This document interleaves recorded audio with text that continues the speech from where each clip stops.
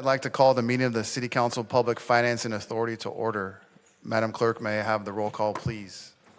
Councilman Gruhl, Here. Councilman Kennedy, Here. Mayor Pro Tem Twining, Here for a while. Yeah. Mayor McKeon, Here. Councilman Burns, Here. Councilwoman Vandermark, Here. Councilman Williams. Here. All present. Madam Clerk, do we have any supplemental communications? We have no supplemental communications for this portion of the meeting. Do we have anyone signed up to speak on closed session items? We do not. All right.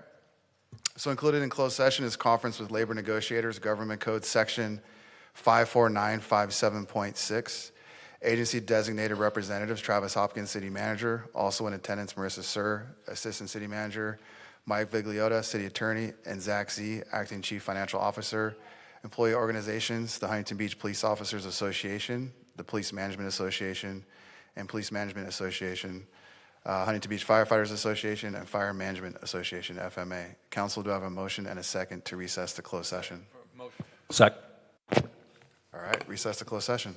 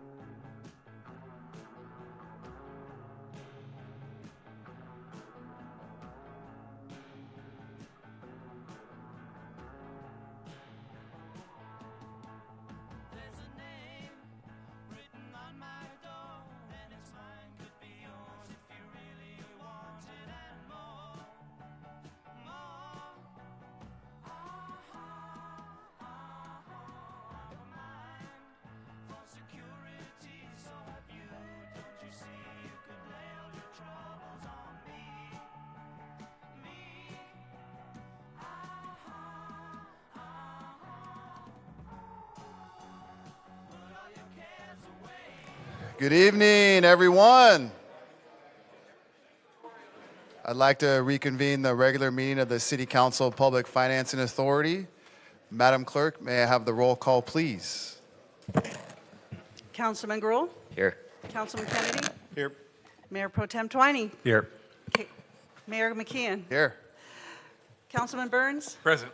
Councilwoman Vandermark. Here. Councilman Williams. Here. All present. Thank you. Tonight's invocation will be given by Huntington Beach Police Chaplain, Mr. James Pike.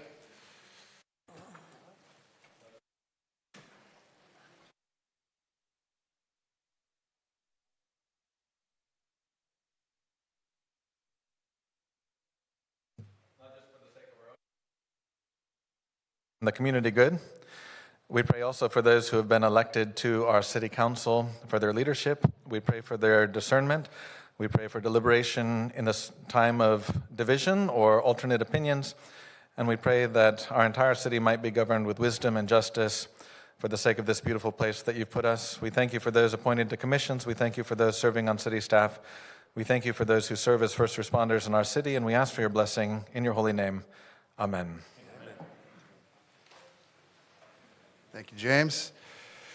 Tonight, the Pledge of Allegiance will be led by David Beigel of American Legion Post 133. David served as captain in the United States Air Force from 1984 to 1992.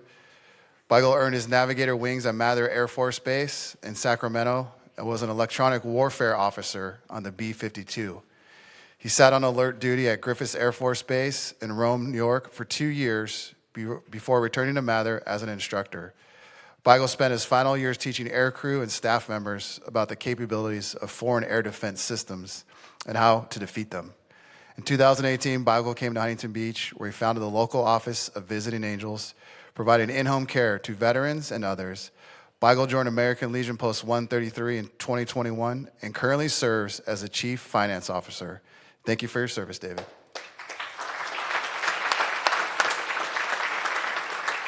Please remove your hats if you're wearing them. Face the flag and say with me, I pledge allegiance to the flag of the United States of America and to the republic for which it stands, one nation, under God, indivisible, with liberty and justice for all.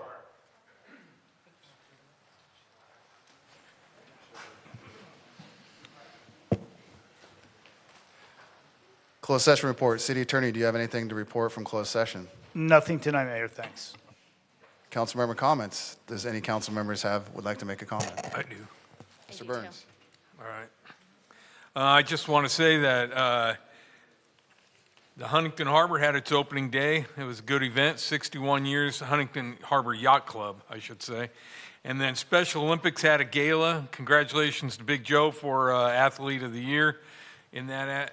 And I just want to say that we've been getting a lot of emails about our recklessness with our financials and things. And I just want to remind people, when we came in, we had an adopted 22-23 budget with a deficit of $41,634,329.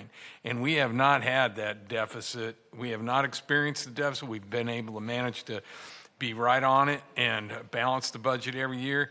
And it's only getting harder. They are not making it easier for us with all the mandates and things they're requiring or taking away. Sacramento, I consider them evil in the sense that they try to take away local control, but we're working our butts off, and it's in the best interest of this city. So when people question it, I invite you to look back and see what we're coming in with and what we're working with, and that goes with some of the mandated increases in fees, and it's not like we want to raise fees. We live here too, and so we're doing our best, and it's for the people, which we are a part of. So please understand we're doing our best. Councilmember Kennedy. Thank you, Mayor. I just wanted to point a couple things out. We do read all the emails, and I just wanted to show the commitment that this council has had towards the CIP, the improvement construction improvement projects. So I took a 10-year snapshot on the adopted budget, and I grouped them into 3 years succinctly in a row, took out the year of 2022, 2023 was an aberration, it was $59 million. We got a lot of COVID money. So the first 3 years, 16, 17, and 18, the capital improvement project budget was $73 million, rounded up $74 million. The following 3 years, 19 or 20, 21, actually 19, 20, 20, 21, 21, 22, those 3 years equated to $110 million, the budget's allocated towards the CIP. Then in the years 23, 24, 24, 25, and 25, 26, the years that these council members, my council mates, including myself, Butch, and Chad, have been up here, we've allocated $140 million towards capital improvement projects, more than any other 3-year term. And in the last 2 years, since the HB3 came on board, we've combined to allocate with our council mates almost $100 million in CIP budgets, so far outpacing any other 3-year segment. So that's a lot of potholes being filled. So when you think we're not investing on our city, as they say, the numbers don't lie, so you can check it out. This is right off the adopted budget. So the point is the numbers don't lie. The falsehoods run rampant, but they're just not factual. Thank you. Thank you, Don. Councilwoman Vandermark. I'd like to remind everyone that this Saturday we are hosting our Pet Adoption Expo. We will be waiving all adoption fees for dogs and cats that will be brought in. The county's working on waiving the dog fees. We are working on waiving the cat fees. We want to get all these pets their forever homes. We will have affordable cost services available like vaccinations, fecal exams, deworming, wellness exams, microchipping, nail trimming, no appointment necessary. And I'd like to thank Orange County Supervisor Janet Nguyen for working with Orange County Animal Control and the city to put this event together. So that will be Saturday, April 25th from 1 p.m. to 4 p.m. at Central Park West. Perfect. Councilmember Gruhl. So being a council member, one of the things that is great is that we get to work with so many good team members within the city. We've got so many people working on so many different projects. Many of those projects they fall in the category perhaps of the mundane or the monotony of what it takes to keep a city moving on a go-forward basis. But we hear about them, and they're all absolutely wonderful. So I wanted to use this moment. I had brought up more recently a question in regards to the Olympics because it's been a discussion point amongst the community. What are we doing? What do we have going on? But most importantly, what are we doing in regards to trying to draw people in and then ultimately generate revenue through the Olympics? So I just wanted to kind of toss this one over to Travis, our city manager, because he actually has been doing a lot with other team members in order to generate that buzz in business. Yes, we are continuing to work and look at opportunities for the city, including we're working with the Orange County Sports Commission. Yes, and they are helping us organize with LA 2028 for opportunities coming forward, whether it's being associated with LA 2028 and doing those events on the beach, or as being our own events and looking for those opportunities. So we are meeting with them and looking for that coming forward. Finishing up the Olympics, we're going to hear more information near the end of the year on bringing those forward, and we'll be reaching out to our city partners on opportunities and events. And then just so everyone understands how the mechanics of it worked with the city, there was an H item, gosh, it was probably 8 months ago, where you'd set up the committee to be able to streamline a lot of the processes by which we can activate some of those events. So as Travis brings that information forward, we'll show you how that dovetails into the new process, and then we'll continually update everybody so they know what's going to be coming when it comes to the Olympics, because the blink of an eye, it'll be here. All right. Chad, are you good? All right. So exciting news. We'll talk about this later, but we received $500,000 from the county, thanks to Supervisor Nguyen, to help with our navigation center costs. So just another good example of creative solution to bring in revenue to help offset the burden to the taxpayers. So we'll talk about that later. But that just is breaking news. So that's big. Just want to thank again the community for giving me the opportunity to be your mayor. This year. It comes with a lot of fun activities. So this past weekend on Sunday, I was invited by the Seaview Little League to throw out the first pitch at their annual hit-a-thon, and thankfully I piped it over the right corner of the plate knee high. So I was excited about that. It was on video, so I was a little nervous, obviously. As Pat touched on it, I want to thank the Yacht Club for inviting me to their 61st annual opening day at the Yacht Club event, which is awesome. So 1965, pretty cool when it first started. And then lastly, I want to thank our Sister City Association and our Sister City Anjo Japan for inviting me on Sunday to their annual cherry tree planting ceremony. We planted 6 new cherry trees this year at Central Park to symbolize our continued friendship and shared culture and student exchange programs that we've had with Anjo Japan since 1982. So pretty awesome. Thank you. So thank you, everybody. And then, point of order, council members, if you'll indulge me, I'd like to move item 17 up, which is the Safe and Sane Fireworks Lottery, up just after item 13, if everyone's okay with that. Okay, City Clerk, so we'll do that. Mayor, I Yeah. also have a point of order. If you would indulge to move the new item that Councilman Gruhl and myself have put forward ahead of, I guess it would be the H item that you guys had put out, which would be item number 27. I think it just logically would flow that way more naturally. So you're talking about the H item at the end? Correct. I'm fine with the way it is, but I'll defer to others. Doesn't matter to me. Okay. I think it came in sequentially, posted on the agenda, but I guess we can talk about that when it comes to it. Is that okay? Can we take a vote on that? Input? I mean, I'm good with it because we're discussing the items, so ultimately it would be relevant to have it ahead of any other subsequent discussion. I'd like to leave it as it is because at that point, I'm going to give my input on why I think it's necessary Okay. and then have that discussion. Thank you. I don't care one way or the other. I've been gone for, as most of you know, for the last 3 weeks, so I'm not totally up to date on this thing. So I like the way it is, but it, to me, makes no difference. I concur with Councilmember Kennedy to leave it the way it is.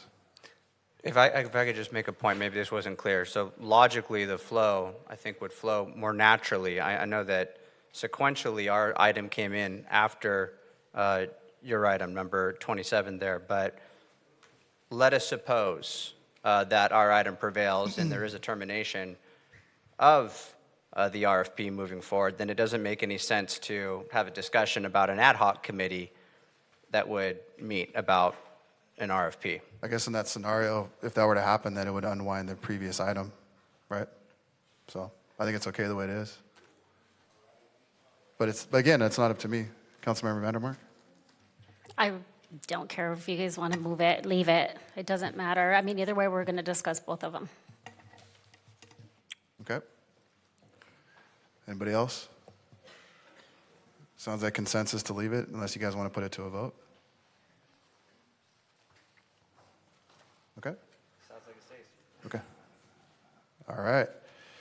So moving on to awards, presentations, section 13, or agenda item 13. So tonight we have a special presentation for those who assist us in caring for our public safety employees.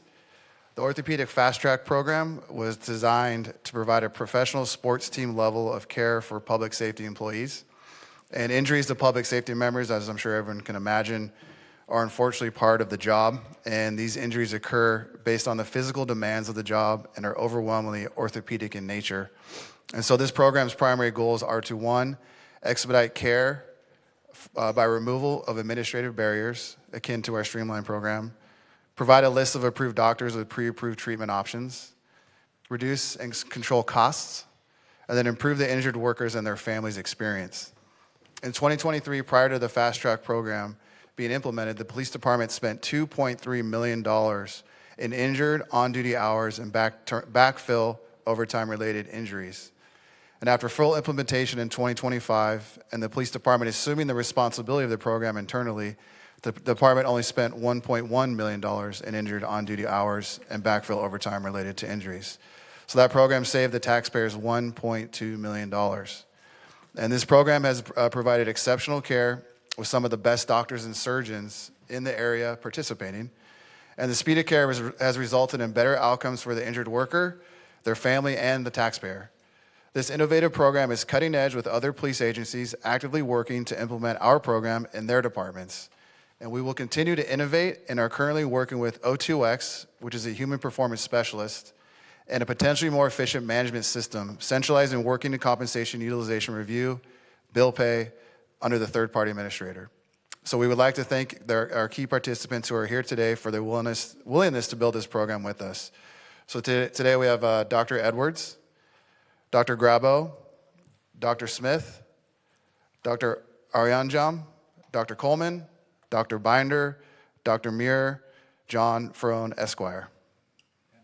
Calm down.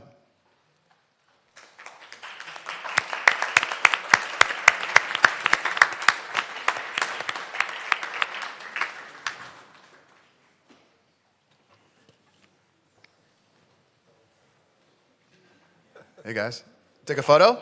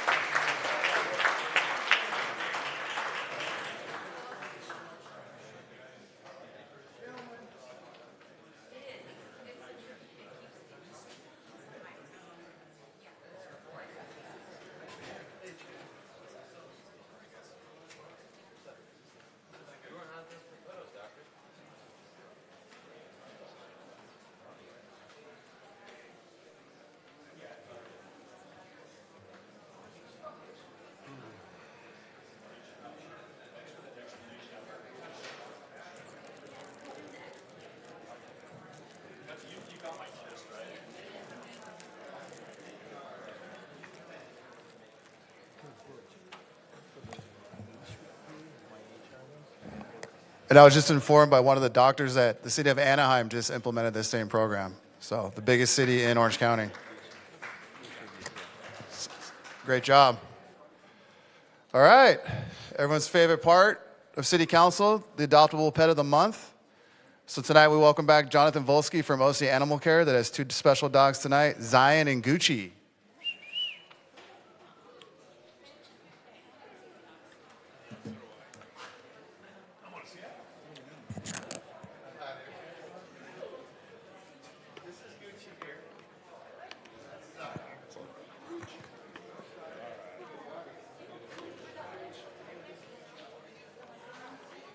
You got that for Jonathan?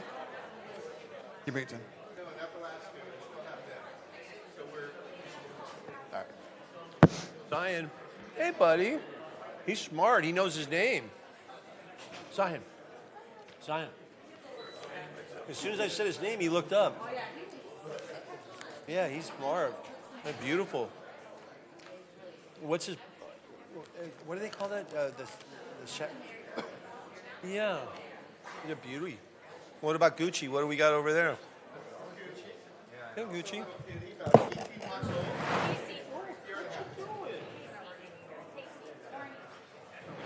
Keeping a good record of adoption. Last two did not get adopted, but the record's What do you do with them? Jonathan, sorry, we're having technical difficulties, so can you come in this microphone? Sure. Tell us about Zion and Gucci, right? Thank you very much, Mayor, and thank everybody in Huntington Beach. We're happy to be here tonight. I have our operations manager, Jamie Link, with us, and she's got Zion. And I have the puppy, about 18 months old. This is Gucci, and they've only been with us for about a month. They're both great dogs. They walk pretty well on a leash, as well as a puppy does, but love treats and are looking for their great home. So we just want to say thank you again to Huntington Beach, Mayor, you and the council and the city for the partnership, not only allowing us to come here, but also, as the council member mentioned, Saturday's event from 1 to 4 at the park. It's events like this that help us get these dogs great homes. And if I may, we have one more program I want to share. Yeah. We just launched something called Dogs Day Out. So if you like a dog and want to spend an afternoon or a morning with a dog, you can sign up on our website, ocpetinfo.com, Dogs Day Out, and you can take, and actually Zion and Gucci are in the program, you can take a dog out Thursday morning, Friday morning, Saturday, or Sunday morning between 8 and 11 and just go to a park, go anywhere that's business friendly, and spend some time with a pet. So we've just launched that program, and we hope that you all take advantage. And hopefully you find your forever pet and they find their forever home. So thank you, sir. You're welcome. And then if people want to go adopt these fine animals, where do they go?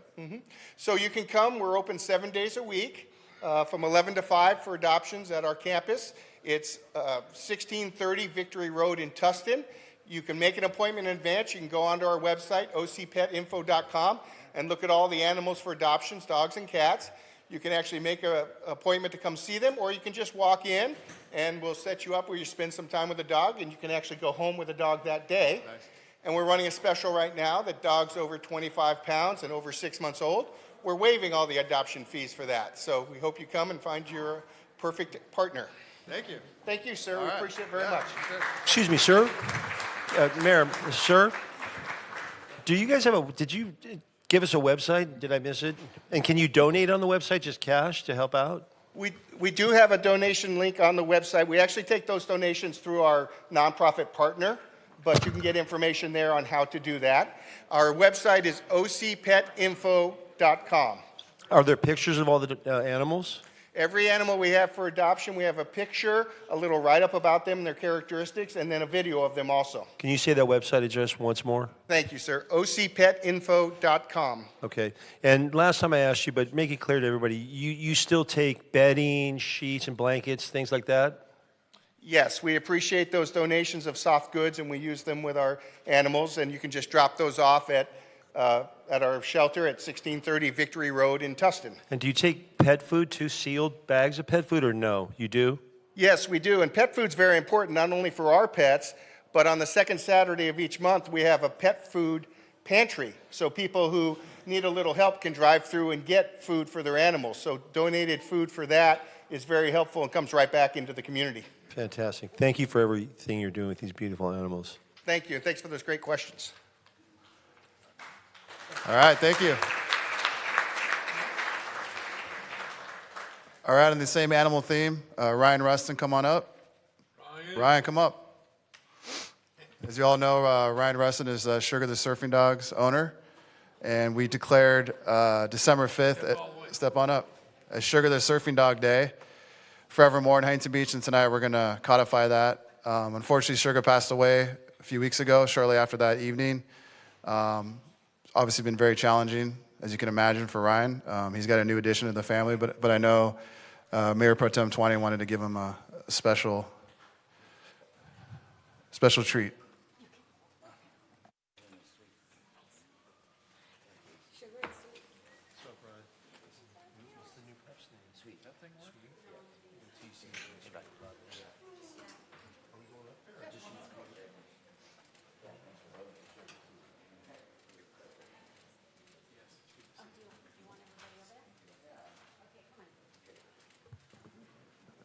So Ryan, the new pup is named Sweet, right? Yes. So the question is Sweet been on the surfboard yet? In the jacuzzi only, he says, but she's in training. Yeah, she's at the VA hospital yesterday. Ryan does a lot of great work with for therapy with veterans and takes his 3 dogs in to give therapy to the veterans. So it's awesome.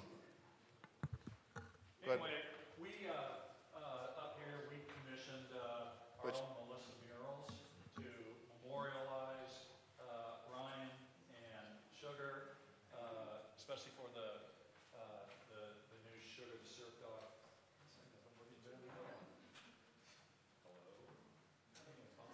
Okay, anyway, can everybody hear me? And so we commissioned, this is just a small, a sample of what the big picture is going to look like that we are going to share here at City Hall for a few weeks. And then after the opening of the International Surf Museum, we're going to be taking the painting down to the International Surf Museum so that it is displayed forever and ever. And I haven't seen it. He hasn't even seen it.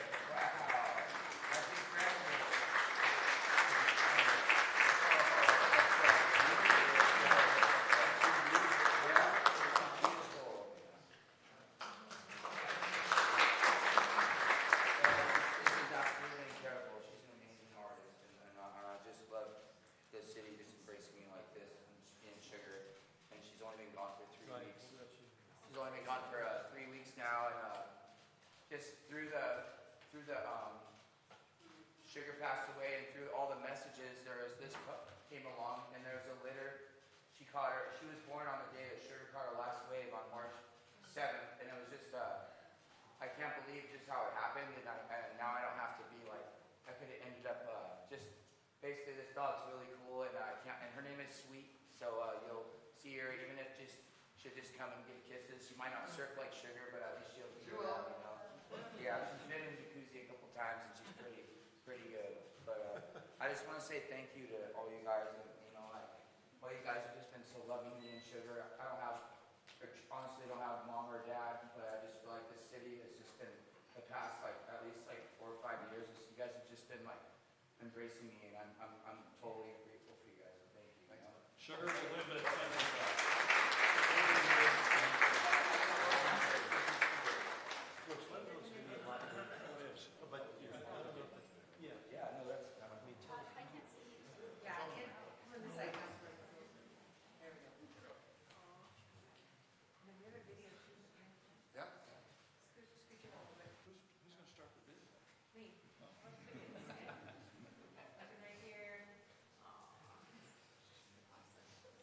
And everybody direct their attention to the screen on the wall there.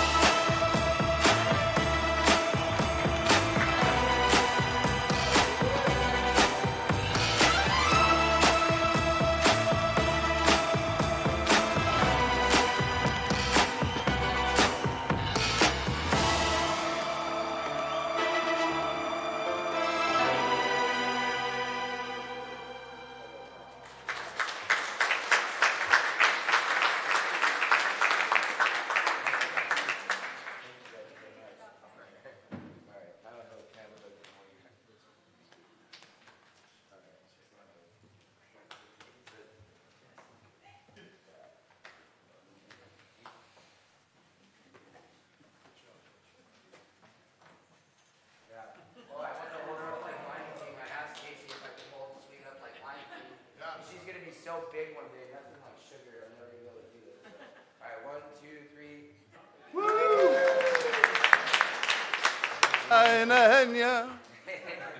you guys. Thank you. Oh my God.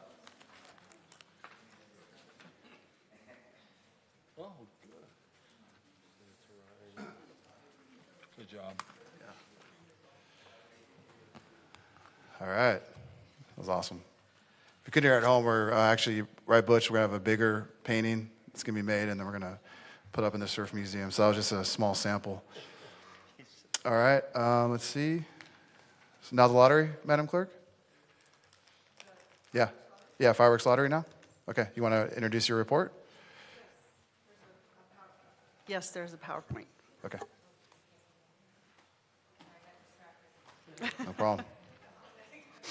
Yeah, just wait till I'll call you up momentarily.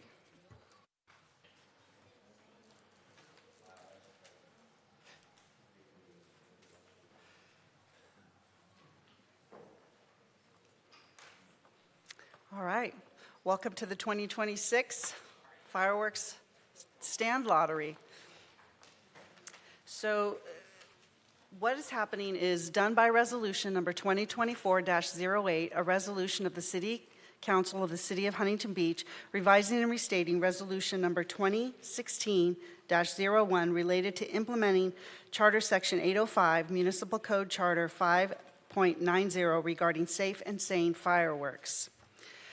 This year's public high school winners are Edison High School, winners Edison High School Field Hockey Booster Club, Edison High School Men's Basketball Club, and the alternates are Boys Volleyball Booster Club, Charger Aquatics Booster Club, and Girls Flag Football Booster Club. And I should say before we move on that the way that the high schools are chosen is each high school is allotted one lottery booth, and they internally raffle it off between their booster clubs and sports.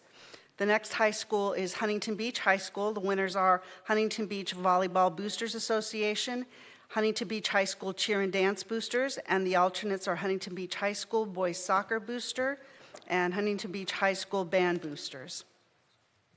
We also have Marina High School. The winners there are Marina High School Surf Team Boosters.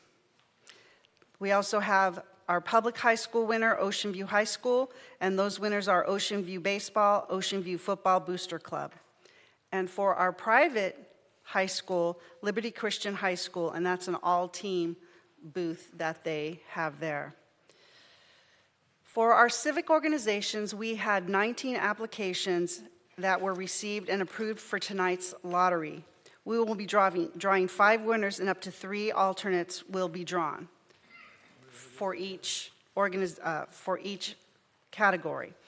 Our first category is civic organizations, and we had 19 applications.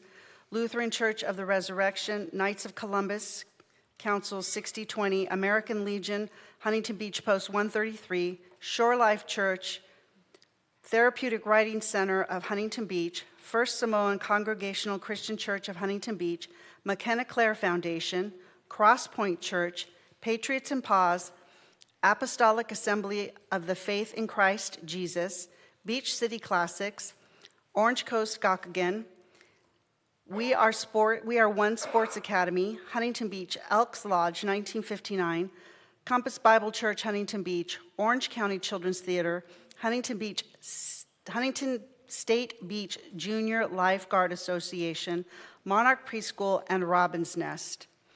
For our youth sports, 10 applications were received and approved for tonight's lottery, and again, we will select 5 winners and 3 alternates. And from youth sports, we had HB Chargers Youth Football and Cheer, Huntington Valley Youth Football and Cheer, Team 90, DBA California Rush, Culture Football Organization, Rise OC Volleyball, NHB Football Club, Huntington Valley Little League, Cypress Football Club, doing business as FC Premier, Vanguard Aquatics, Seaview Little League. And to help us this evening is Miss Huntington Beach, Gabrielle Sammy. I want to wish all of the lottery participants good luck.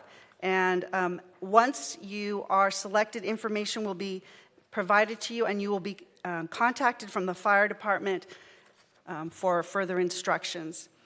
So, Mayor, if you could come up. All right. And we will walk you through this. Okay. Miss Huntington Beach will be spinning the lottery, and you will be reading the winners.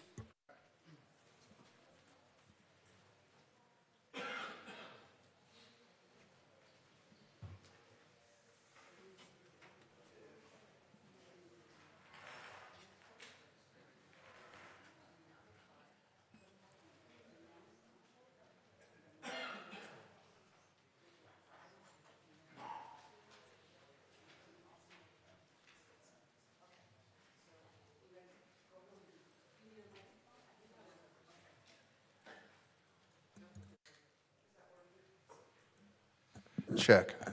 All right, Miss Huntington Beach, let it rip.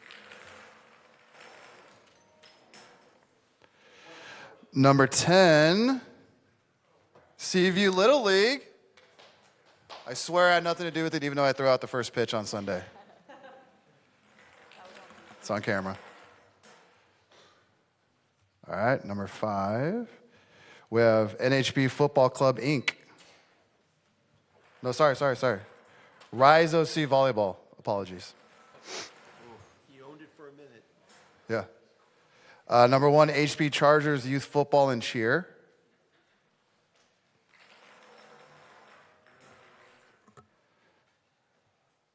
Number 2, Huntington Valley Youth Football and Cheer.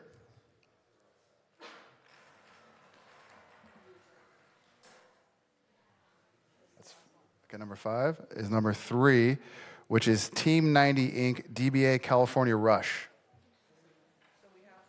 Okay, so we have 5. The 3 alternates. Miss Huntington Beach, take it away. Come on. There you go, nice. All right, is that a 9 or a 6? 9. Is Vanguard Aquatics.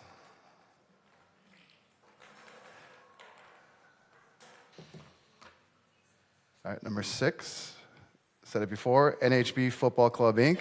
I got bailed out on that one.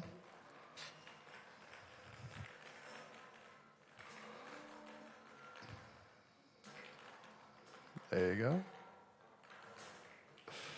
Number 7, Huntington Valley Little League.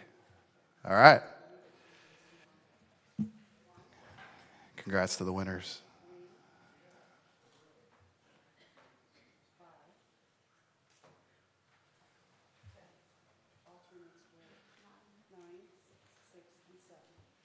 You got that? All right.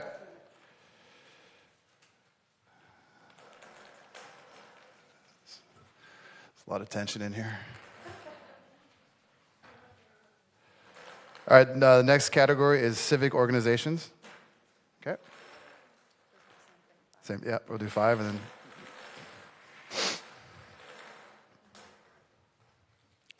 $18, all right, 18.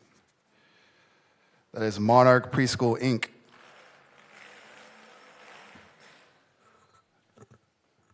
$11,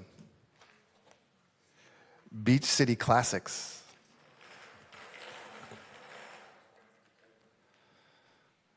Number 5, Therapeutic Writing Center of HB. All right.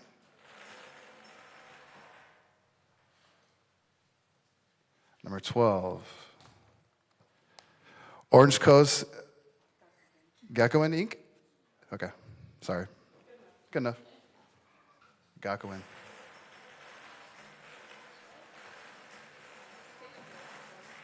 There you go. 3, American Legion HB Post 133. That a boy.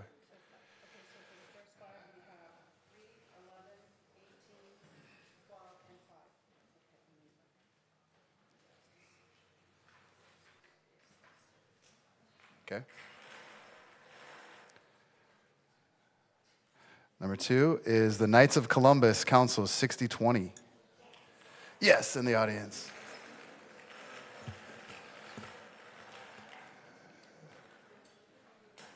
$15, which is Compass Bible Church of HB.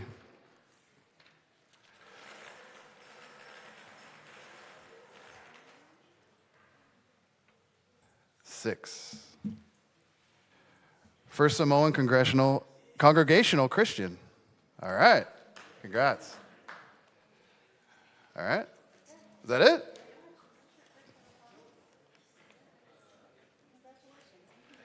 Okay. Thank you. Is that all the categories? That's it. All right. Thank you, everybody. Thank you, Miss Huntington Beach. Yeah.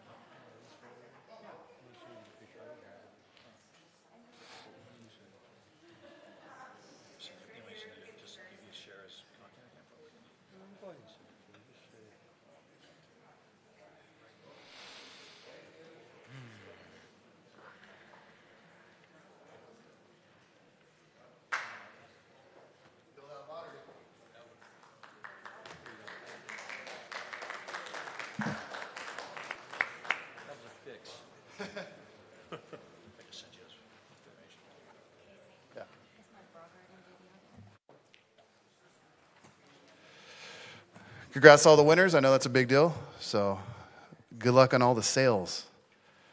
All right, next to the business highlight presentation.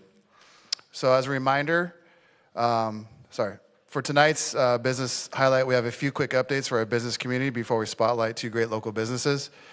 So as a reminder, applications are now open for the Surf City Small Business Digital Grant Program. This program, we touched on it about a month ago, will award a $1,000 grant to 15 local businesses, along with experts advising on hands-on digital marketing and training.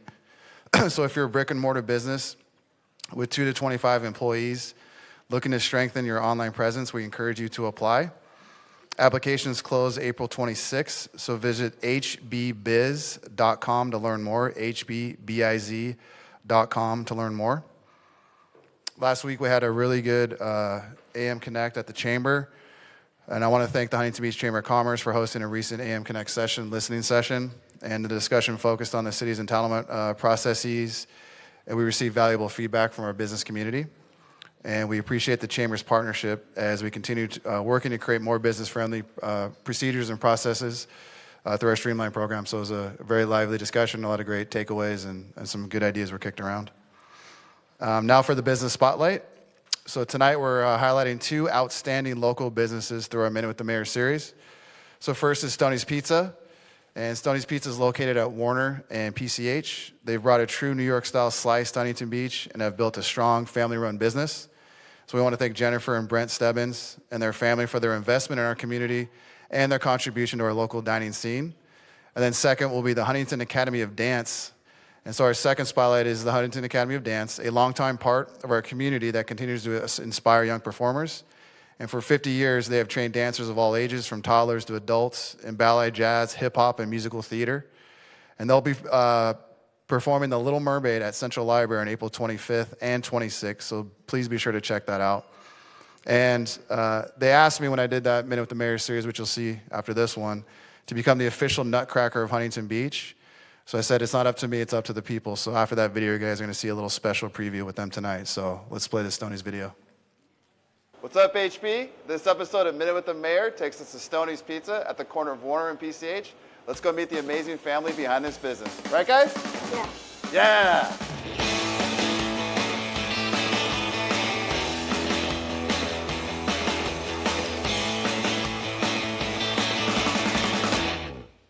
Brent, tell us about Stoney's Pizza. So we are a New York style pizzeria. We try to I'm from New York, and I try to bring that flavor to Huntington Beach. And we have strombolis, calzones, a bunch of different things that you would find in New York with that New York flavor. Why did you guys choose Huntington Beach to open up your business? Huntington Beach has always kind of supported small mom and pop businesses. And for us, we saw a city that supports that, and that's what we want to be a part of. And on that, I know you guys give a lot to the community, so can you kind of walk us through everything you guys are doing to help out? We donate to the fire department, the police department, all the time. We also, when they had the Bosa Chica fires right over here by us, we saw the firemen. It was super hot that day. They were all struggling. So we made as many pizzas as we could and just walked over to right here to the fire station and made sure that they were fed, make sure that they had refreshments to be able to continue to save our wetlands. So if people can dine in or get delivery, where should they go? We're a very small hole-in-the-wall type of place, but if you go to New York, those are always the best ones, right? It's always a little tiny hole in the wall. No glitz, no glam. We just do good food, good service, and you can always just find us on social media or Stoney'sPizzaMenu.com.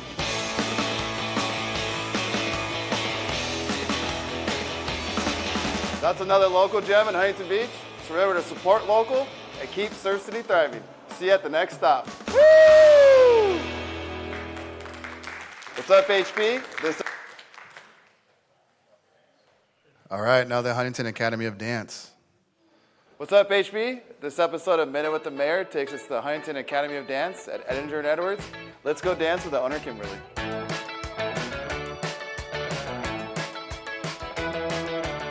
Kimberly, tell me about Huntington Academy of Dance. Well, Huntington Academy of Dance has been a part of the community for 45 years. Okay. I took over the studio when my mentor retired, and when I took over the studio, it really felt like a homecoming because this is where I grew up and where I learned to dance, and now I get to be a part of the Huntington Beach community that helped foster my love of dance. And then what sets you apart from other dance studios, would you say? Our studio is more than just a place to learn to dance. It becomes a home for our dancers. We spend a lot of time together building friendships, creating lifelong memories, and the dancers grow and learn confidence and become these incredible young people surrounded by a community that loves and supports them. What do you guys love about serving, Surf City in the community? Well, Surf City is an awesome place to raise a family, and we love being part of the local families and the local communities. If someone wants to take a class, where do they sign up? So you can go to our website, or you can take a class here at our studio, and we also offer classes in partnership with the Community Services Department Great. at the 3 local community centers, Edison, Birdie, and City Gym. That's another local gem right here in Huntington Beach. Just remember to support local and keep Surf City thriving. See you at the next stop. What's All up, right. HB? Yes, Butch, that was This a episode plie, of Minute okay? with That was my attempt at a plie. Position 1 is Councilman Burns said, all right, like as I mentioned, the Nutcrackers want to be declared the official Nutcracker of Huntington Beach, so they want to come out and give us a special performance. So please join me in welcoming the ballerinas.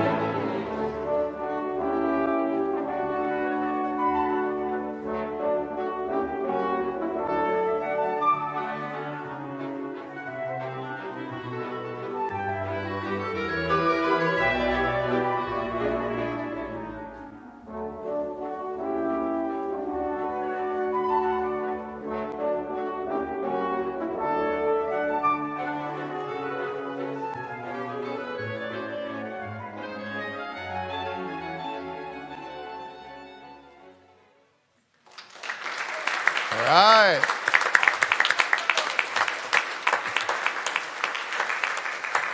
So what does everyone think? Should we name him the official Nutcracker of Huntington Beach? All right. It's official. Thank you. We got to take a photo of that, everybody. Come on.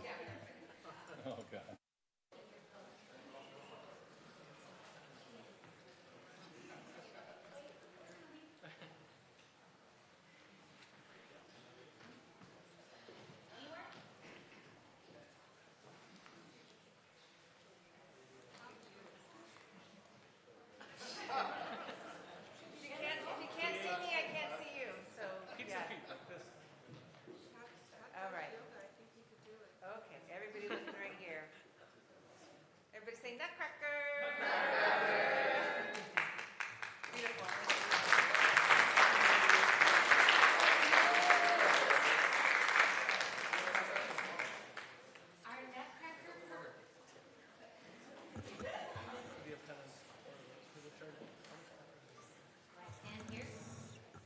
Our Nutcracker performance will be the first 2 weekends of December at the Huntington Beach High School Historic Auditorium. This season will be our 30th Nutcracker, and the auditorium will be celebrating its 100th year. So it'll be a milestone year for sure. But this weekend we have our Little Mermaid performances at the Library Theater, and so we're super excited about that as well. So we're always dancing. So thank you for making us the official Nutcracker of Huntington. It's official. Excuse me, ma'am. What's the age group from youngest to oldest in the studio, roughly? Yes, so our youngest students are 18 months old. Wow. All the way through our partnership that we have with the Senior Center. And so one of our teachers is 98 years young, and she works with a group of seniors, older adults. Can the 98-year-old get on those toes like that? How do they do that without hurting the toes? That's amazing. They have to be. Thank you. Thank you. All right. Appreciate it. Okay, stand up. Thank you so much, thank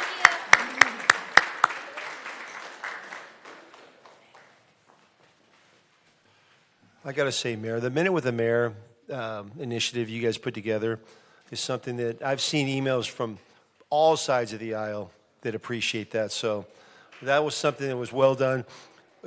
Let's give a little credit. Who named the Minute with the Mayor? Actually, I'll give it to Chris Casanova over there. Yeah. Yep. Chris Casanova. She's in the back.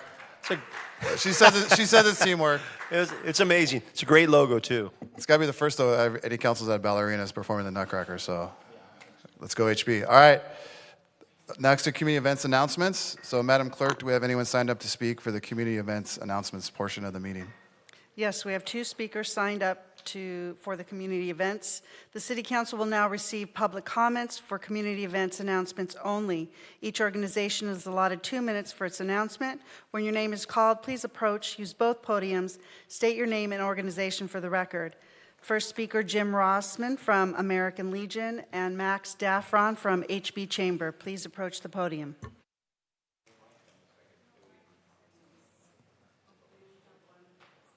Yeah, unfortunately, we only have one mic tonight.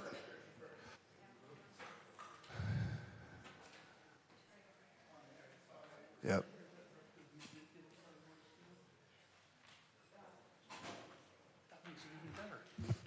Hey, Jim. Hi there. 2 minutes. I thought I had 3. You can have 3. Go for it. Okay. Hi. Mayor, council members, city manager, city attorney. My name is Jim Rossman, and I'm the commander of Huntington Beach Legion Post 133. Our post has been part of this community for over 100 years. There are over 10,000 veterans who live here in Huntington Beach. Amazing. Jim, isn't that the most of any city in Orange County, right? Pardon? Isn't that the most of any city in Orange County? I think we're not sure. We're Right either there? number 1 or number 2. Yeah. Yeah. We serve Huntington Beach, Costa Mesa, and Fountain Valley. We're a very active post. We participate in 4th of July parade and work closely with the city to assist Memorial Day, Veterans Day activities at the Pier Plaza. We also speak at local schools and operate the Veterans Resource Center located inside the Huntington Beach Central Library. At the VRC, we assist veterans with essential services, including obtaining a DD-214, which is a discharge paper, which you have to have, other important papers, navigating veteran benefits, filing PAC Act claims related to conflicts in Vietnam, Afghanistan, and Iraq related to Agent Orange and burn pits. We help with burial benefits and signing up to care at the Long Beach VA Hospital. Our hours are Monday through Thursday, 2 to 6 p.m., and Friday, 9 to 1.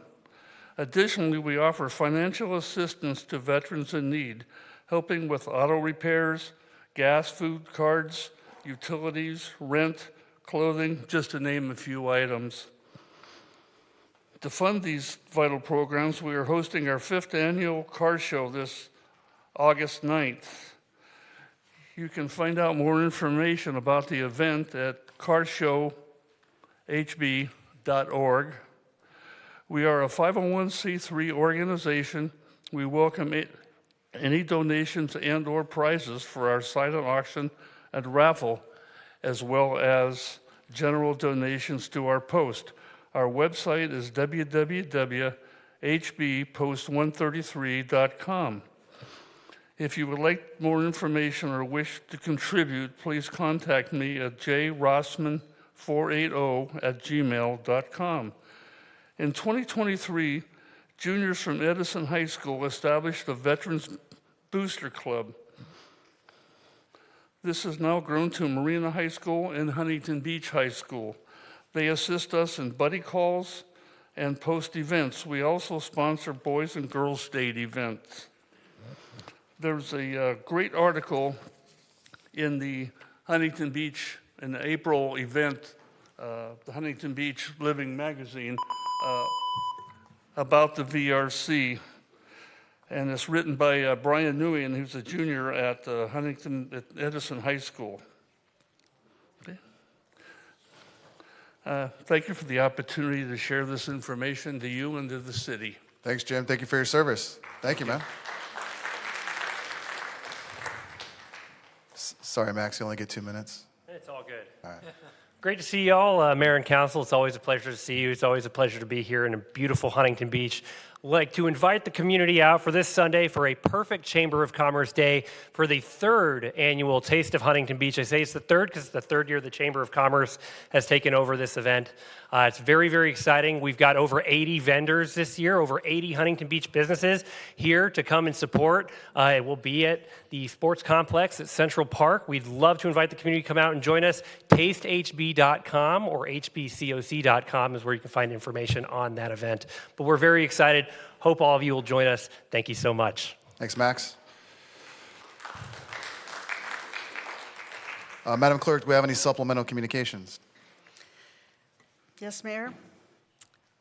For public hearing, item number 15, we've received 14 emails regarding appeal of Planning Commission's action on conditional use permit 22-011 and coastal development permit 22-009, Huntington Club remodel and bungalows. Item number 15, City Council presentation number 2, submitted by Jonathan Bailey.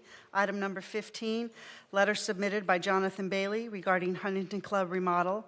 Item number 15, received from EPD Solutions, Inc. on behalf of the appellants. On the consent calendar, item number 18, we received 2 emails received regarding April 7th, 2026 City Council Public Financing Regular Meeting Minutes. Council items number 25, 1 email received regarding the proposed declaration of May 7th, 2026 as Theodore Roosevelt Day in Huntington Beach. Item number 26, 4 emails received regarding the proposed establishment of City Council Lease Review Ad Hoc Committee. Item number 27, 14 emails received regarding the proposed establishment of a City Council Ad Hoc Committee to review and make recommendations on the request for proposals for the creative strategy, branding, merchandising, media, communications, and film industry systems. New item, 9 emails received regarding council discussion on the origin and procurement process of the city's assets and revenue audit and the proposed $720,000 Wolf House agreement. New item, request for proposal, creative strategy, branding, merchandising, media, communications, and film industry development services. Thank you. Madam Clerk, how many speakers do we have for public comments? 25. Please call them up. Probably 10 at a time. The City Council will now receive public comments for any topic, including items on the open session agenda. When your name is called, please approach. State your name and organization for the record. Pat Goodman, Amory Hanson, Andrew Einhorn, Jeannie Paris, Luann Shoup, Ann Palmer, Ken Inouye, Jerry Donahue, Andrew Hard, Guest P. And as a reminder, unfortunately, we only have 1 microphone tonight. So, do we have 2 now? The Wi-Fi microphones aren't working tonight, so we only have 1 that's wired in. Is that correct? Julie? Yeah. Yeah, so we only have 1 microphone tonight, unfortunately. Go ahead, please. My name is Luann Nichols Shoup. I'm a fourth-generation property owner in Huntington Beach. A street even has been named after my family, Nichols. You could say I have a vested interest in Huntington Beach. In 2009, the city had these ad hoc meetings asking how can we improve in our image. I raised my hand and said, how about we do an art walk? So there I was, roped into running the downtown and Huntington Beach Art Walk from 2010 to 2012. Then I passed it on to the Huntington Beach bid. In 2021, I was asked again, are you happy with Huntington Beach? I said, no. They said, do you want to do something about it? I said, yes. I was back. Downtown Main Street looked like a third world. The homeless were out of control. The entire city was out of control. There were homeless camping in our parks, making it unsafe for children. The beaches were a mess. I had friends who no longer would do their early morning walks on the beach path because they would get harassed by the homeless. You could not walk on the beach out of fear of stepping on a hypodermic needle. The parking structures were unsafe because there was a homeless person camping in every corner. And Main Street at night, after everyone would go home, the homeless would have a heyday with sleeping on the outdoor restaurant furniture, pissing, shitting, and barfing all over everything. And let us not forget the cockroach incident. This was intolerable and something had to be done about it. The only way we could clean up our city was to get a majority in the city council. So I and my friends and Tony Strickland, Gracie Vandermark, Pat Burns, and Casey McKeon went to work, and we worked hard and won. So what has happened in the last 4 years? First thing our city council did was to enforce the no camping law. Plus, they added and passed additional ordinances to enhance the no camping laws, such as no loitering in the parking structure or public restrooms. There are no longer homeless camping in the beach harassing innocent morning walkers. There are no longer homeless camping in the parking structure nor the parks.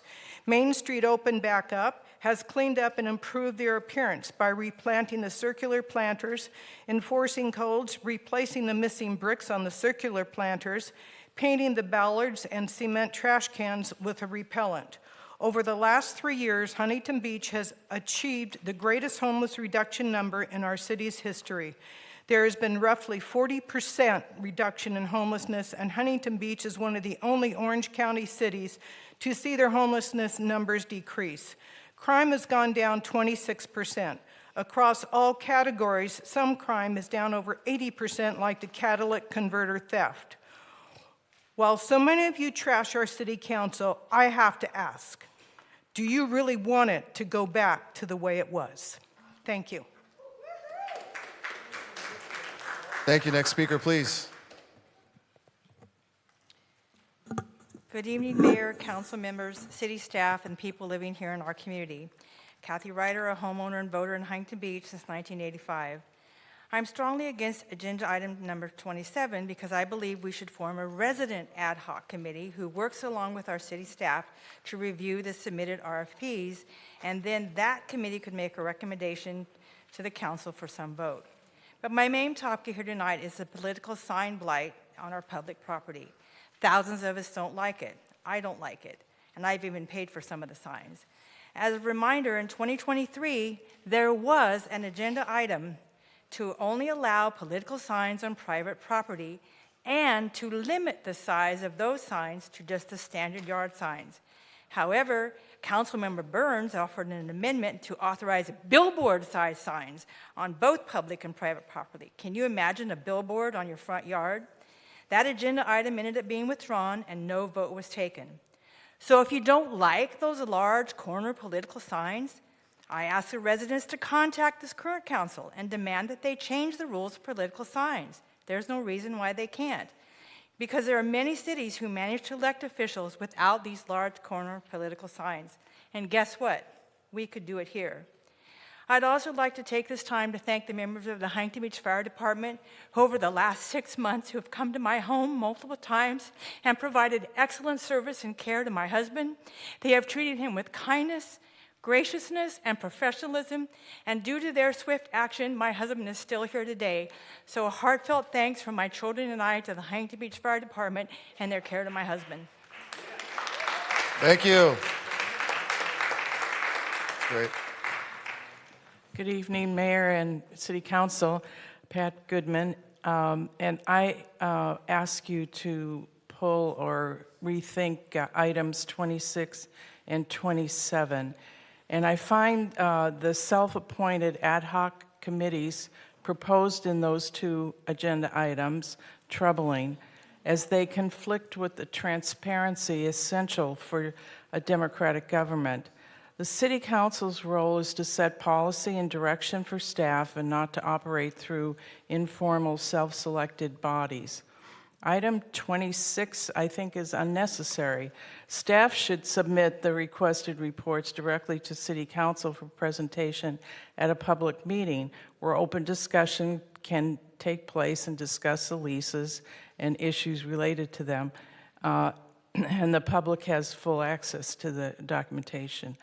And item 27, please direct the city manager to appoint a committee of professional staff to assess the branding and marketing proposals if you go forward with that. The committee should return their top 3 recommendations as cited in the code, or a full ranking of all submissions with written justification for each. This approach ensures transparency and protects the council, you folks, from the appearance of self-dealing, favoritism, and impropriety. We're looking out for you. We often hear that the city should be run like a business, and I think there's room for discussion on that issue itself. I was going to speak about that, but they have 2 different, really, missions and goals. But some of the things that they have in common is efficiency and value to their customers, right? Taxpayers versus customers. But I hope that you'll take these comments to heart and really look at the way you select vendors and contracts and respect the process for what it's meant to give taxpayers, residents, and yourselves the protection that you deserve as elected officials. Thank you. Next speaker, please. Yes, hi, my name is Jeannie Paris, longtime resident of Huntington Beach. Today I want to especially thank all of the council members for your hard work and what you're doing to try to improve Surf City. But tonight I particularly want to thank our mayor, Casey McKeon, as well as our previous mayors, Councilwoman Gracie Vandermark and Councilman Pat Burns, and also a shout out to Tony Strickland, who is also our mayor. The 4 of you were overwhelmingly elected to solve some big issues. We all remember how bad the homeless situation was, as well as the crime rates, the outrageous RENA numbers, as well as the city budgets, to name a few. You came in with a different set of eyes and hit the road running. In 3 years, we have seen a significant drop in homelessness, 30% drop in this city, the only city in OC to see a decrease, 26% drop in crime, continuing to tackle Sacramento to protect local control, and taking us from a $41 million deficit in fiscal year 22-23 to a surplus based on expense reduction and revenue generating policies, all without raising taxes. Thank you for that. Now we have an opportunity to explore different avenues to generate revenue and promote growth. Streaming our systems to improve how we do business in the city, from branding, merchandising, media, communications to local internship, sounds different, but I think it's something that we need to look at. Whether we pursue the route remains to be seen. Whether we go with Wolf House or another entity from the RFP process, I think it's worthwhile exploring these options. You have proven yourselves to be very successful in the past. What do we have to lose by listening to these different perspectives? I'm all ears. Thank you very much.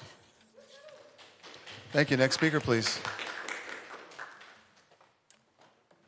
Hi, Ann Palmer. I'm usually passionate about speaking about marketing, housing, art, advertising, nature, but tonight I want to speak about budget. And yes, it's boring. I'm not going to get into a lot of numbers. I've watched as other people present numbers and nobody pays attention, but personally, it took me years to move to Huntington Beach. And when I was deciding to move from LA County to either Huntington or Newport was exactly when the OC scandal happened in the late 80s and early 90s. It eventually terminated with Orange County going bankrupt. There was a lot of problems, and I decided I needed to look at budgeting and municipal finance a little more closely, but I would still leave it to the professionals.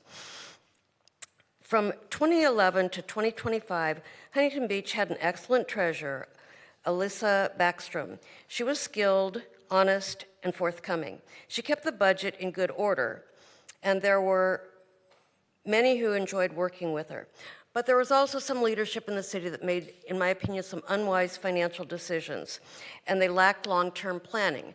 That set us off into what was a long-term trend downward. And even though we received COVID money that bolstered it a little bit, that downward trend was still existing, as it does in many cities, because of increased costs and because of unfunded liabilities.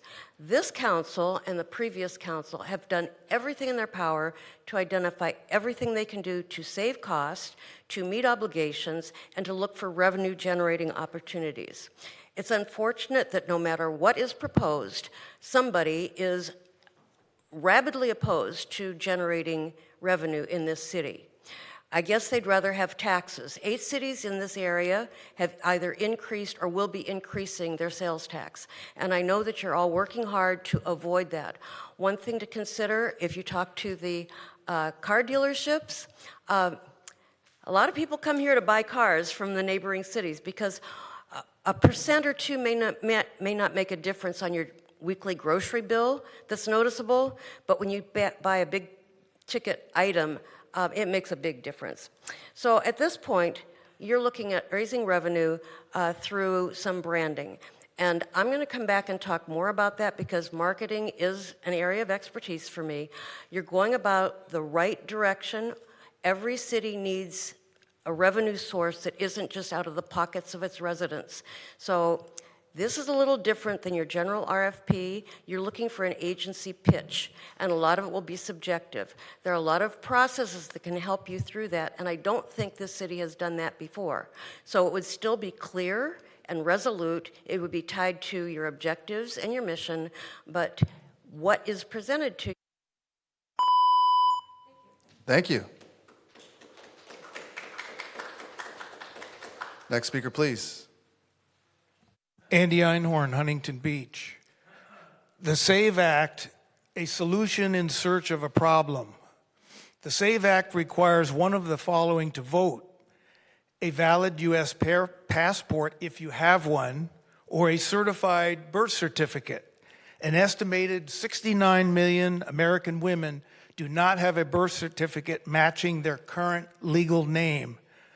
When a woman marries, she faces something no man ever does, a bureaucratic gauntlet just to provide her identity. Her driver's license shows her maiden name. She pays $46 for a new one. Social Security requires 2 certified documents, marriage and birth certificates, each with fees. A passport adds another $130 to this. She could easily be out $260 or more dollars. So she orders a certified marriage certificate from the county recorder exactly as instructed. She arrives at her Social Security appointment, still may be rejected because the Social Security Department requires a physically, quote, raised seal that the certified online copies do not have. So she starts over again, paying fees again. The SAVE Act is designed to exhaust you in time, creates a poll tax with a goal of voter suppression.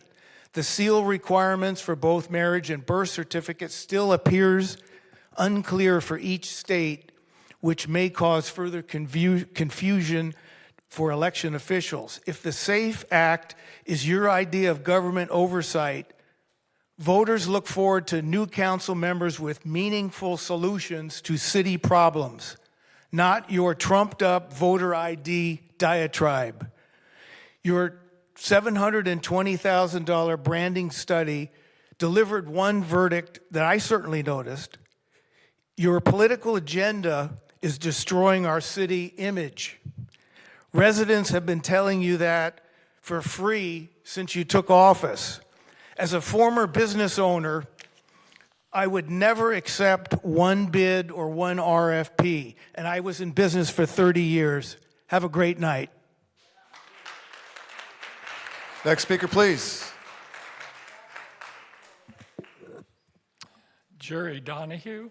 I took a walk this morning on Brightwater Street, and as I was walking, I saw a sign I don't normally sign, and it said Community Service Day. Piqued my interest, looked on the other side. It was the Greater Huntington Beach Interfaith Council, April 25th, this Saturday.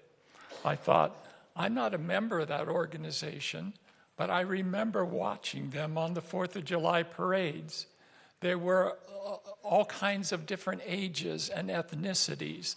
They have a big tent in our insular world. So I would like to have more civic engagement on behalf of these faith groups.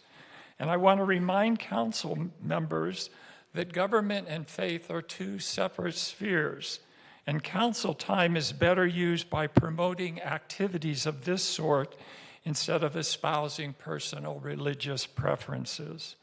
Again, that's the Huntington Beach Interfaith Council. Tomorrow is Earth Day. I want to push 2 Earth Day events. I am a member of Amigos de Bolsa Chica. This is our 50th anniversary. 50 years ago, they wanted to build 5,200 homes in what is now the Bolsa Chica. A group predominantly of women stopped this thing. And tomorrow, or rather Saturday at 8 o'clock, we are having our annual Running is for the Birds, and that will take place at Bolsa Chica State Beach. The following day, on Sunday, April 26th, the Bolsa Chica Conservancy on the corner of PCH and Warner is hosting an Earth Day event where there will be numerous booths and vendors and just a wonderful family day celebrating nature and especially celebrating the wetlands. I volunteer at the wetlands, and so many people drive by at 60 miles an hour and have no clue until they pull in the parking lot and say, this is a jewel. 90% of our wetlands have disappeared.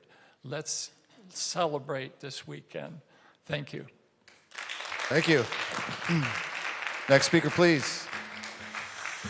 Thank you, Mr. Mayor. My name is Mr. Amory Hanson. I'm speaking tonight in support of item 25, the mayor's item to declare Theodore Roosevelt Day. This item makes Huntington Beach the first city to honor President Roosevelt, America's 26th president.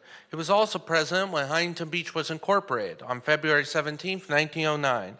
He was a true environmentalist supporting conservation efforts, including several of America's early national parks. He also filed 41 antitrust lawsuits because leaders file lawsuits. The Huntington Beach City Council is honoring these legacies by continuing to fight the high-density malarkey. I intend to do so as well when I am a councilman. I urge the council to honor President Roosevelt with this resolution and other ways. Once again, I urge a yes vote on item 25. Thank you.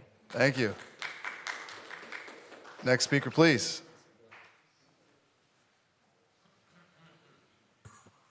Good evening, members of the Huntington Beach City Council. I'd like to welcome Butch Twining back. I'm glad that you came back healthy and ready to serve us again. My name is Kenny Noah. I'm over a 50-year resident of Huntington Beach. As a resident of Huntington Beach, I was quite concerned about the fact that the closed session agenda refers to the fact that the City Council had discussions concerning 6 existing or pending lawsuits which may have been caused by actions taken by the City Council.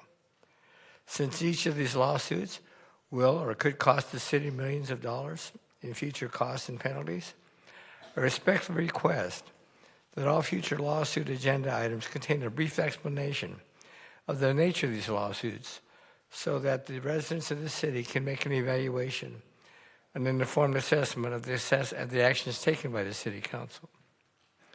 In addition, I was very disturbed to note that in an action taken on the April 7th City Council meeting, that the City Council authorized the City Attorney's Office to enter into a settlement agreement of the state auditor's lawsuit, whereas the state had requested information regarding the air show settlement. As a resident of Huntington Beach, I respectfully request submit that this lawsuit could have been avoided had the city council simply told the truth from day one when it was asked to disclose all of the factors regarding the settlement. That is not proper governance. Given the financial challenges facing the city, we cannot afford to have a city council which continues to adopt policies which will or could cost the city tens of millions of dollars. Now, Don, I respectfully acknowledge the fact that you mentioned that we have over $100 million of infrastructure payments during that period.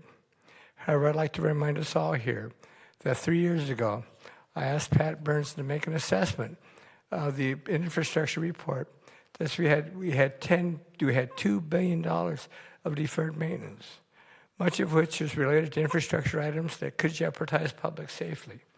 So I respectfully request and acknowledge the good work of Public Works, but also respectfully request that this city council seriously take its responsibilities to safeguard the safety of every resident regard to the infrastructure. Thank you so very much.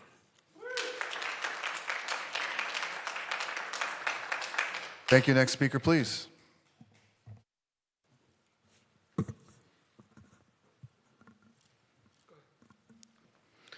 Good evening, Mayor, members of the City Council. My name is Andrew Hard, and I'm here to follow up, let me grab my glasses, on an issue I raised at your last meeting regarding a business operating as Huntington Harbor Boat Rentals at 16722 Pacific Coast Highway. At that meeting, I asked a simple question. Does this business have the required approvals to operate, including a conditional use permit? And if not, what enforcement action is being taken? Since then, I received a response from code enforcement confirming that notices of violation, including a final notice, have been issued, and that the business is currently in the process of applying for approvals. However, the city still has not answered the core question, whether this business is actually permitted to operate right now. I followed up twice in writing asking for clarification, including whether a conditional use permit exists, and I have not received a response. This issue is now approximately 2 years old. In that time, I have reviewed public records and have not found any conditional use permit for this use. I've also submitted a legal letter from our land use attorney to the city confirming that this type of operation requires a conditional use permit and a coastal development permit, neither of which we have been able to identify. Based on our own business experience operating the exact same type of business, a Duffy rental business in Huntington Beach, we were required to shut down within a matter of months until permits were approved. So the question is very simple. If the city has already issued violations and the business is applying for approvals, why is it being allowed to continue operating? There's a very different standard than what was applied to our business. Additionally, the property is displaying large signage advertising Duffy Rentals and paddleboard and kayak rentals painted on an exterior wall along Pacific Coast Highway. I submitted a complaint about this over a year ago and have not received confirmation of any enforcement action. At this point, we are simply asking for clarity and consistency. So tonight, we respectfully ask that the City Council direct staff to provide a clear answer on the following. Whether this business is currently authorized to operate, if not, what enforcement actions are being taken, and why it is being allowed to operate while approvals are still pending.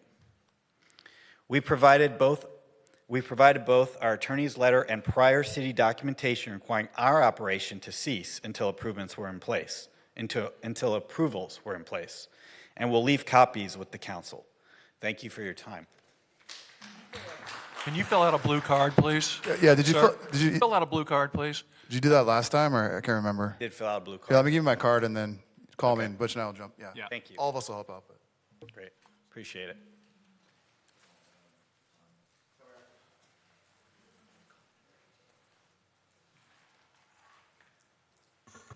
Next 10 speakers: Rory Bevins, Brother Stephen Gerard Silovsky, Russ Neal, Shania Breslow, Tim Geddes, Charles Jackson, Sonia Beal,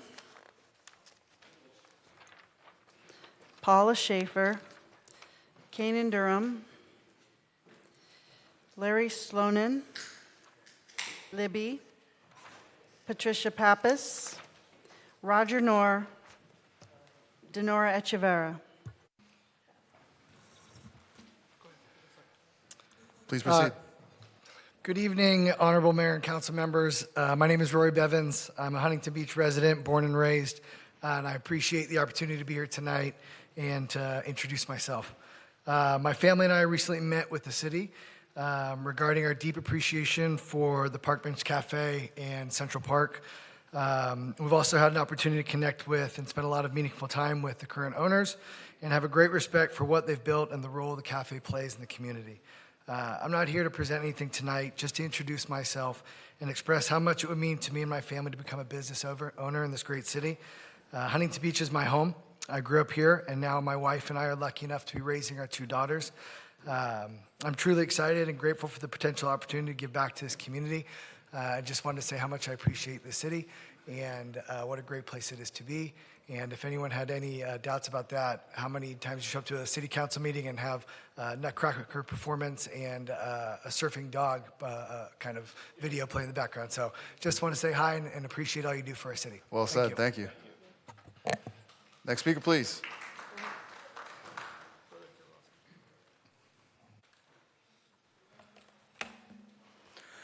Good evening, beloved council, mayor, and citizens. I am Brother Stephen Gerard Silovsky, and I continue to amplify new USA personhood cities throughout the United States, even here in Orange County. And I just want to give you an update of some of the progress of this new direction. I have been generating a California Preborn Personhood Advisory petition since I've been in your area for the past 4 months. And I'm delighted to let you know that about 44 sheets have been completed by citizens in LA County and Orange County. And that's about 263 signatures so far. Citizens are learning about this new direction of the sanctity of life in America. And of those signatures, about 39 do come from Huntington Beach. And I'd like to just list off the last 3 names of citizens who signed this wonderful advisory petition, and that would be Benjamin Kobzeff. It would also be Guy Hill, and it would also be Shirlene Diane Peterson. One of the wonderful marketing efforts that I got when traveling to the California March for Life says, equality begins in the womb. Wow, what a wonderful expression of equality. In my past journey of life, I was asked to actually write on the topic of equality. And I was asked by a particular city council in Ohio on how you could get the very words of equality right in the city charter. And I'm delighted that I was able to actually come up with inserting the word equality in the charter. It will also include, however, the child peacefully developing in the mother's womb. Where are we going in America? Well, we've got Mother's Day upon us. Father's Day is just on the horizon. I've delivered the wonderful preborn personhood resolution to all of you. That's step 1.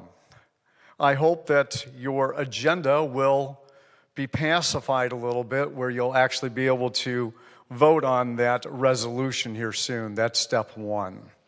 My time is now limited. Just remember, we all have one thing in common in council chambers. Our mothers said yes to all of us. Thank you all. God bless you. Thank you. Next speaker, please. Yes, to mothers in the womb, but what about after they're born? Who helps take care of them? they get dropped. A lot of them do. There's over 300,000 kids that are in either not in homes. They are let out when they're like 18. So I like the life thing if you're going to help people all the way through their lives, not just while that happens. Thank you guys for embracing Sugar and Ryan. We all felt that sweet vibe. If you could find compassion, acceptance, love, and inclusion for others who aren't like you, you could probably save us $720,000. How? Take care of Huntington Beach and stay out of the political arena. Too many people don't come to Huntington Beach because of political differences.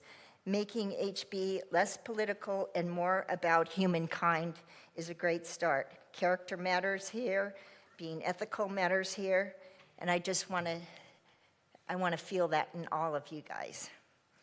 And please listen to Mr. Ken. He's a brilliant man, and he has a lot to say for you guys to learn from. Thank you. Thank you. Next speaker, please. Hello, good evening, and thank you for your time. My name is Shayna Breslow. I'm a local educator and surfer, and I am part of Creek Team. I wanted to share some of what's been going on in our county. Over the last couple of months, we have uncovered violations that Orange County Public Works has had with their application of herbicide throughout Orange County, especially within the waterways. There is currently an investigation going on for multiple offenses with the Agricultural Commissioner. There is also an additional investigation with California Department of Fish and Wildlife, as well as U.S. Fish and Wildlife, to investigate the violations of the Lake and Streambed Alteration Agreement that cover the waterways here in Orange County. We are concerned that the current policies have not been followed as far as application and usage of chemicals, monitoring, and record keeping. As a county, we should start to move in the direction of an organic first approach. Many other cities and counties already do this throughout California. We understand the need for targeted application for invasive species in specific instances, but the blanket spray of herbicide that is currently being done is outdated, out of compliance, and causing harm to endangered species, critical habitats, and our communities. Creek Team has updates for the IPM system that we are asking Orange County to adhere to. This would be a combination of using herbicides like suppress, mechanical removal, and targeted stronger chemicals when needed with clearly defined thresholds. We are looking for the Board of Supervisors to add this to an agenda item and then get this voted on ASAP. Creek Team is currently working on communicating this concern to each one of the supervisors, and we are looking for every city in Orange County to support this progressive transition to improved policies. This is where you come in. I hope you can stand with us to better our county by communicating our city's desire to move in this direction. Please stand with Creek Team and let the Board of Supervisors know this is an important matter to us all. Thank you. Thank you. Next speaker, please. Miss, can you fill out one of those blue cards? I'd like to. Is Creek an acronym, or is it just like a creek, like a little creek?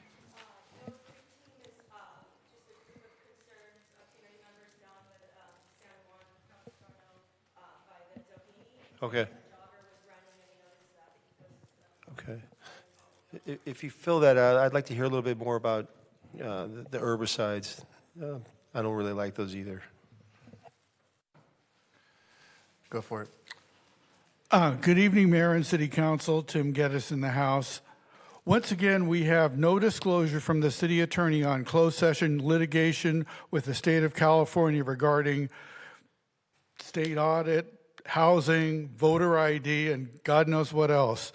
Is the public deliberately being kept in the dark? Is the council too embarrassed to say anything at all? What we're up against or what we're in for? So much for transparency. Or is the ability to see through you good enough? Not only is it transparency we're lacking, but without proper explanation, cronyism enters the picture. Like it or not, that concern has been around since the Pacific Air Show settlement agreement. Now we have the Wolf House fiasco, which was roundly assailed for its lack of transparency and cronyism. Even an above-board RFP process will remain suspect to many. So what to do? I notice you have 2 proposed ad hoc committees on city leases and the infamous creative strategies, branding, et cetera, et cetera. But who will be on these ad hoc committees who isn't part of the problem to begin with? There is no outside measure of accountability, just the good old boys who might have rolled over on last meeting's agenda item 22 had not members of the public objected and cried foul. Will further litigation be called for if the ad hoc process lacks transparency and accountability? How about creating 2 more ad hoc committees on transparency and accountability with some expert outside input?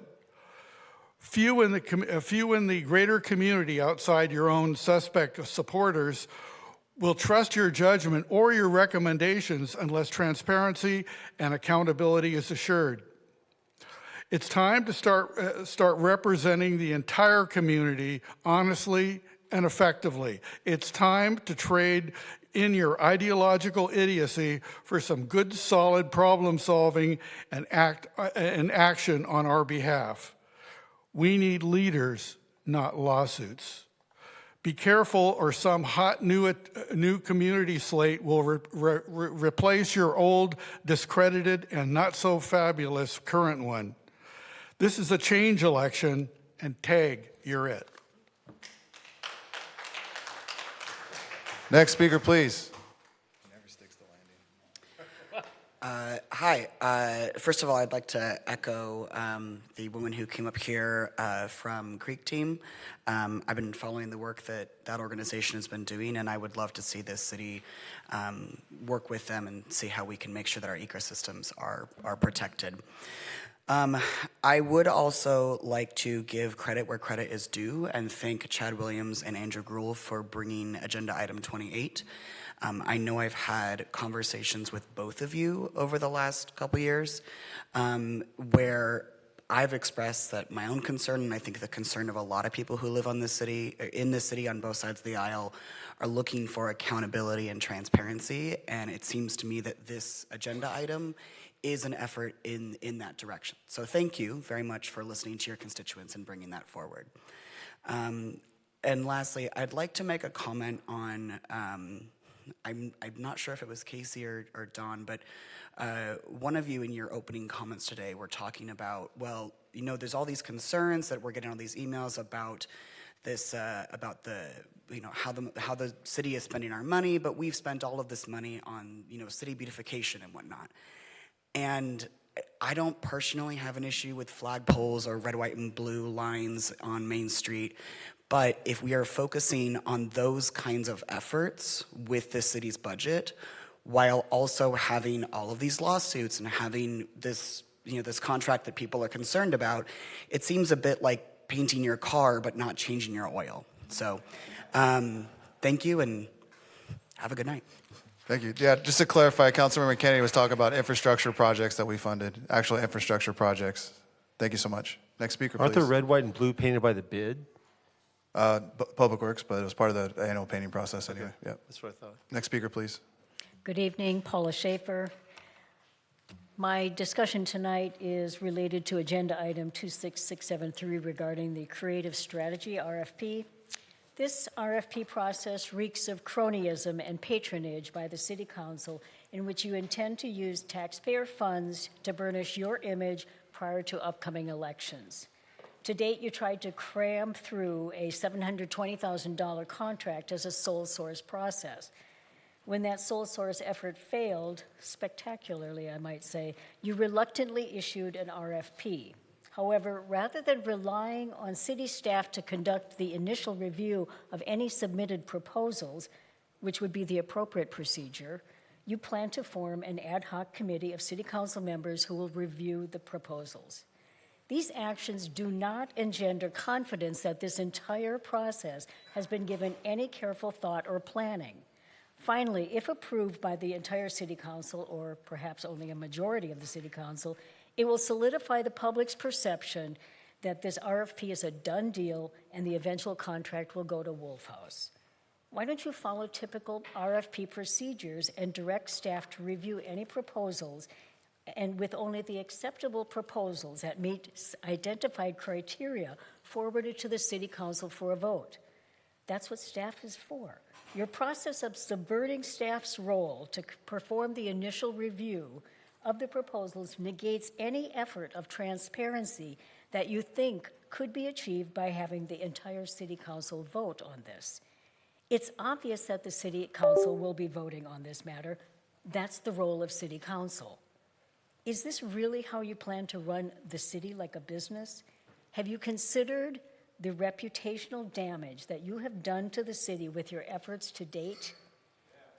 This is a creative strategy indeed. However, perhaps not as you intended.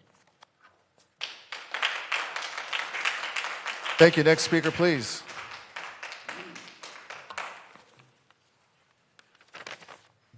Thank you for allowing me to speak. Patricia Pappas, Honorable Mayor McKeon and full council and staff. About 2 to 3 years ago, 4 of us, Jeannie, Delane, and Ann, were thinking about our city. What were we missing? We came up with an idea called Local HB. Our idea is focused on local, state, and national history. The 4 of us met with Councilors McKeon, Vandermark, Burns, and Strickland, and eventually Mayor Pro Tem Twining. And all of the council, of course, approved this. So what I brought tonight is a handout, or actually a little photo display. So we met with this group of councilors, and they listened closely to us. This was in 2022. And our council developed what is now named the Celebration Committee. So with Julie Toledo leading us, and Butch, and also Mayor McKeon, we have, and our 7-member council, we've looked at, the council's looked at budget, safety, public works across the city. And to this, our incredible, we think it's an incredible idea, celebrating our great town. And these images here are for you. They show the beginning of our celebration committee and a little bit of a write-up about how that developed. We show our Chris Epting talk that actually, we had a talk, was it about a year or so ago? And now we're having a new one come up, which is very soon. Our animal shelter drive that we put on, and people came from all over. We just filled up that area in the lobby. Our peer photo competition, and you'll see some of the pictures on here. They are now displayed outside in our lobby area. You can see the Equestrian Center. That was a great event for local people. And then also really important is the year, our 250th anniversary. So some of our committee members on our celebration, in our celebration group, they have written articles, and some of those are here. Those articles are going to be posted. They're going to be framed and put up in the lobby.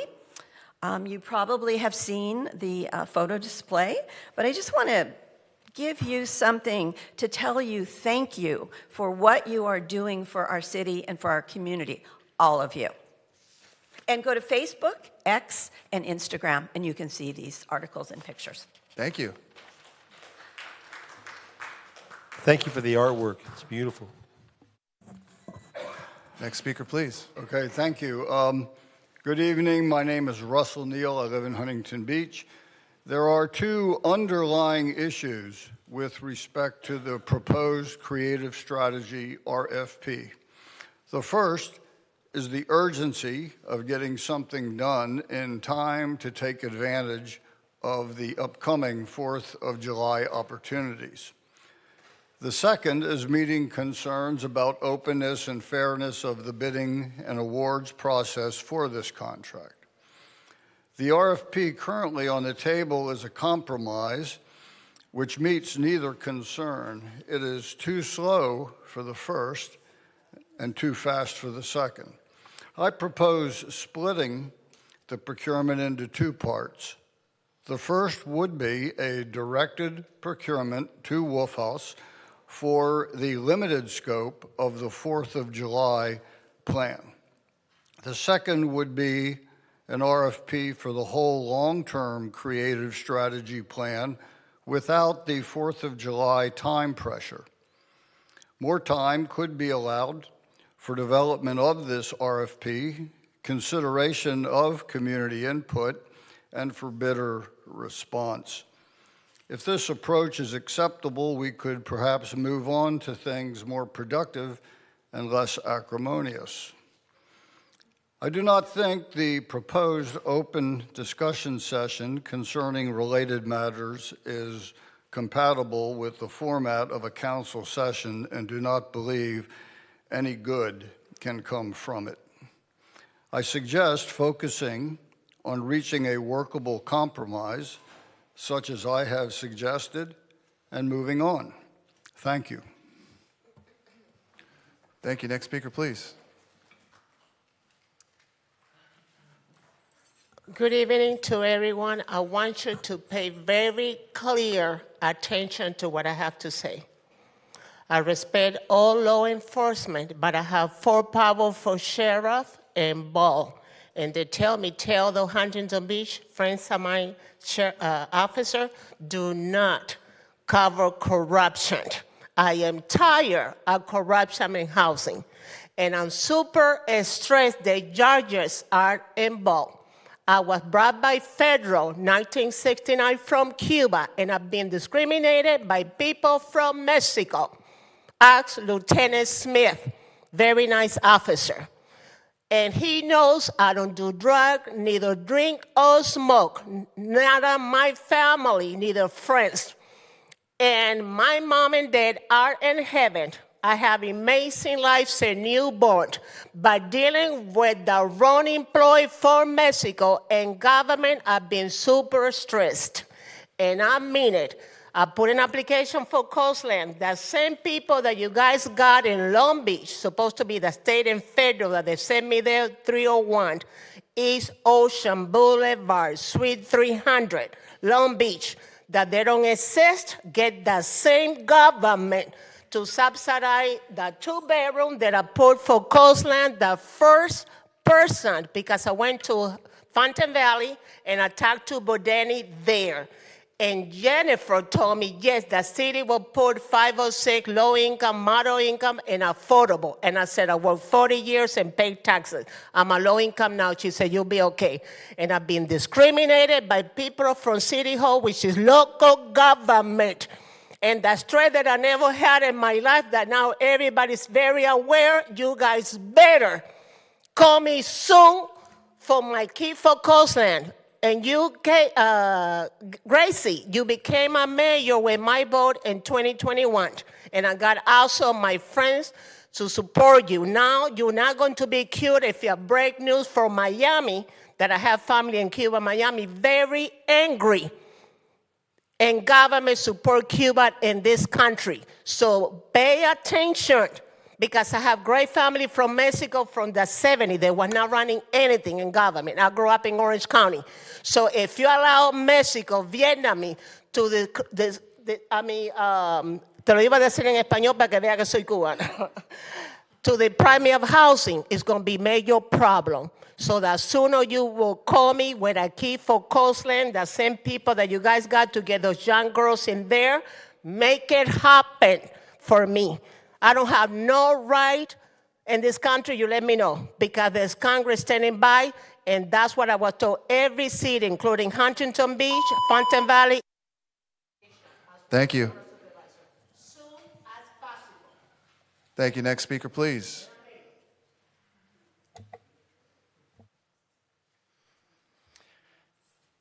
Hi, City Council members. It's neat to hear about the tie between Huntington Beach and Teddy Roosevelt. Some people compare him to current political figures. There is no comparison. Teddy Roosevelt was a war veteran, not an entitled playboy. He did not start any wars as president, not like this year. Roosevelt did not have any known extramarital scandals and was considered devoted to his wife, Edith, not like this year's political scandals on both parties. Roosevelt was a significant supporter of women's rights. When he held traditional views on gender roles, he advocated for equal pay, improved working conditions, property rights, and endorsed women's suffrage, the right to vote. This is in contrast to the SAVE Act that will disenfranchise many women, in contrast to the efforts to reduce health care. I guess Teddy would support no tax on tips.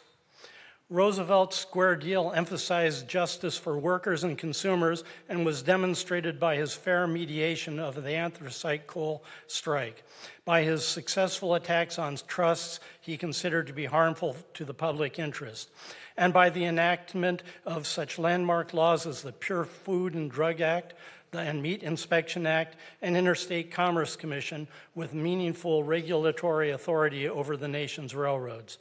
In contrast to inconsistent tariffs, a war, and giveaways to the Epstein class. In contrast to the lack of control of monopolies.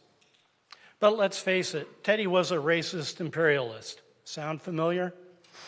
Imagine living in 1969 when we were stuck in a meaningless war, sending people to the moon, and our president was a crook. Is this what MAGA means? Next speaker, please. Good evening, Mayor and Council. My name is Larry Slonim.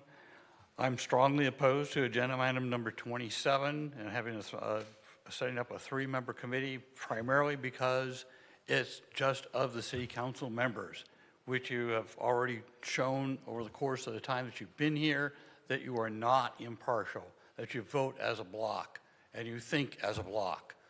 Regardless of however many things different people you talk to and say you have a varying opinions, you don't display that. You're recommending that we have a 3-member city council or 3 members on the city council. We need to have more people involved, such as what's been suggested as a resident made of other residents or other staff that are more impartial and more objective. The lack of fiduciary due diligence and accountability are glaring on this council. The suggested price tag that came up in the study that was proposed of $720,000 is unqualified and unsubstantiated. It's just thrown out there. And that's a tremendous amount of money to be out there randomly established and discussed and overseen. We need more RFPs to take a look at that to justify that. Wolfhouse's preliminary audit and report on page 17 made the following paraphrased observation: our city council's negative-based political agenda is damaging the reputation and economic well-being of Huntington Beach. We, the resident taxpayers, can't put up with that any longer. The approach taken by this current proposal only perpetuates Huntington Beach's negative public relations and image.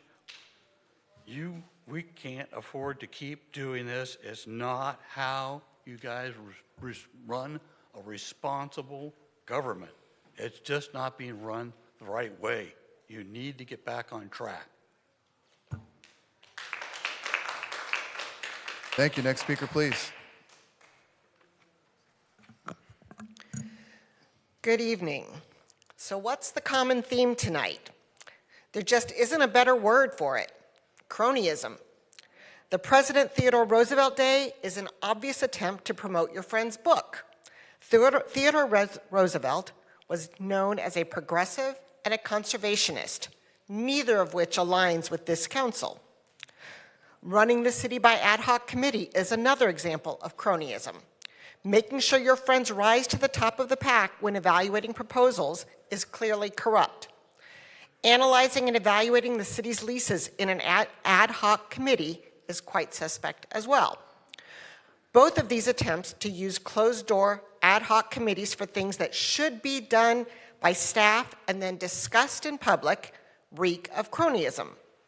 It seems to be common knowledge that Mayor McKeon is trying to navigate a city contract to his friend for rebranding or marketing to try to clean up the city's image after it has been trashed for the past few years. I strongly oppose issuing any further contracts to Wolf House. It's already concerning that the city paid him $30,000 2 months before he even had a local business license. At the last council meeting, you were actually ready to issue a $720,000 contract without competitive bids to a company that can't even get its own website up in the several weeks since we've all become aware of this plan. I mean, how long is it going to take him just to get his own website up? If he can't manage his own website, what makes anyone think he can manage anything for this city? Instead of closed-door ad hoc committees, this council should work to include citizens in this process.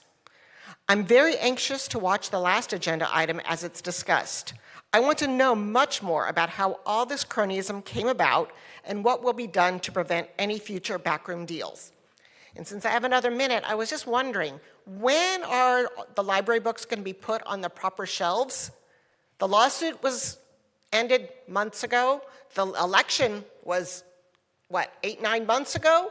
You've gotten the word of what the citizens want. It's time for those books to be put back in the children's library. Thank you. Next speaker, please. Welcome back, Butch. You're looking good. To quote Alanis Morissette, isn't it ironic? Isn't it ironic that this very city council that just a year ago spent their energies to yell out groomers, pedophiles, pornography, who called librarians, and community members, groomers, pedophiles, and pornographers, has this year proposed to give a $725,000 contract to Wolf House, who has a website with the phone number 1-800-556-WOLF. It's the hottest talk line, which was soon changed to 1-8856-WOLF. But 1-800-556-WOLF is the hottest talk line. Let's sample that, won't we?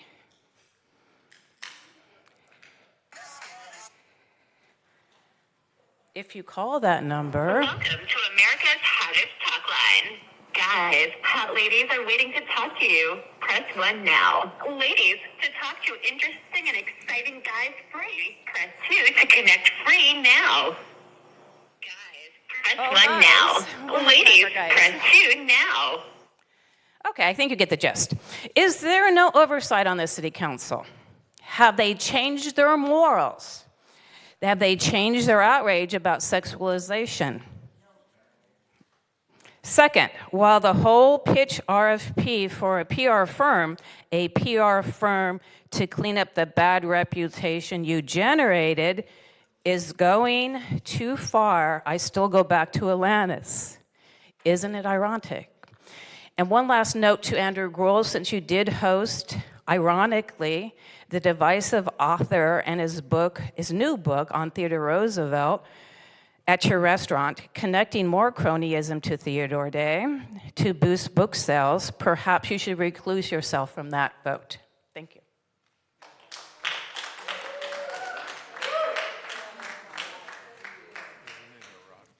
Any more speakers? Is there anybody else in line? No? All right. Okay. Now we'll move to council committee appointment announcements. Oh, you did? Come on down.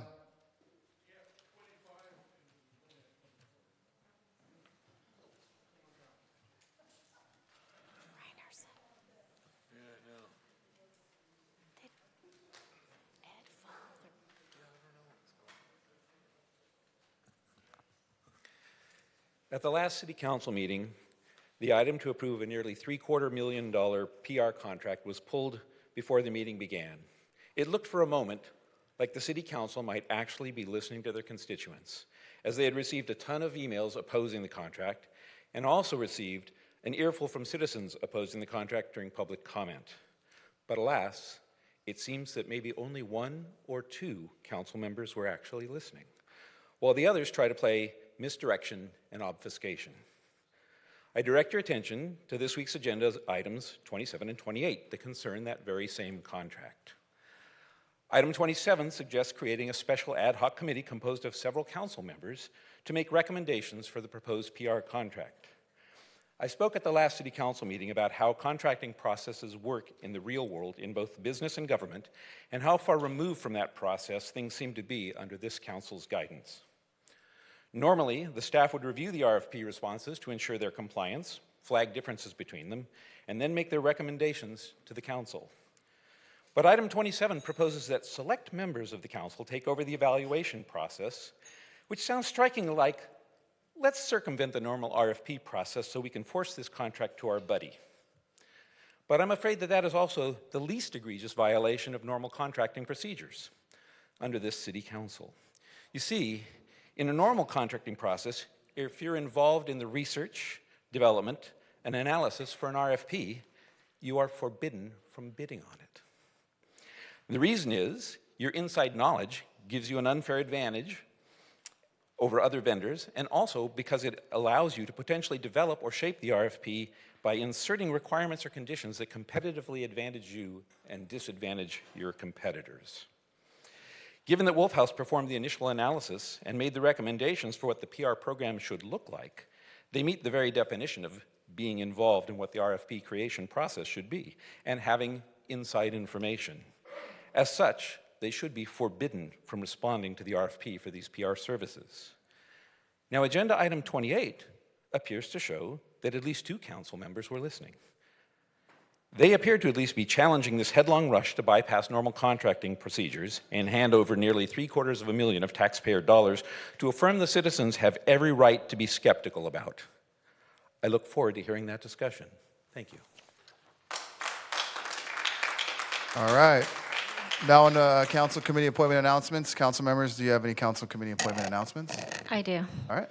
I'd like to appoint Jared McKnight to my CPAB Okay. position. Anybody else? AB 123 reporting. Does anyone have anything to report? I do. Okay. I went out to Sacramento in support of Tony Strickland's item in other words, to give us some kind of a process to challenge the arena numbers last week, 2 weeks ago, I think. 2 weeks ago. Perfect. Openness in negotiations and disclosures. Does anyone have anything to disclose? All right. Now we're going on to the public hearing, which is appeal of the commission action on the conditional use permit number 22-011 and coastal development permit 22-009 Huntington Club remodel and bungalows, continue from the March 17, 2026 City Council meeting. So as a reminder, this was continued for March 17th. Does anyone have any ex parte communications to disclose on this item? Casey, I'm going to recuse myself. Okay. Councilwoman Vandermark's recusing herself. I'll be recusing myself too. Mayor Pro Tem Butch Twining is recusing himself.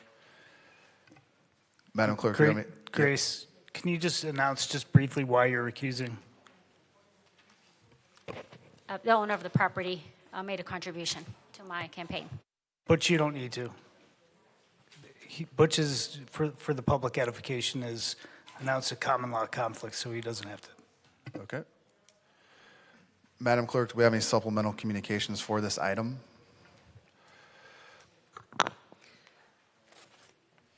Item number 15, 14 emails regarding appeal of Planning Commission's action on conditional use permit 22-011 and coastal development permit number 22-009 Huntington Club remodel and bungalows. Item number 15, City Council presentation number 2 submitted by Jonathan Bailey. Also item number 15, letter submitted by Jonathan Bailey regarding Huntington Beach remodel. Item number 15, letter received from EPD Solutions, Inc., on behalf of the appellant.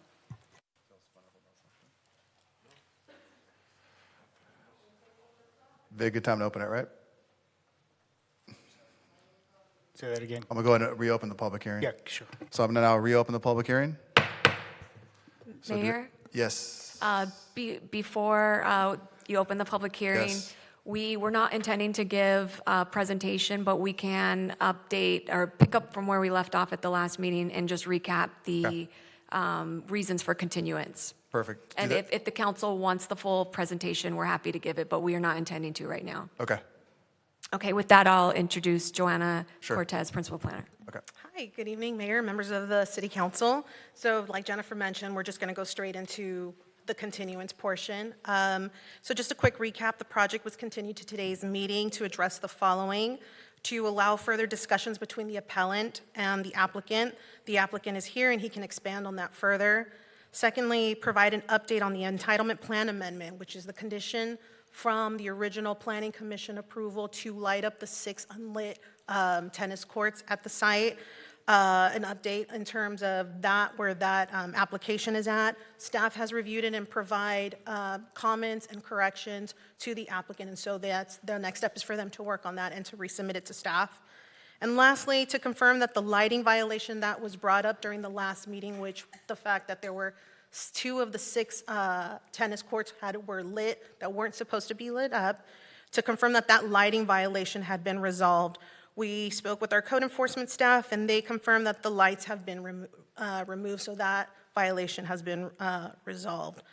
So just really quick, since the last meeting, just to kind of focus on just new information that's been brought up since the last meeting, the city received a letter from the appellant's lawyers highlighting safety concerns related to pedestrian crossing, a new drive aisle between the tennis courts on the site, and that a safety report was necessary. So planning staff has worked with our other city staff members from fire, police, and public works and reviewed the issues raised in the letter and ultimately determined that a study was not warranted.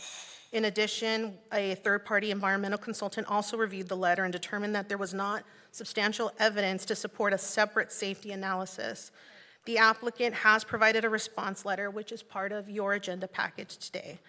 In addition to that, city staff has worked with the applicant, so the aforementioned city staff members worked with the applicant to incorporate some design features to help alleviate any perceived concerns related to safety in that particular area of the project.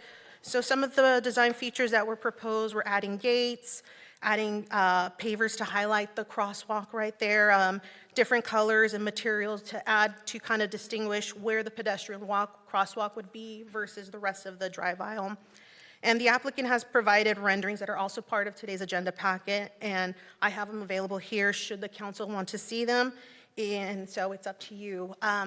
With that, that's kind of just the last update since the last meeting, and staff is available to help answer any questions, and the applicant is present as well. Thank you. Thank you, Joanna. All right, I'm going to open the public hearing. Public hearing's open. Madam Clerk, do we have anyone sign up to speak? Yes, we have 3 speakers. Okay, please call them up.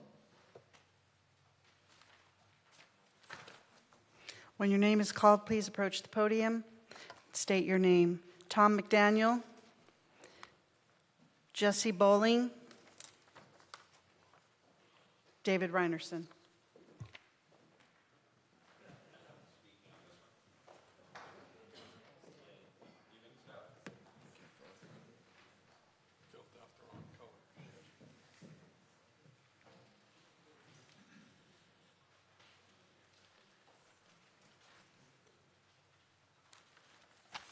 Go ahead, sir. Afternoon, Mayor, council members.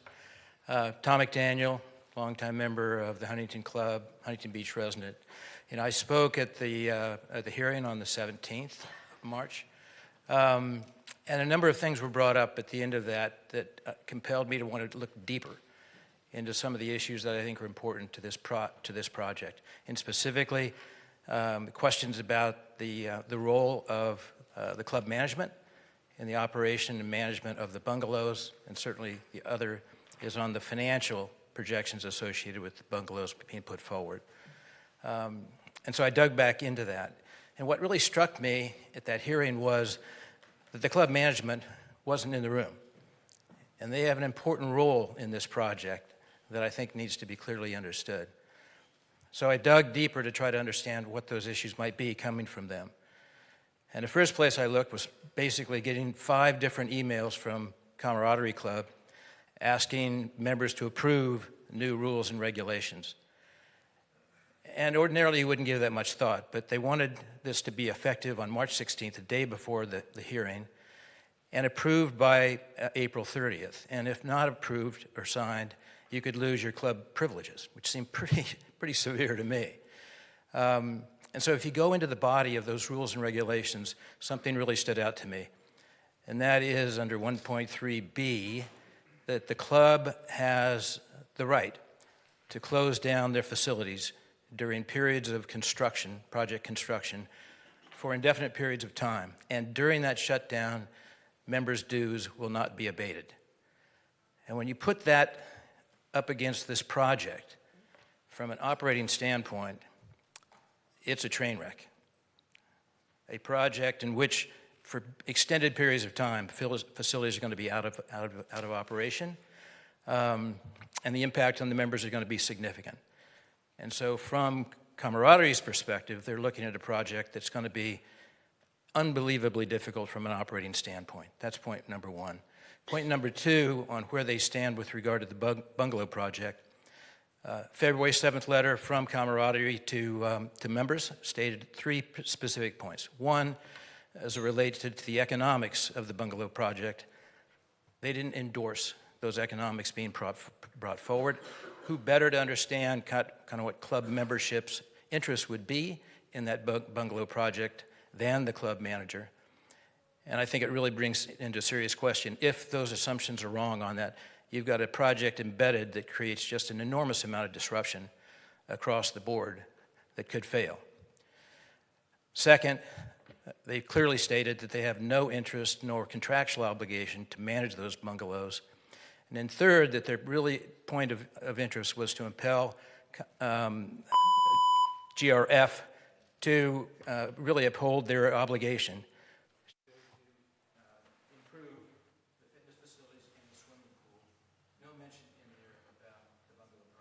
Thank you, sir.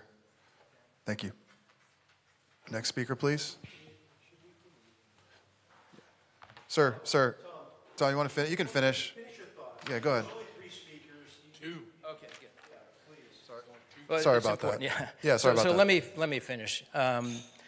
You put all that together, and I think there's 3 key areas that need additional review. 1, this is a complex construction program in the middle infill project of an operating facility. And I've seen nothing in the record that really gets down to what's the construction plan, the staging plan that's going to implement this project in a way that's going to be safe for everybody involved. Number 2, I think you need an independent financial review of the bungalow project supported by a member survey to see what the true need is going to be. And then third really is an operating plan. And how does Camaraderie plan to operate this club through a very difficult period in order to, frankly, retain membership and avoid severe economic harm to their own operational capabilities? Thank you. Next speaker, please. Good evening, everybody. Jesse Bowling. I'm the attorney for the 3 appellants. Pleasure to be here. I just wanted to say that this is my first opportunity to be in front of the Huntington Beach City Council, and I've just been so impressed by all of you up here. You have a difficult and sometimes thankless job. I recognize that, and your staff has also been wonderful. You really have a great team. I would like to point out that there's one item up here that I wondered maybe it has been resolved, and that's that the applicant was going to provide some sort of management study or example, and maybe that's forthcoming. I haven't seen it in the documents, but it wasn't listed there. I remember that from the last city council meeting, but I'll get into it. So one of you mentioned that the Huntington Club, formerly Seacliff, is the crown jewel of Huntington Beach. Somebody said that at the last hearing, and I remembered that, and I've gotten involved now on a pro bono basis, and my goal here is to have a win-win-win, right, for the membership, who are the citizens that our members that live here, right? For a landowner who is clearly trying to improve and make his property more valuable, and a tenant who obviously wants to run the club in a way that's profitable. And I just don't think we can get to that win-win-win without further study of this issue. And so today, I'm not asking you to approve or not approve this plan. I'm asking you to continue, right? It's a simple, easy decision to move the decision-making process to later when we have more information. And I think at that time, we can come back here and we can make a good decision that is supported, that hopefully is supported by all three parties, rather than the situation we have now. And so most of my contentions in my letter are speculation. These are not things that are absolutely going to happen. There are things, after a quick study on a pro bono basis, that I've pointed to and done some research on, and there's concern with the community that this could end up being a very bad situation. And of course, I'm a lawyer, and I'm a trial lawyer, so I'm thinking about liability, and I would contend that a safety study protects all of us, right? The applicant should absolutely do a safety study done by an independent third party, right? That's, preferably chose by the appellants or the city council, because that, if they follow it, they're resolving themselves of liability if there's an accident later, right? And that's something that we can all do together rather than approving this conditional use permit now and making it a condition and putting it in the hands of the applicant at the end of the day. And that, I have 30 more seconds. Yeah. That protects you both politically, and it protects you and insulates you from liability because you had this safety studies done. You're probably issuing a conditional use permit that says it needs to be followed once you get it.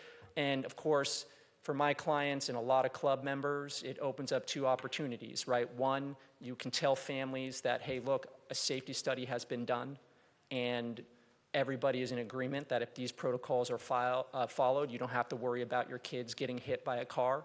And then two, maybe it opens up the opportunity to change this plan in a meaningful way where some of the things about the club that we love in the tennis community can be addressed.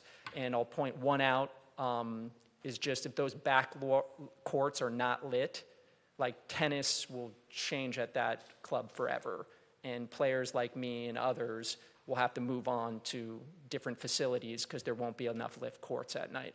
And so I just contend, no yes, no, just continue, maintain this. We need you to be our voice, right? It's a non-equity club, and we ask you, if you kick the can down the road a little bit, we'll work in good faith to make sure we get the answers to our questions and present them to you. Thank you very much for your time. Thank you. Any more speakers, Madam Clerk? No more Okay. speakers. All right, I'm going to close the public hearing.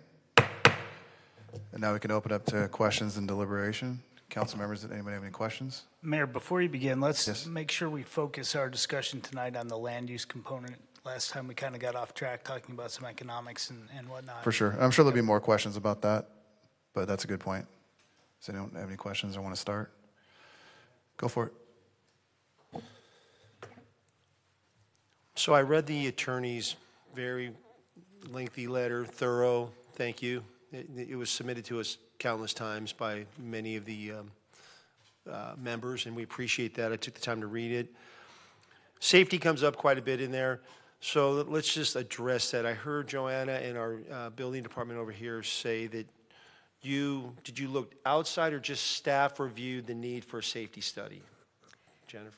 We consulted with our city's traffic engineer, traffic manager. We consulted with the city's fire department and the police department. We had them review the plan for basically the design to see if the project design creates a hazardous condition. Jennifer, or if sorry, it- real quick. Is it possible just to put that up on the screen? Sure. So at home so people can see what we're talking about? Sorry to interrupt. Yeah, so we asked them to review the plan to see if the proposed design creates a potential hazardous condition or any safety concerns. All three departments came to the same conclusion. And then we also had, and we can provide more details on that, but effectively, based on the design, the layout, one of the points of the letter was that this is a proposed road. It's actually not a road, it's a drive aisle with parking, 90-degree parking on one side of it. So, and then it leads to the intersection where the conflict zone is stated only leads to about 20 parking spaces. So you have one, minimal numbers of parking spaces of cars driving back there, and also you have slow speeds due to people entering and exiting the parking spaces. That combined with the site distances that are required, as well as some gates at the entry to the driveway, as well as gates that are at the pickleball courts, and which the police had recommended and the applicant had suggested gates at the tennis courts. They didn't believe that a separate safety study was required. We then had our third-party environmental consultant, their traffic person, review the site proposal and the letter and come up with some recommendations as well, and also give us their feedback on whether or not they believed that a traffic study was warranted. They came to the same conclusion. Yeah, I appreciate that. Safety is a concern. That sounds thorough. That's probably not the answer that the applicant, the appellant, would be looking for. They would potentially prefer an outside study, but I've got to say, I've worked with the fire department and our building department for years. I mean, we have the best fire department in the country, and safety's part of their mandate, hands down. So if I was just to say, I'm just going to rely on the fire department alone, I would have to say, unequivocally, I believe that they've done a thorough job. When you bring in the building department, and trust me, I've seen the building department compel, applicants and people that are trying to get CUPs or enhance them, get put through the ringer. So the fact that they thought that it was well thought through and safe gives me a certain level of confidence that it is safe. So on that note, I just wanted to bring that forward. And just to clarify for the attorney, so the CUP was issued back in, with the 90s, the original CUP that we're talking about. So the CUP still runs with the property. And as the city attorney said, in all reality, this is a very emotional topic, but when it boils down to the responsibility of the city council, it really boils down to what do we decide in terms of a land use. So the CUP was initiated when? I mean, the original CUP for the entire site was the 60s, but the tennis court area, the tennis clubhouse is actually 80s. Okay. And that term you said is the use with the bungalows agreeable, Jennifer, what's the term you used? It's agreeable with the... Oh, an ancillary use? Yeah, ancillary use. I get that wrong every time. So for this fact, for the residents, the members, and I know a lot of members. I live closer to the country club than anybody on this dais, and I'm not even a member. And I've never been one to say, let's build, but I'm also one to try and be as fair as possible and keep emotion out of it. I have a lot of members saying, I love it. Some of my friends, no, not yet. So I have to just kind of take the noise out of it and make a decision that I believe is based on facts. So when you say ancillary, for definition for anybody who might want to get a little bit more description, that means what? The bungalows fit into the CUP as written. They're ancillary to the primary use, which is the private golf and tennis club. The uses such as like the fitness center, the spa, the proposed bungalows are all accessory or ancillary to the primary use. Okay, thank you. Let some of my council mates ask some. Andrew, do you want to go? Can you just put that plan back up on the screen, Joanna, so that people at home can see it? Which one? Just the site plan that we're looking at on the... I don't think that people at home can see it. They can, that's fine, but... Oh, there it is. There you go. So is the concern, looks like there's a crosswalk right in the middle of those tennis courts? Halfway. Halfway? Is that right? And then there's like another one on the northern edge of the tennis courts. Correct. Right, okay, so there's 2 crosswalks. So how can we assuage their concerns that people, children, when they cross those crosswalks, because it looks like there's a lot of landscaping there, have line of sight that they're not getting hit by a car that's just entered that gate on, looks like, the southern edge of the tennis courts. I think if we can get comfortable with that tonight, it sounds like that would assuage their concerns, but has that been looked at? Yeah, so, and actually the applicant, if the Sure. council does want to bring them down. Come on down. Did create some new renderings. And this was based on the conversations with PD to create basically a different color and texture for the crosswalks and materials, as well as the drive aisle. It creates a slower vehicular movement. The colored crosswalks will make it more visible. They also are proposing some signage that would basically make people be aware that there could be people crossing at the northern crosswalk. And then the last thing was, I think they did propose to remove some of the lower trees, still keep the taller palm trees, but remove the lower trees to create more visibility in the area. And then the final improvement would be to gate the tennis courts, so that if you're entering and exit the tennis courts, you're slower because you have to open and close a gate, or open a gate to get out. Okay, so thank you for being here. So again, I'm a child, adult, and I'm crossing the tennis courts on that crosswalk. How do you assuage the concerns that there's a blind line of sight with those trees from someone jutting out, a small child, which I've seen often around there, and I believe that's a concern as cars are coming up and a child darts out of those trees, or adult darts out from out of those trees. How do you assuage their concerns about that issue? Because that seems to be where this is really focused on. Yes, please. So, like Jennifer pointed out, Hold on, sorry. You good now? yeah. There you go. So, like Jennifer pointed out, is Joanna, if we could scroll down maybe a little bit more. Yeah, that works. So first is there's a gate when you're entering this area, and at the start of that gate, we're going to go from the black asphalt that's currently in both parking lots, the golf club parking lot and the tennis club parking lot, and then it's going to transition to pavers. So the pavers do a couple things. Is that the pavers is that it's a visual cue that you're entering a new area, so you need to be cautious and alert. Number 2 is that it's a textured material, which automatically will make drivers slow down. And then number 3, it's also auditory, is that it makes a noise when you drive over it, which helps alert the pedestrians that there's an automobile coming. And then on top of that, once you enter the gate, it's a hard right turn from the parking lot into this sort of T drive aisle and hammerhead. And so you're almost at a complete stop when you're going to be making that right turn into the gated area, even if that gate were to be open, say during daytime hours. And then, like Jennifer said, is that we're going to include yellow, caution, drive slow signs and pedestrian crossing signs at both the crosswalk in between the pickleball courts and at the more northern crosswalk.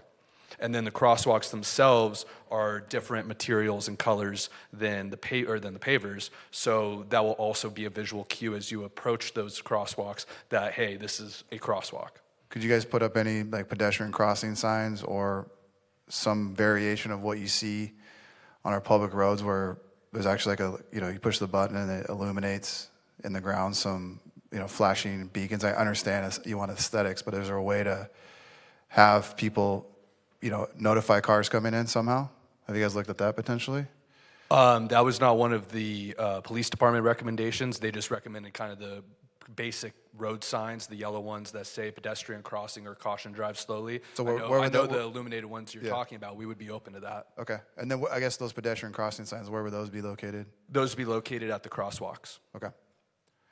Yeah, I'm just trying to think if you guys had some, again, I'm not trying to get crazy like you see on public streets, but just some kind of illuminated, because I just know, man, I've been there, I see it, I see kids there all the time, they're just running quick, and people are playing tennis, and they're in pickleball with their children, and they're darting around, so I just didn't know if there's a way to maybe illuminate those crosswalks or something like that. I think we could illuminate the signs maybe. Yeah, signs, yeah. I often don't trust the pedestrians more than the drivers. That's why I was kind of thinking on the sidewalks, warn, like something to wake up and to draw the attention of the pedestrians, because I mean, they're at a club having fun, hee talking, and not even look and walk right in front of a car. That's my big fear. Yeah, so maybe we put signs on the crosswalks right before you at least get a to the line street. or something. Or could you maybe, again, we're spitballing here, right? I mean, is there like a sensor that, when that gate opens, it then illuminates the crosswalks for pedestrians knowing, hey, like a car's coming in? So you can kind of do like the inverse? Definitely possible. Okay. Right? So as soon as the gate opens, it triggers like a crossing signal for, pedestrians that were, hey, there's a car coming in. Okay. Yeah. What's the total distance between entrance to where you could turn right or left in the Hammerhead? 100 feet? 115. So it's about 50 to the first. It's essentially the crosswalk in between the pickleball courts is equidistant. It's about 50, 55 feet. The total to the northern crosswalk is like 110, and then it's like another 5 feet with those planters or so. So about, I guess, 115 to answer your question of right or left. Thank you. Any other questions, comments? I'm real quick. It's obviously been kind of an emotional for some of the people in there. A lot of the issues that have been brought up isn't our realm of, like, this is a club issue. And, I mean, it's a tough decision, but they've asked for continuance. Have you guys talked to them about agreeing to a continuance? But we're staying out of that aspect. I'm just trying to ask you if you've talked to them about it, and that's between you guys, kind of. So after the March 17th continuance, it was, one of our homework items was to go back, continue discussions with the appellants, and we did so, and we did so in good faith, is that, we reaffirmed our agreement for their request to, one, fix the playing surfaces of all the tennis and pickleball courts, to number two, refinish or replace as needed all the fencing for the tennis and pickleball courts. Number three was to host planning workshops for them to weigh in on equipment and furnishings for the new clubhouse. And then number four was to continue the lighting application, which of course is already a condition of approval we agreed to from the Planning Commission, but that was one of their requests, wanting to make sure we did that. And in that vein, since that March 17th continuance, I had our lighting consultant fly down from San Francisco and meet with me and the appellants at the Newport Beach Tennis Club, which is a club that uses our consultant's technology. And so we walked the property, and the media consultant pointed out, what would be similar or different to our proposed lighting plan at the Huntington Club for courts 11 through 16. And it was a productive meeting, and we had some good takeaways from that. One was that we're going to lower lights to 18 feet. And then number two is that we're going to study potentially putting some landscaping that would go higher than the tennis fences to additionally, mitigate any potential light spillover. And so those were the takeaways. But frankly, the appellants continue to make more demands, as I stated in my letter. And so, these continued continuances, we don't think are going to get us anywhere new. And they're just delaying us starting this project. So no. So no, yeah. Yeah. So thanks for being here. Appreciate it. This really has no bearing on the decision, but there's a couple questions I'd like to ask. So, one of the concerns was raised, and this isn't really a concern, it's more of an observation. So the same entitlement process was granted in the Newport Beach Country Club, correct, to build some bungalows. From what I was reading from some of the letters submitted, there was the right to build that was granted well over a decade ago, and then was just recently given an additional extension. Is that true? Not entirely. Is back in 2012, there were entitlements at the Newport Beach Country Club to do a similar bungalow and loft project, but that was put on hold because that had, not to get too detailed, but it had certain basically parts in it that we decided that we didn't want to do anymore, and so we amended it in I think the approval was in 2023, 2023, I think it was November 2023, was what we call Plan B, and it changed the project. So basically, that was a big reason for the delay, is that we decided that we wanted to do something different than what was originally approved. Okay. I know one of the concerns for a lot of residents would be, so there's going to be the condition placed, added to the CUP, I believe, that this is only for members and member guests, correct? Correct. So the concern I would have is, even though that's added to the CUP, would be, the CUP, there's ways that you can extinguish a CUP, I believe. It could be overturned by a future legislative body council. Is that true? We talked a little bit about it. You want to opine on that real quick? Because then that'll caveat into one thing that I think is going to be important. Well, there would have to be findings made that there was some kind of ongoing violation, and in that case, that'd be one reason that we could get rid of the CUP. But it would have to be a public hearing process. Okay. The thing that, knowing that that is the intention through perpetuity, I don't think there would be any reason that you guys would push back. I'd like to see some kind of a deed restriction on the property that guarantees that if Mr. O'Hill decides to sell, because that has a separate APN, correct? I believe they did a lot split to refinance back in like 2018. So that could, it could be entitled, it could be built, and, just to make sure that although the CUP would run with the land, I guess, in the case of a sale, just to ensure residents who've worked hard to have these single-family homes that are surrounding your beautiful club, to make sure that that could never revert to any type of short-term rental. They could circumvent the member and member use only caveat, or covenant, if you will, because to me, the protection of that right needs to be through perpetuity. But Don, also a deed restriction to not allow permanent residential housing as well. Well, yeah, that's fine too, because it's not going to be ever. Yeah, we want to make sure that what you're proposing is what stands to be there forever, because that's the point of us saying yes to this, is not short term, member housing, beautiful bungalows for members and member guests forever.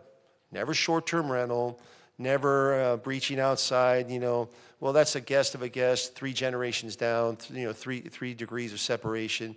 Next thing you know, people are coming and going. I think a lot of people can deal with beautiful bungalows. The financial forecast you guys gave, I said this last time, means nothing to me. I don't care if you don't make a penny, because Mr. O'Hill is going to have to cover the debt service, period.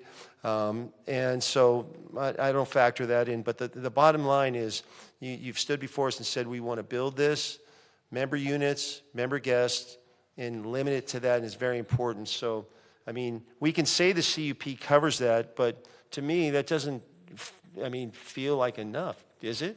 Maybe it is. I'm with you, but, we'll let others talk. Yeah. You want to jump in? No, I'm trying to look at this high level. I understand there are concerns and disagreements surrounding the project. Just overall, I've read every single one of the emails, but also I understand that my role as a council member is not to step into private disputes, and our job is to look at the land use, the conditions approval, and ultimately the real impact to the residents. So I understand. I like getting granular like this, but I would defer. I don't know whether we can adjust things to that degree. I'm not an attorney. I'm just here to look at it from the land use perspective. So back me up, we're talking about adding a condition where... Well, what are the protections of the current CUP that guarantee that it stays as a bungalow for member and member guests? What certainty do we have? And as Councilmember Gruhl said, and we started off this hearing, this is a land use decision, but this is part of the land use. So this is I think this material to the discussion. I agree. So...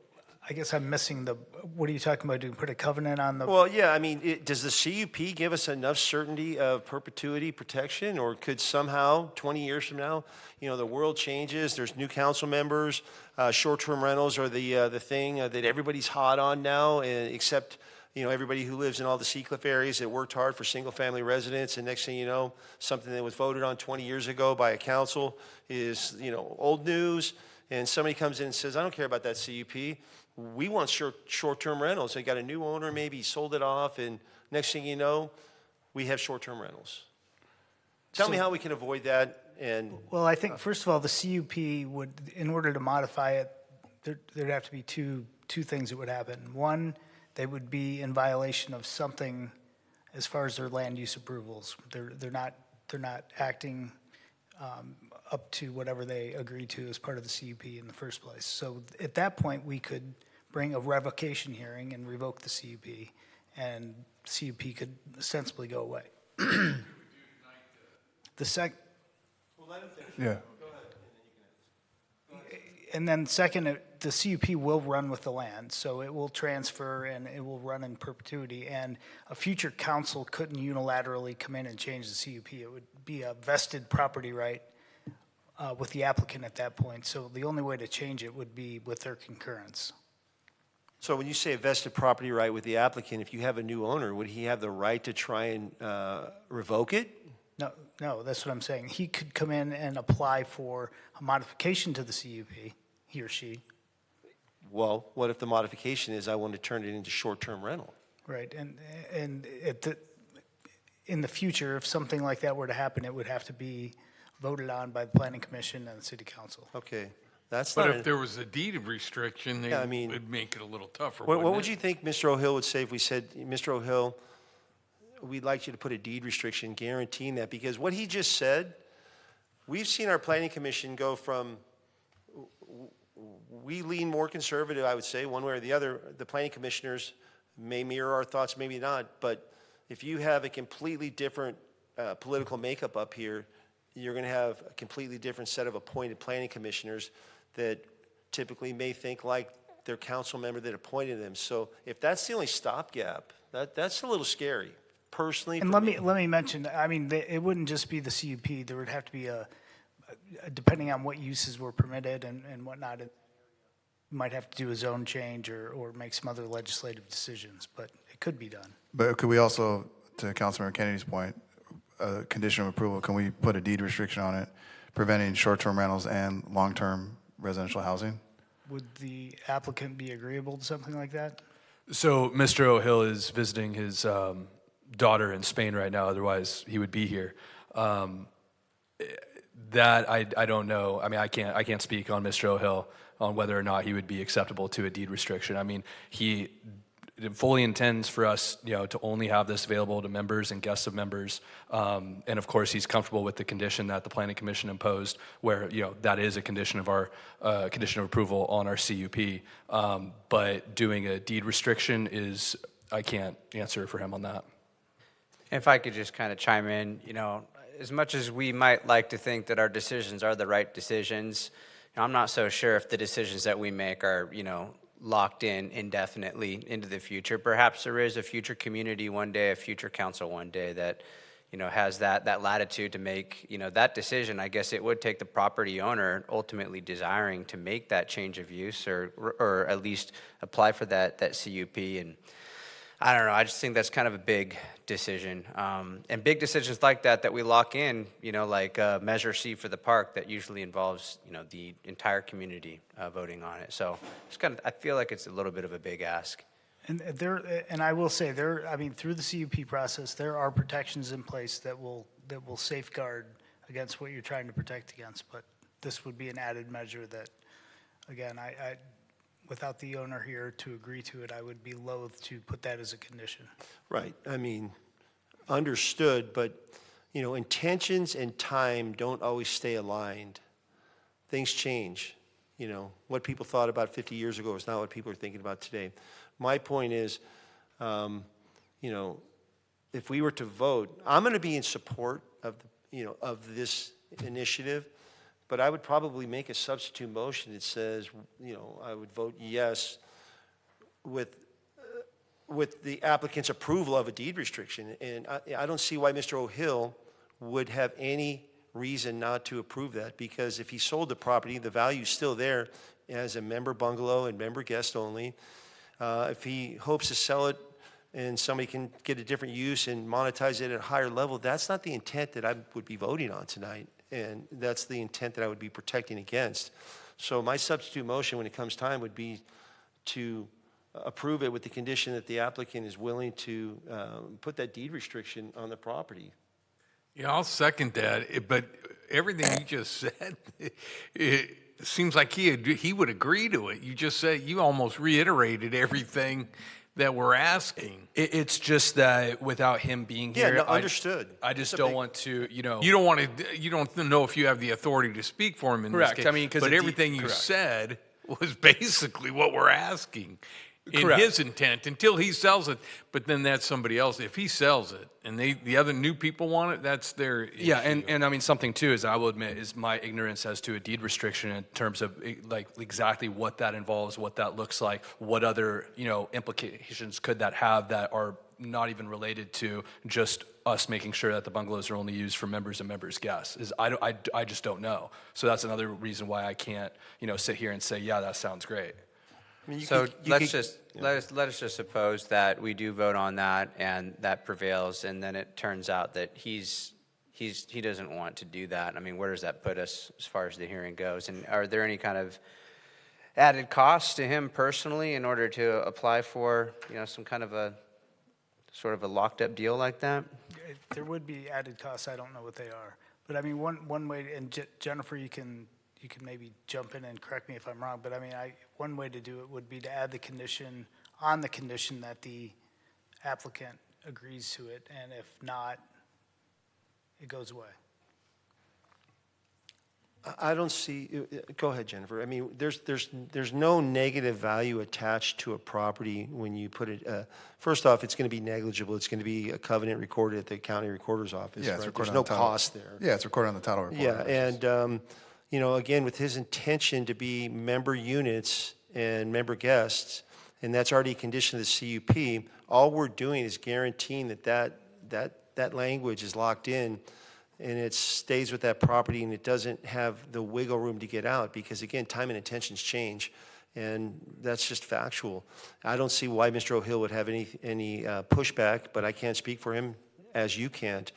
But, I'm willing to make a motion to approve the land use, or as it's stated, the right to, to move forward with that. And if he doesn't want to do that, I would say he has to come back and lobby. Maybe somebody will change their mind. I don't know. I wouldn't want it to be the kiss of death if he says, I don't want that, because he's not here right now. And if I would imagine Mr. O'Hill would like a vote tonight. He wanted a vote a month ago. I'm just wondering, since we're spitballing here, is there anything else that would give the council comfort that we can think of, or Mr. Vigliotta, if you could think of that, could more so solidify this condition, but without it being, say, maybe a deed restriction, something that I don't know. Maybe I can speak better Yeah, too. there really isn't. I can't, not that I can think of. Again, not to belabor this, but the CUP does offer enough protection. You're definitely belt and suspendering the process, but without the applicant, the property owner here, I think. Mike, what's his mechanism if we approve that condition of a deed restriction? He comes back and doesn't like it, can he protest and bring it back in front of council? It would have, no, go ahead, JV. No, the answer is no, I hope. Yeah, no, he wouldn't be able to do that. I mean, I guess what he could do is apply for an entitlement plan amendment to remove that condition. Okay, so there is a mechanism in place. At some point, but. Okay. How much would that cost Yeah, him to do? that would involve going back to planning commission. Yes, it has to go back to planning commission. It requires another public hearing. The entitlement plan amendment, I don't know the fees off the top of my head, but it's a few $1,000s. Okay, so to give Mr. O'Hill some certainty, can we call for like a straw vote? Well, give me the explanation of the straw vote. I haven't called for a straw vote. Is that an informal vote that says, In this context, you can't do a straw vote. A straw vote's only essentially to get the temperature in the room on a future vote that you're going to take during the meeting. Well, why don't we just a hypothetical, right, with your substitute motion, just ask him to do it in good faith, but it's not a condition upon, approval.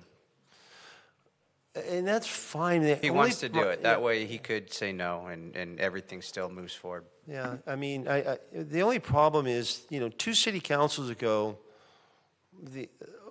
there was a completely different collective thought process, completely different planning body. So in 2 elections, things have changed dramatically, which could mean 2, 3, 4, 5 elections from now, things could revert back to others that might say, I don't care. We love short-term rentals. You know, I don't know. I don't want to kibosh the guy's project over the language, but I wish he was here right now so we could ask him this question. You know, maybe this is just a good segue to delay the vote for one more meeting, just till 2 weeks from now.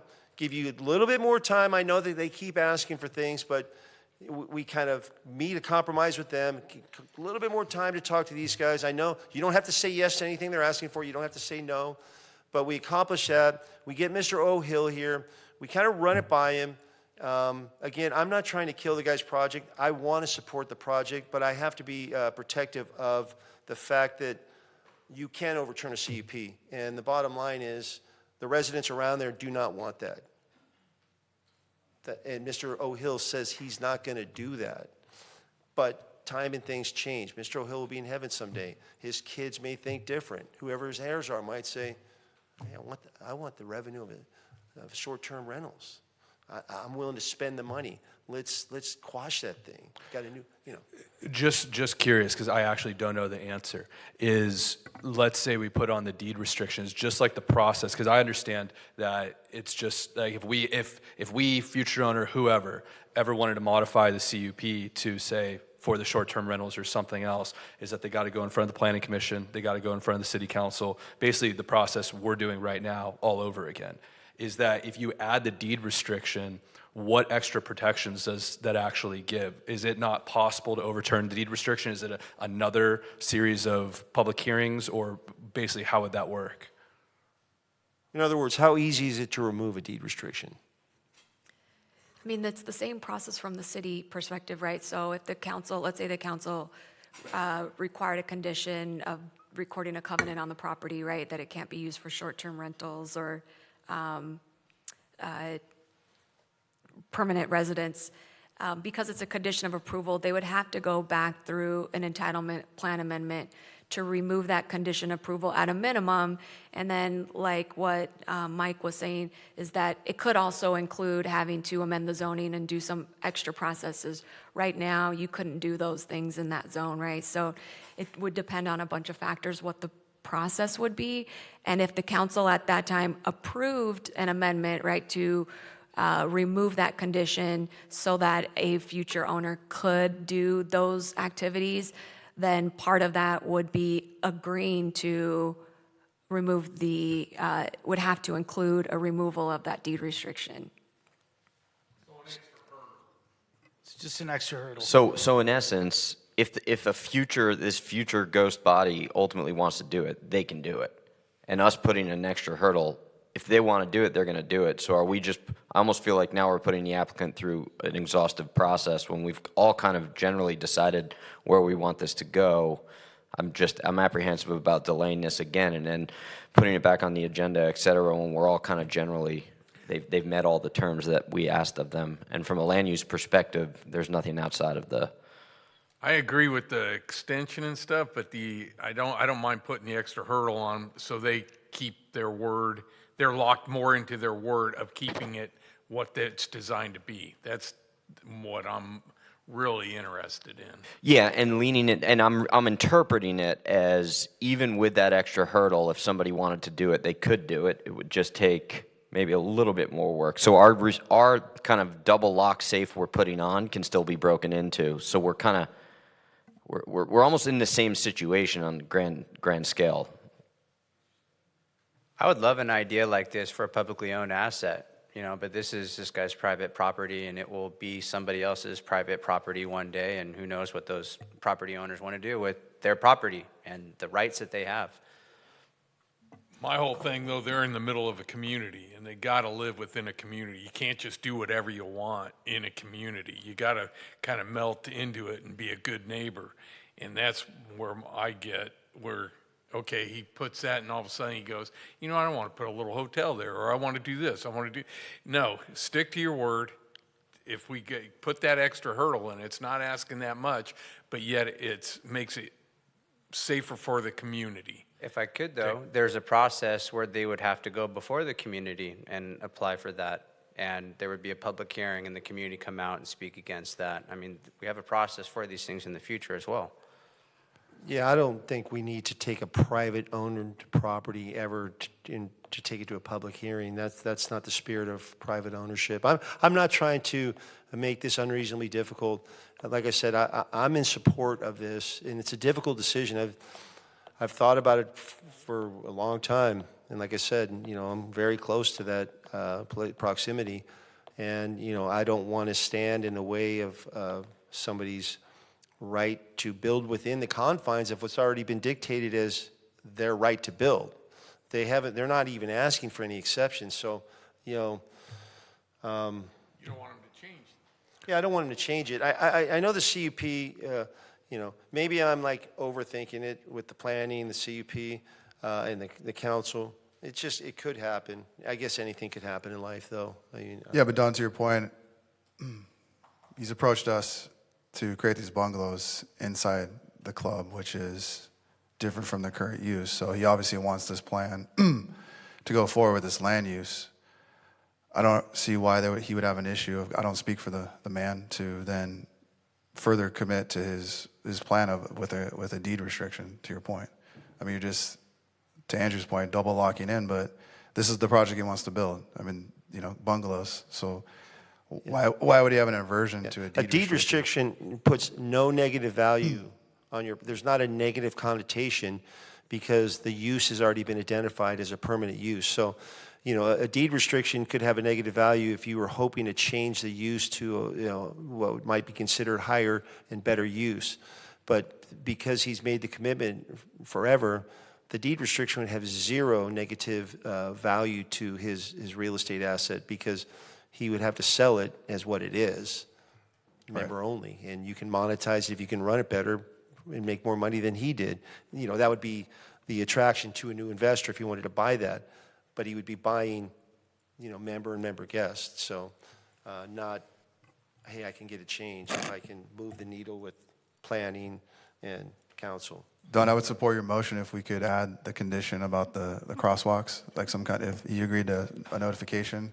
Like, could you do it both ways for pedestrian notifications and vehicle notifications on those two crosswalks? Yeah, I mean, it could probably, what I'm thinking is, you know, what we were talking about with the illuminated sign is that the sign like blinks or something. Yeah. When there's, or maybe it just blinks, like generally if you open the gate, you're going to see the blinking crosswalk. Could you or also, blinking- could the you also blinking maybe, sign. yeah, is there a way to, the other way as well, where pedestrians come in, then it would notify the cars? Yeah. Okay. I'm sure that's doable. Yeah.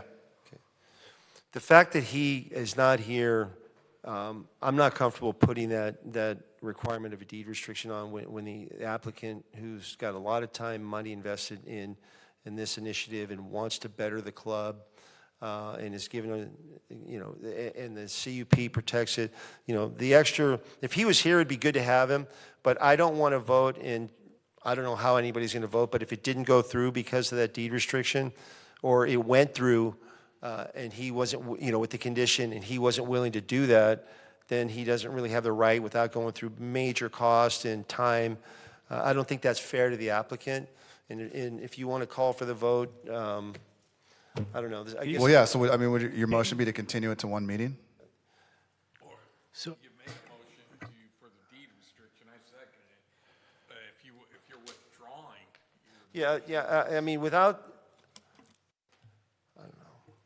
I think you're being reasonable, Don, you know, I mean, it's his property and no matter, I mean, the double lock, it could be broken open.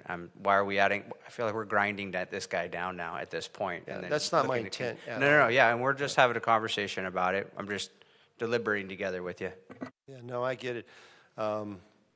If you were to said, hey, if we approved it that way, Jennifer, and he said no, if you said he could come back and, you know, lobby, you know, one more time in person, I might be more inclined. But, you know, to make a vote with that kind of a restriction on it, that he might, for some reason, be thinking about something that I'm not thinking about. He's a lot smarter than I am. He's a lot more successful than I am. And maybe there's another reason that I'm not contemplating right now that he would not want that. So I'm not comfortable with my motion since he really doesn't have a fair remedy and he's not here. So I'm going to have to rely on the CUP. and the language in the, the CUP and the fact that it would still be a lift to get that changed. Is that correct? It would still be fairly arduous to change that. Yeah, it would take, at a minimum, a public hearing of amending the CUP, but if the zoning that's currently in place stays in place, you would have to also request a change to the zoning code as well as a change to the local coastal program and have to go through coastal commission. So Jennifer, does the current zoning prevent short-term rentals and long-term residential dwellings? Yeah, it would have to change to residential zoning. Okay, that makes me feel a lot better. All right, I withdraw my motion. Okay, so then, Pat? It's withdrawn. Okay. Can we put on the confirmed as a condition? Would you like me to repeat it on the? Yes, please. Yeah, just to put illuminated pedestrian and vehicle, I guess, crosswalk warning signs both ways. So when the gate opens, it illuminates at the crosswalks. When the pedestrians cross the crosswalks, it illuminates. Okay. Mayor? Yeah. Do you also want to, so right now, the differentiated materials for the crosswalks and the drive aisle are not in the current conditions, so Can we does the add those council as also well? want to add that as a condition? Please. Okay. So can you repeat them all, Jennifer, so we can hear it? Signage for both the pedestrians and the vehicles at the drive aisles, Yep. as well as differentiated materials and colors at the crosswalks and in the drive aisle. Perfect. Anything else? Anybody else? You want to make a motion? Yeah, I'll make a motion to approve with those conditions. And Jennifer, can you also just repeat the current conditions that the Planning Commission put on it as well? So just all the conditions now total, so everyone's on the same page. Hold on, my. Yes, we'll God we'll bless. split up right now. So these are the conditions. So kind of in point, saying the use will comply with the following, and these are, the loss will be limited to the Huntington Club members and their guests only, less than 30 days only. We have condition 2B that says that the units won't be converted into residential units or short-term rentals, open to the public.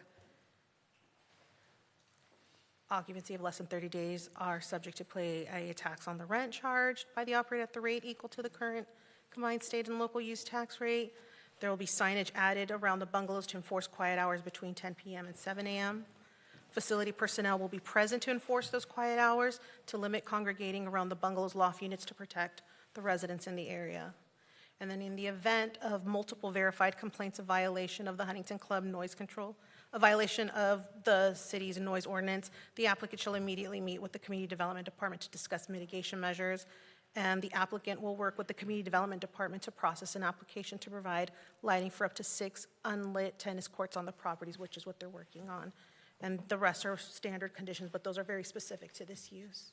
And you also committed with the appellant, what was it, to resurface the courts? What else did you agree to with them? It was to fix the surface of the tennis and pickleball courts, to refinish or replace as needed. Basically, the tennis fencing, pickleball fencing, structurally is fine. Aesthetically, it could use a little help. So refinish or replace as needed. And then the last one was to do workshops with them, so they may give input on equipment and furnishings for the new clubhouse. Can we add that as a condition as well? Okay. Yes, sir. Yeah, go ahead. Thank you guys very much for the deep conversation on this. On behalf of my clients, Bless seeing you. where things are going, we were hoping that in G, it shouldn't just be that they shall work with the Community Development Department, but that They will. a condition of getting this permit is actually getting them lit, right? The backcourt's lit. I think the issue though, right, is that's another entitlement process. Correct, Yeah, it's a separate one. We can't necessarily, there's no control, it's a discretionary review. Yeah, that's the weird, I know. I have an issue with that one as well. It's a weird loophole vortex that we can make it a condition, but that has to go through a process, and I think the shall makes them go through it, right, Joanna? I know. And to be clear for just my clients, it could be rejected and the plan could go forward. Correct, right, Joanna? Yeah, they would still have to go to the public hearing. It's up to the hearing body, in this case, the Planning Commission, to either approve it or deny it or Could you make a, I hate to keep throwing conditions on, but if it were denied, could you condition the applicant to appeal that to council to satisfy this condition? It's difficult when it's a separate entitlement. Right. I mean, I'll let, Well, if the language says that they have to get the back courts lit, and then eventually they don't, then this use permit fails. Yeah, so what happens there? Well, that's why we don't want to have a condition. That's why the planning commission didn't make a condition that said they have to have the back courts lit, because the planning commission cannot predetermine a future discretionary action. Right. Which is why they said they had to work with staff to basically apply for that. And where's that process right now? It's been deemed incomplete. The applicant has comments. It's in there's plan check? it's not in plan check, it's in the early stages of the entitlement review. We are working with them over some corrections that we had. Okay. If you'll, let me put a few more out there just for your consideration.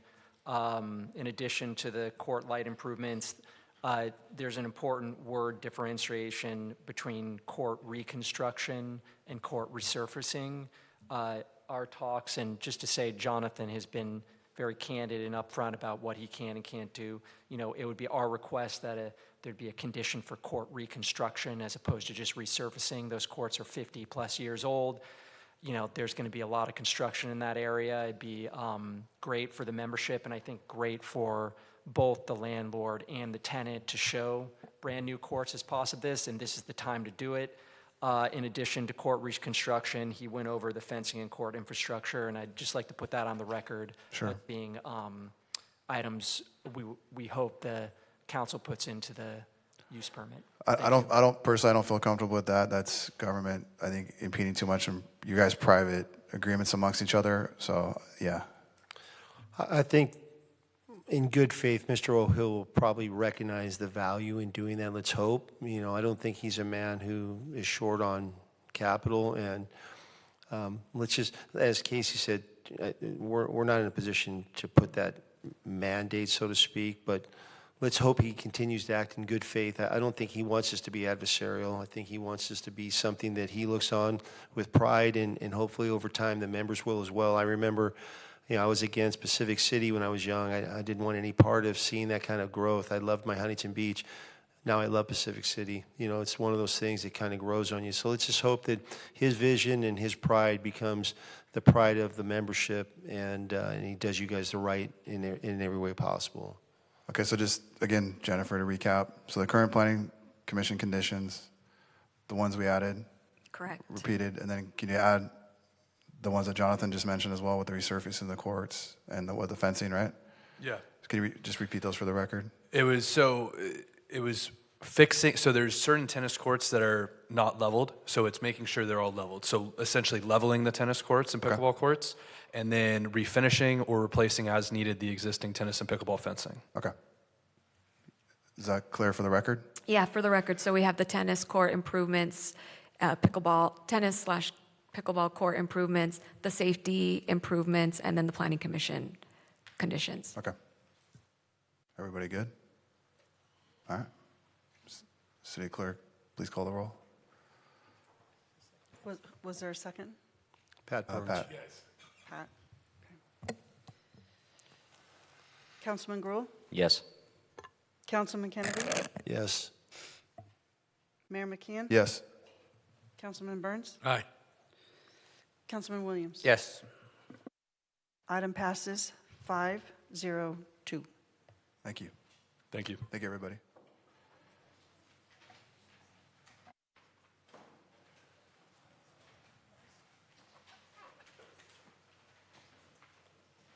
All right, moving on to the city manager's report. City manager, please introduce your report. Yes, thank you, Mayor and City Council. We have an e-bike update report to be provided by our police department. Yes, Sergeant Mike Thomas will give the presentation.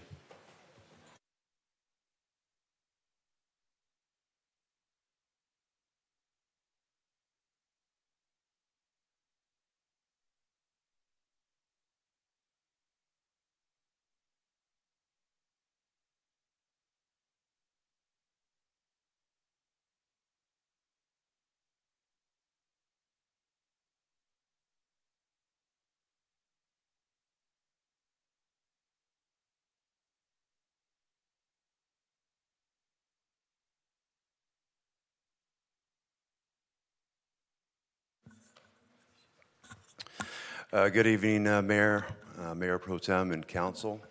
Mike Thomas with the Police Department.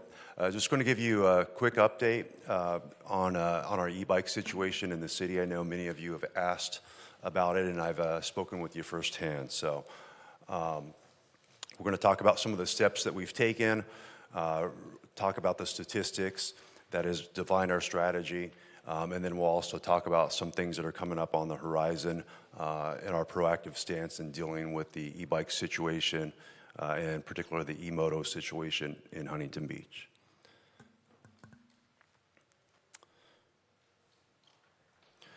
So when we started keeping statistics about 5 years ago in 2022, we were at 72 crashes citywide. Through last year, we're at 198, which represents a 175% increase. Of course, we have been increasing every single year, but we have adopted some strategies to be proactive to address the issue. And of course, e-bikes are becoming just more and more affordable and more prevalent. And so the statistics that we're seeing in Huntington Beach are not uncommon for other agencies, particularly in Orange County, where really we're kind of the hotbed for e-bike and e-moto activity. Just an overview of our statistics, things that we pulled out. About 50% of all of our crashes, and this includes those who are not at fault. So really, like if a car pulled in front of an e-bike and they're on the right side of the road, this would also take into consideration that number. But about 50% of our crashes involve someone under the age of 18. We started looking at, last year was the first year that we actually started pulling out the under 18 group, and we defaulted to the 11 to 14 and 15 to 17-year-olds, so essentially middle school versus high school. As you can see, middle school out of the crashes, 44 versus 23, so almost double the amount when you're talking about the middle school riders. So we've focused a lot of our efforts when it comes to education and enforcement around middle schools particularly. Riding on the wrong side of the road, though the third most common, what we call primary collision factor, or the reason for the crash. For under 18, it's the number one reason that contributed to a crash. And then finally, as I mentioned, many of the crashes that we see, almost 1 in 3 of our crashes, the rider is not at fault, which really has affected the way that we have dealt with the situation, which I'll get a little bit more into. So these are just kind of a general overview. This is all ages. The top 3 reasons for the crashes, they're in order: unsafe speed or speeding, unsafe turning, and as I mentioned, wrong side of the road, though it is number 1 for under 18. Going back to that 1 in 3 statistics that I talked about, we recognize that many of the riders that are on the road, particularly when it comes to the young riders, a lot of them just don't know better, and we feel that education is a very effective strategy, coupled with enforcement, of course. I'll talk a little bit about our diversion program that we've been doing in Huntington Beach. But one of the unique things that we've done in Huntington Beach that others are starting to really emulate in their communities is our hands-on rider training. Addressing the actual strategies, I'll get into that. Looks like I'm stuck here. Maybe you need to hit that arrow on your screen.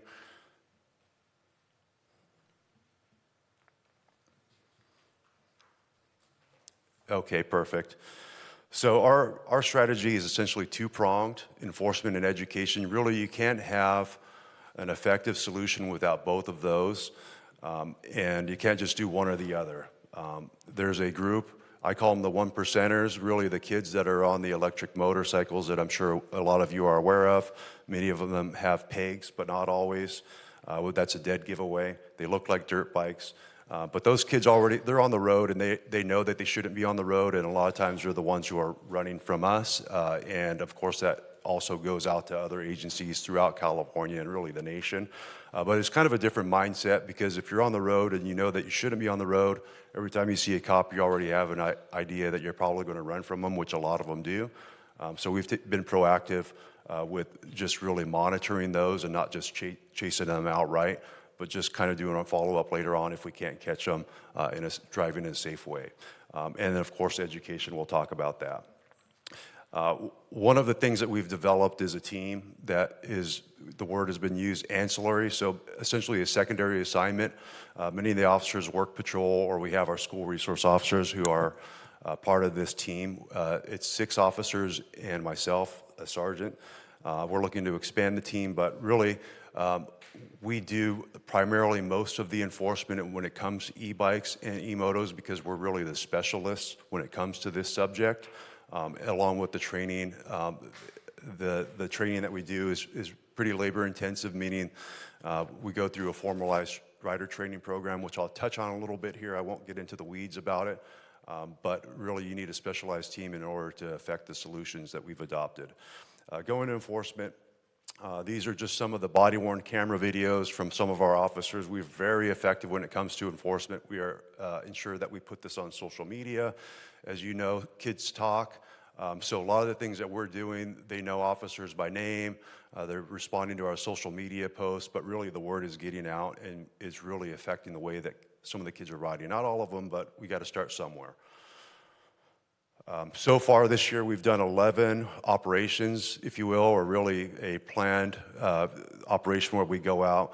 We're going to begin incorporating the beach service road. We have some officers that last week that 3 of them were trained on LiDAR, or essentially like a radar detector. We're going to be using that on the beach service road. We've done that in years past, but they're going to be team members, so it's going to be a little bit more effective, and we can do it. We just organize and then just rally if we need to deal with an issue. And also with our sidewalk ordinance, which Councilmember Vandermark brought last year, and it has been a great for us. That obviously deals with the speed limit, so that'll be helpful. 78 citations so far, many of those written by the team. Really quick, this case was from November of 2025. I won't get into the details, but essentially 2 minor riders, same father, riding the same motorcycle. We let the motorcycle go. He had good reason. 2 of the 3 times, on the 3rd one we took it, and we ultimately approached the DA's office, and the DA's office was very interested in the case and ended up prosecuting the father. It was a misdemeanor, but that really was the catalyst. Soon thereafter, Yorba Linda, the OC Sheriff's Department, they filed a felony case, though it predated ours. The DA's there talk, and so really our case was a kind of that first domino that fell, and now we've had a number of cases since this time get filed with the DA's office at other agencies. And so we're very proactive when it comes to working with the DA's and, of course, with our law enforcement partners. Just so to give you some more totals and get you up to speed on everything, so far this year, we've had 6 pursuits. As I mentioned, our policy states that unless we have a serious imminent threat to the community that we can articulate, we're not going to pursue them. We're not going to be traveling on the wrong side of the road, which is what they typically will do. Going high speeds, we will really dial it back and go into an observation mode, and when possible, use our drones or HB1. And as you can see, 11 impounds.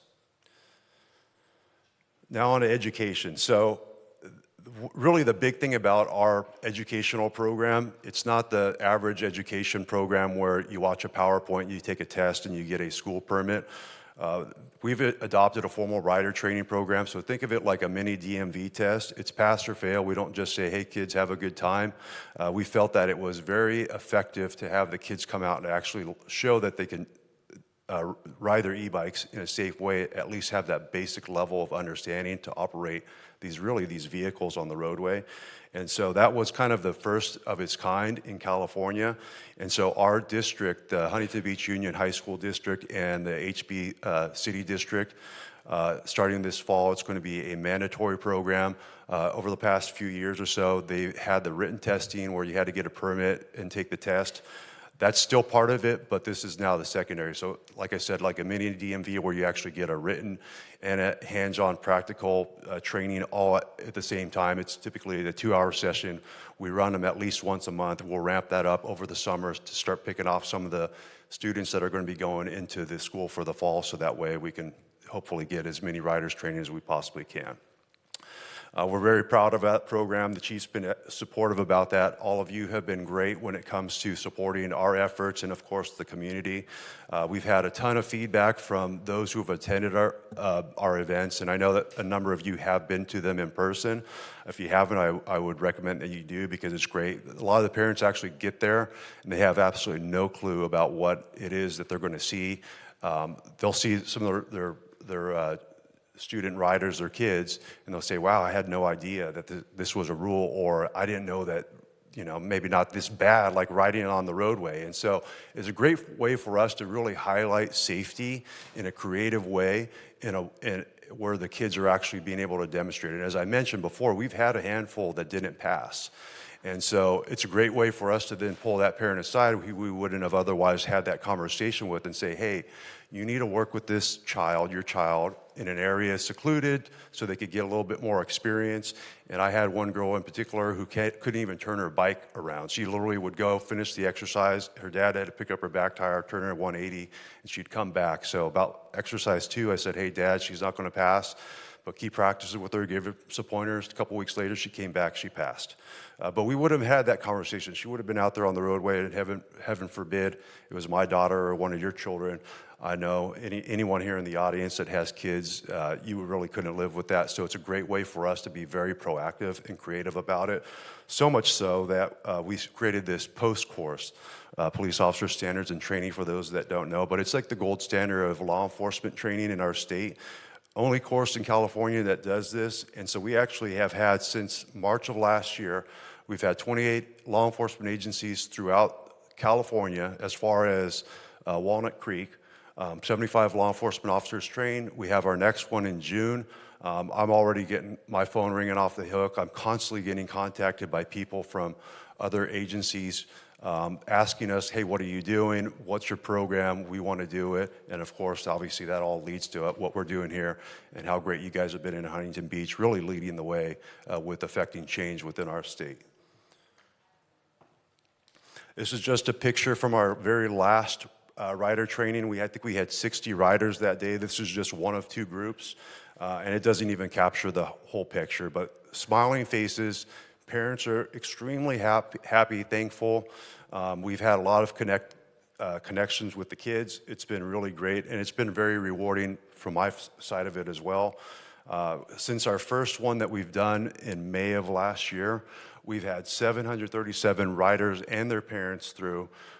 And again, that leads California really because we're at the forefront of this program, and it's just a great number to point to just the success that we've been having in our city that others want to emulate.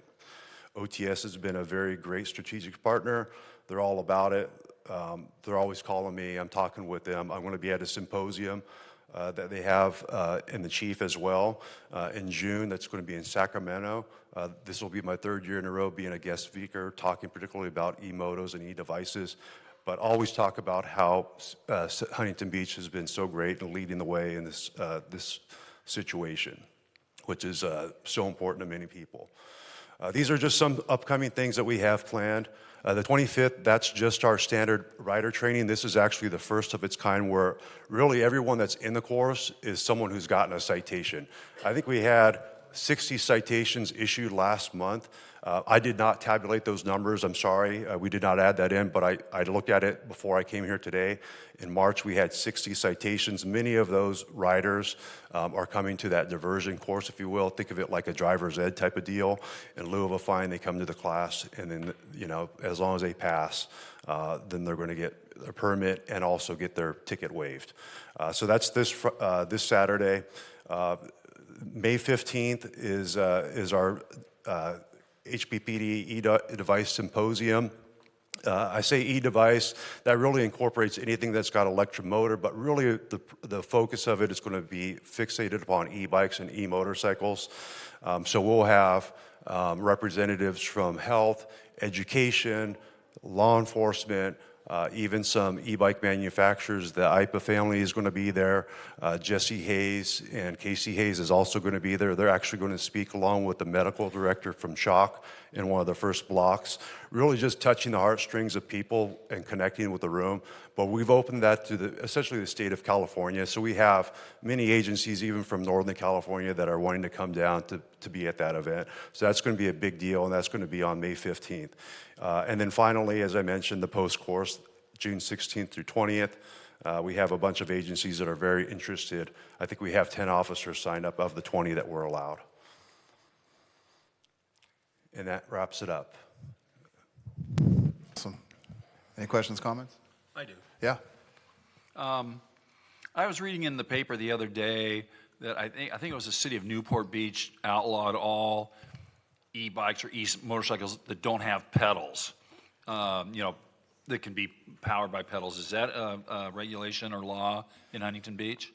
So if they don't have pedals, they're absolutely not an e-bike. If they do have pedals, they might be an e-bike, if that helps to fix the problem for you. So there's a lot to it. For us, speed is the #1 indicator to tell whether it's a pocket bike or an electric motorcycle or an e-bike. So there's some other factors too that define what an e-bike is. There's 3 different classes, but without really going into if it doesn't have pedals, outright we know it's not an e-bike. Absolutely not. Thank you. And just one more question.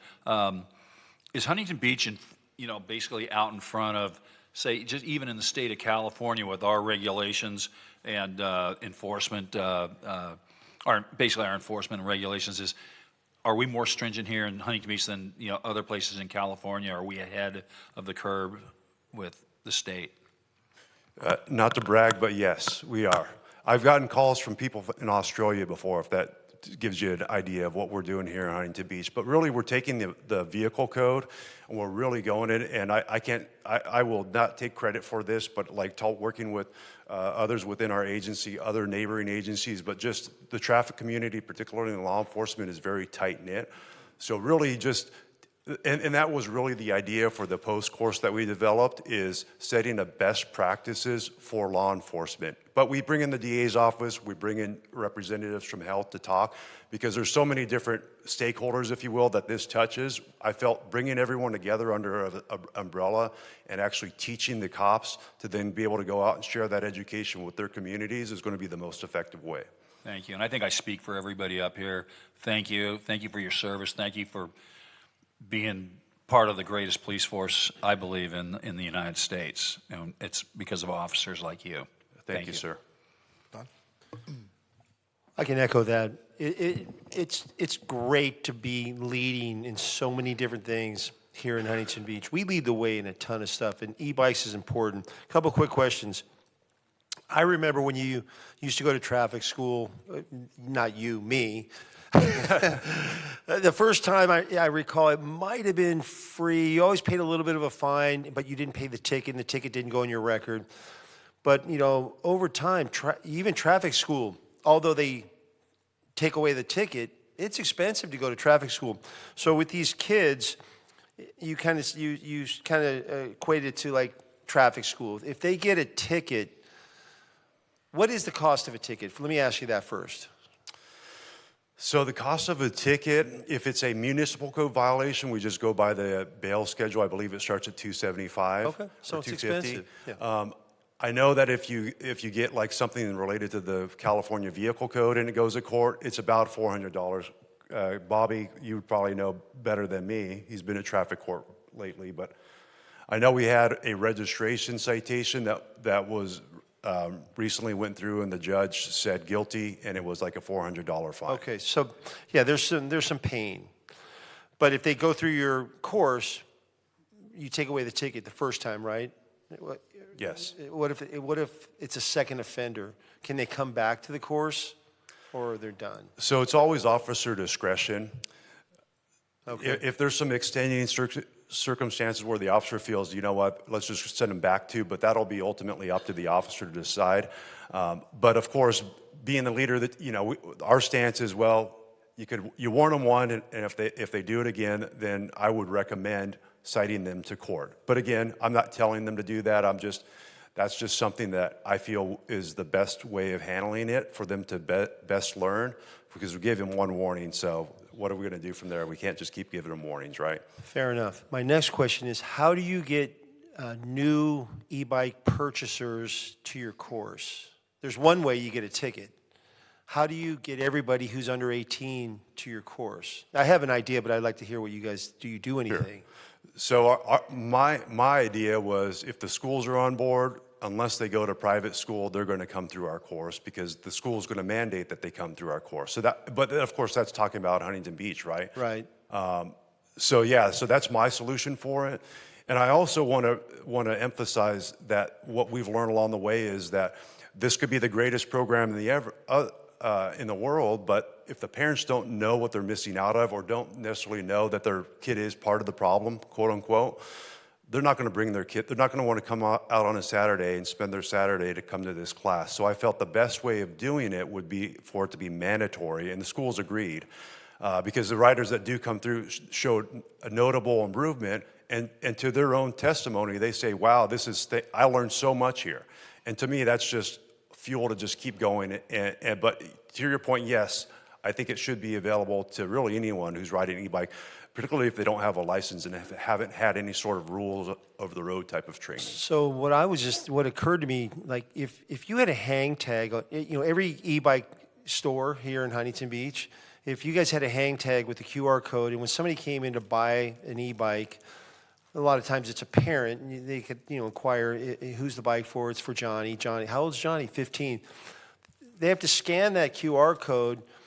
When I was younger here in Huntington Beach, you had to go to just right here and get a bike license.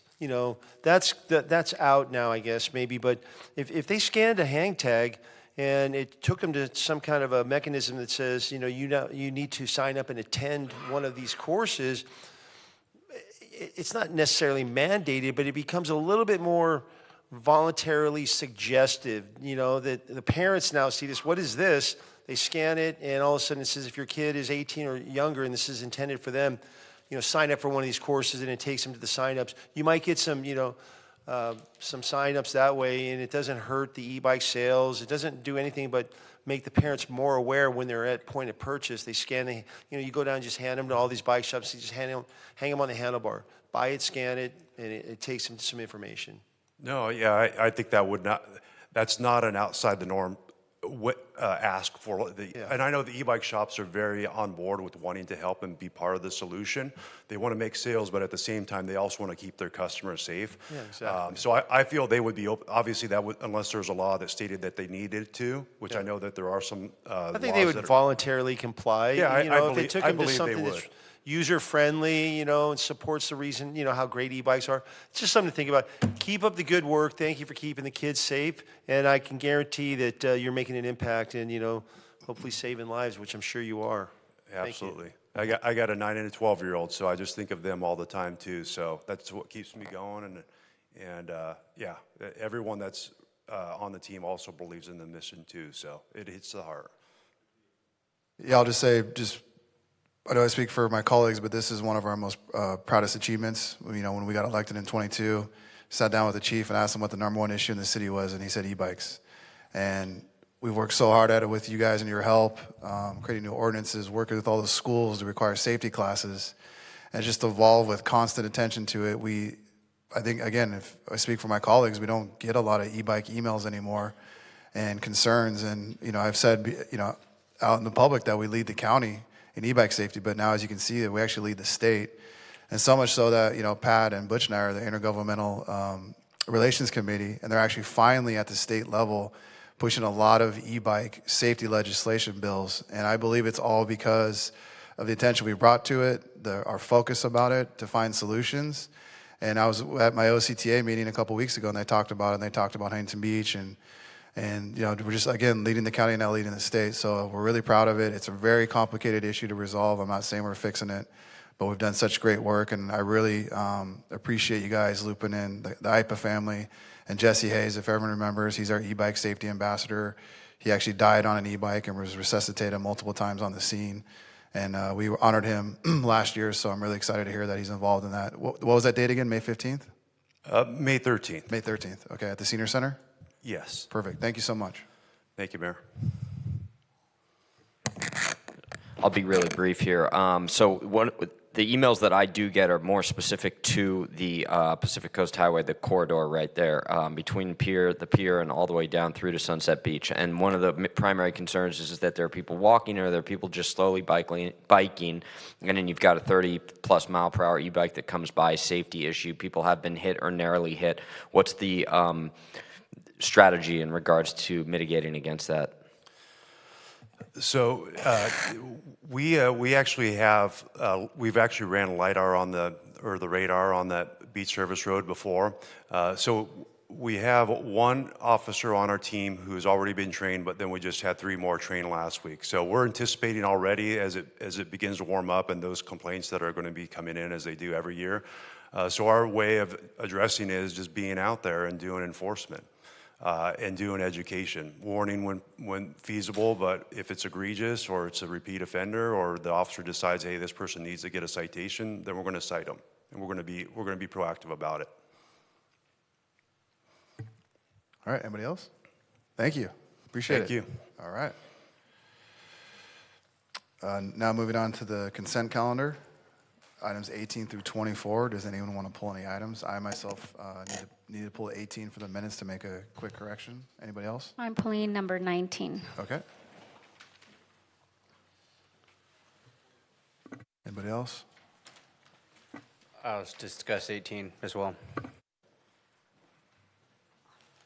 Perfect. Do I have a motion to move the balance? Motion to move the remaining items. Okay. So that's 20 through 24.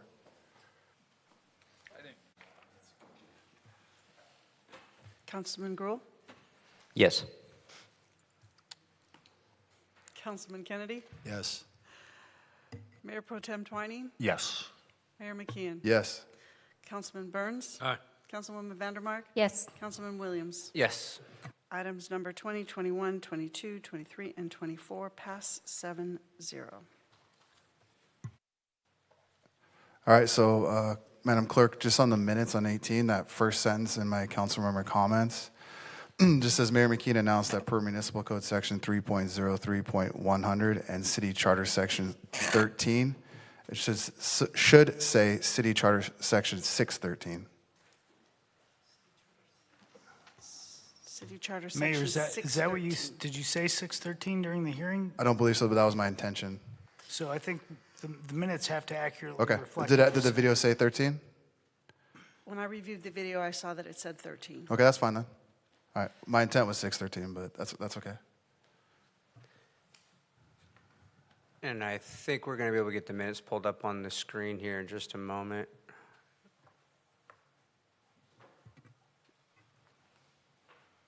Before you start, Councilmember, just so we're clear, the minutes are as they were stated during the meeting. If there was a error in the minutes, that's okay, but we can't correct or change what was said during the meeting.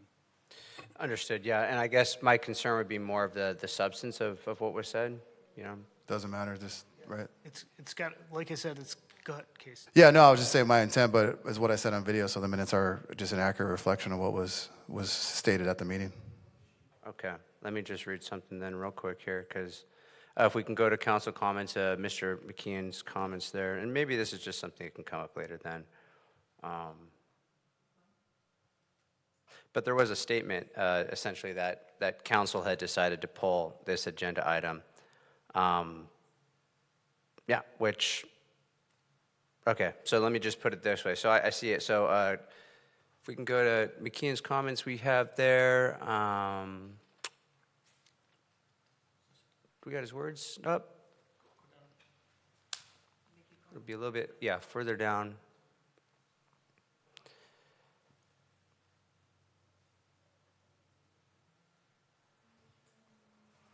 Yep, you're right there. Oh, okay, so just reading it from the top here. It says, Mayor McKeon announced that per Municipal Code Section 3.03.100 and City Charter Section 13, the request for proposal process is not required for administrative item number 22 regarding a professional service contract between the City of Huntington Beach and Wolf Haas. He added that council, due to expressed community concerns, has withdrawn this item in order to implement the RFP.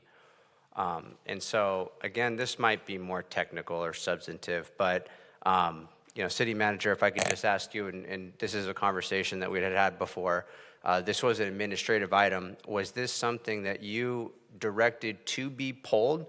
And the question isn't whether or not you're happy it was pulled, but did you direct this item to be pulled? I discussed with the mayor about pulling the item. Okay, but was there any direction to pull the item directly from you?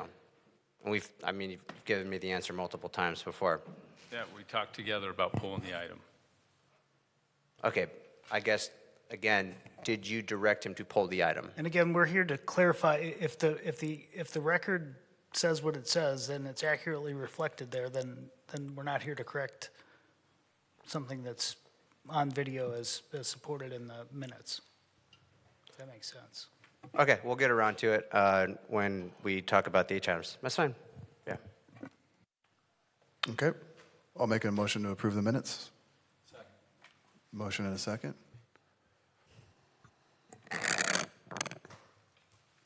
Councilman Gruhl? Yes. Councilman Kennedy? Yes. Mayor Pro Tem Twining? Yes. Mayor McKeon? Yes. Councilman Burns? Aye. Councilwoman Vandermark? Yes. Councilman Williams? Yes. Item number 18 passes 7-0. All right. Vandermark, number 19. So this is an item I'm excited about.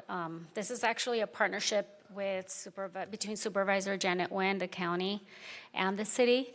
One of the promises that we made while we were campaigning was that we were going to tackle the homeless issue. We were going to reduce the numbers. And we started working to look into the funding. We started working with the Homeless Task Force and our police chief and our fire to see what it is that we can do.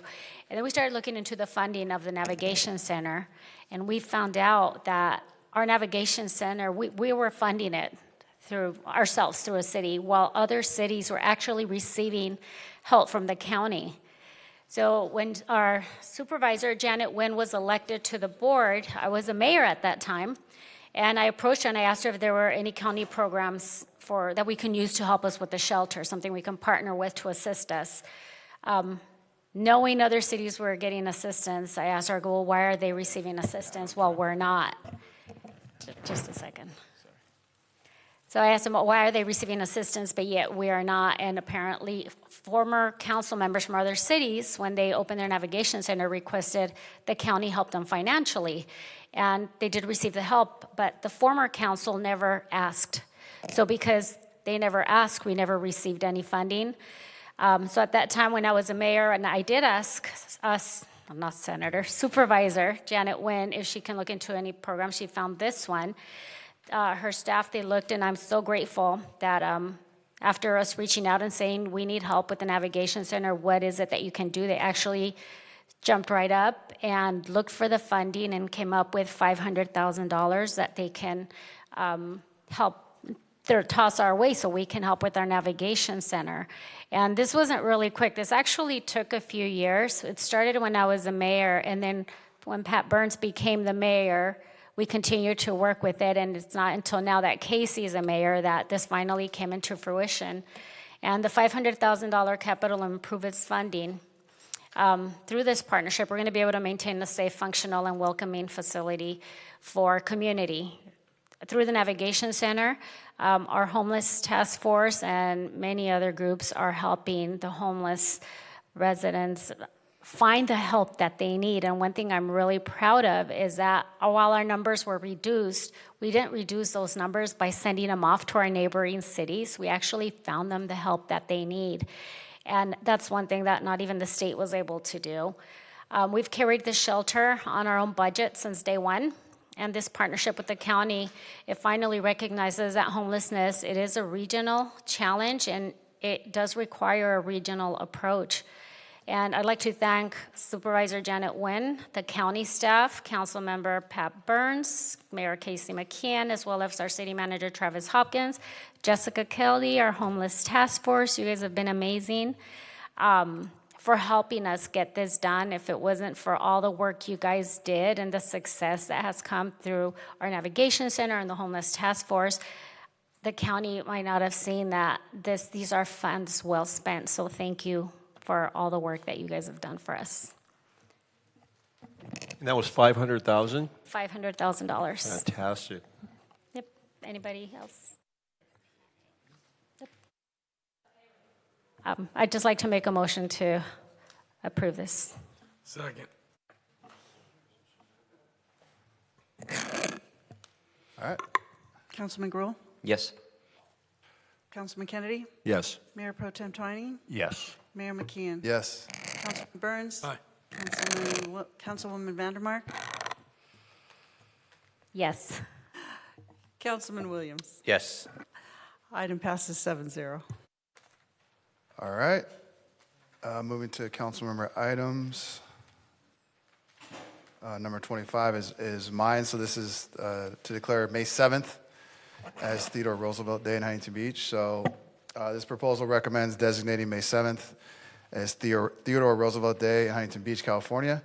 The day marks the anniversary of Theodore Roosevelt's first visit to California in 1903 during his well-known 9-week Great Loop Tour, one of the most memorable presidential journeys in American history.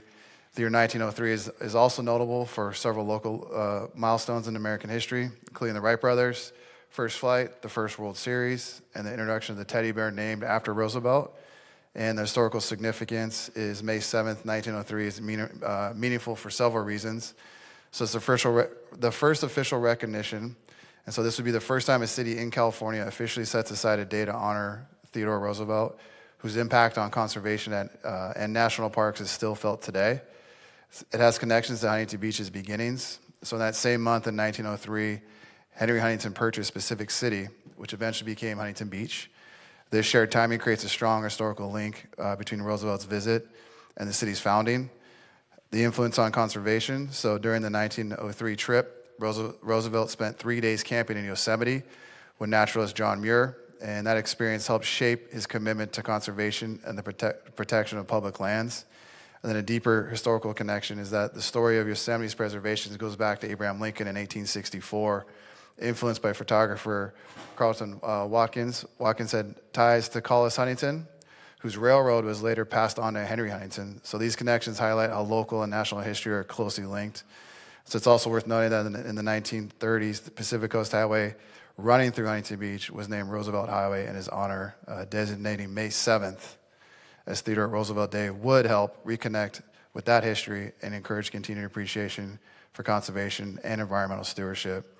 And recognizing this day would honor Roosevelt's legacy while also tying into the celebration of our nation's 250th birthday this year. And so this would also, one of the speakers talked about it, with our celebration committee. We're big on history, and it's been a very successful committee of like local and national historical events, and so that's another way they can weave this into their celebration. So the recommended action was I would just like to make a motion to request staff to bring forth a resolution at the May 5th, 2026 City Council meeting declaring May 7th, 2026 as Theodore Roosevelt Day in Huntington Beach. Second. Questions, comments? Clerk, please. Just a quick comment on that. Yeah. You know, my wife and I, along with 5 or 6 other couples, spent almost 2 weeks in Croatia this last September. And the number one thing the Croatian people wanted to come to the U.S. to see was the national parks. I couldn't believe it. They were so excited to talk about the national parks, and when we were telling them the different parks we've been to, they were astounded. Croatia's got a lot of beauty, but I talked to so many people that said, I want to come to the U.S. I said, why? They go, we want to see the national parks.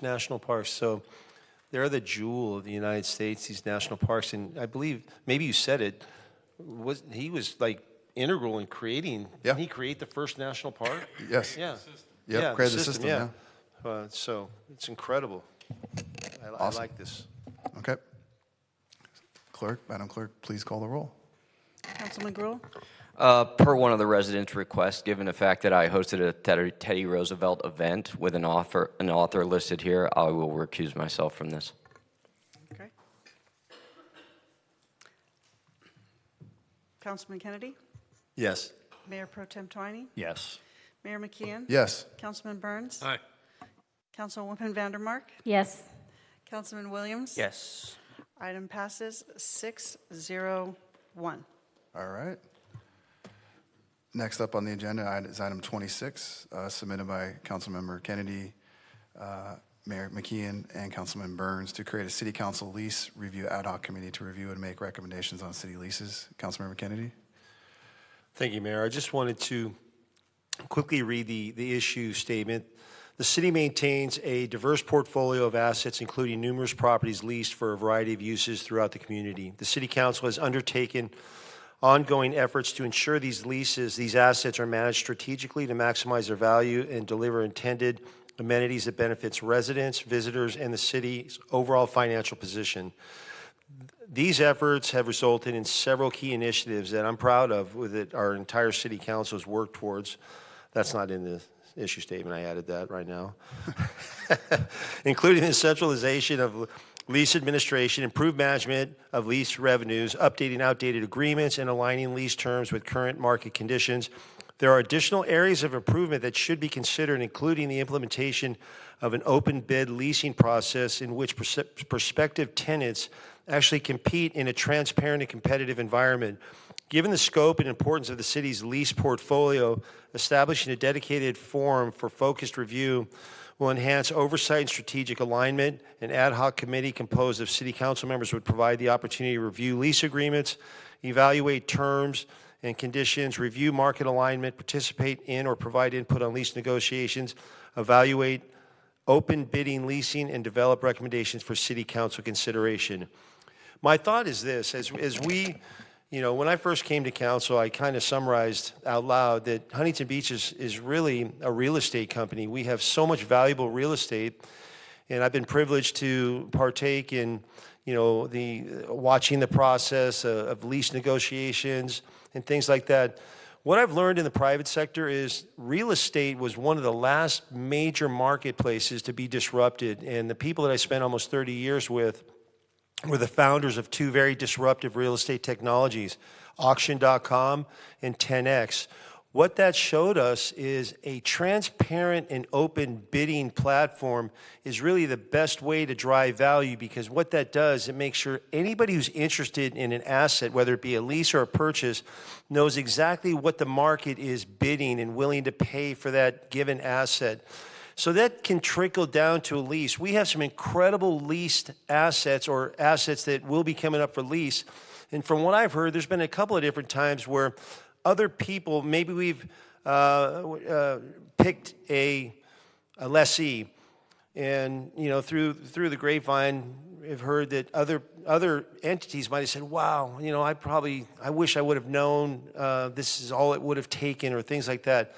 The spirit of this initiative would be create, not necessarily for every asset, but for the A locations that would drive competitive bidding where there's real value in being the lessee on these locations, to let every participant know exactly what we used to say in the auction business, where the money is. So in other words, if I want to lease property A down here, and I'm a person or an entity, and I say I'll pay this much a month, I will put this much money into the property, this, that, and the other thing. Somebody else that might want that asset a little bit more in a transparent environment might say, well, you know what? I'll pay X plus 1. I'll actually put a little bit more money into that asset, and I'll do X, Y, and Z. And then that gives anybody who's interested the absolute knowledge of what it's going to take to be the winning bidder, the winning lessee for that property. There's no better way to drive value than having an open, transparent marketplaces. That's why Sotheby's and some of the greatest assets in the world are done through auctions. Valuable paintings, coins, cars, you name it, anything of value. You want to drive value, you make sure everybody who's interested is aware of it and make sure they know exactly where the money is. So I'm not talking about a complex system, but I am talking about, instead of a sealed bid, an open and transparent bid where people that are interested in a property know exactly what it's going to take to be what I would say in the money or the top bidder. And everybody has a fair opportunity to counter, outbid. So it's a great way to drive value. So this is something, the ad hoc committee is not designed to pick winners. It's designed, really the ad hoc committee is designed to have oversight on the process, number one. People, and we're going to see this on the next thing with the Wolf House, RFPs are not a perfect science. So I'm bringing my private sector experience into government, and I'm seeing with my cohorts here, we're making a lot of progress on managing inefficiencies and creating opportunities. So this is, I'm not saying it's inefficient, the process, but I'm saying there's room to develop and enhance. So the ad hoc committee is going to be designed to kind of be a steering committee in regards to a better way to bring to market starting with our A locations. That's number one. Secondly, as we've gone through some of these lease negotiations, in the end, as I'm sitting there, I'm thinking to myself, I've got a lot of experience in commercial real estate and lease negotiations.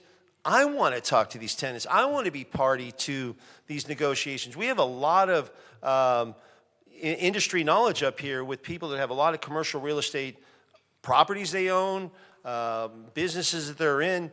And I think that we should be part of the negotiation when we're getting down to some of these locations, rather than us kind of giving the talking points to somebody that doesn't have, this is not an indictment on anybody who's the messenger, but if they don't have the experience that we have up here as a council that currently we're not leveraging, I think it would be beneficial for the city, the residents, and everybody involved that there's a few people that are part of the negotiation process with the potential lessees. Again, I'm not talking about every small location, but some of the A locations, we can start there so that the communication doesn't get lost in the messenger or lost in the translation, where we can negotiate deal points right then and there and come to some deal points with the winning person, the winning lessee, if you will, and basically drive the best value for the city, fair value for the lessee, and the best possible revenue out of our A locations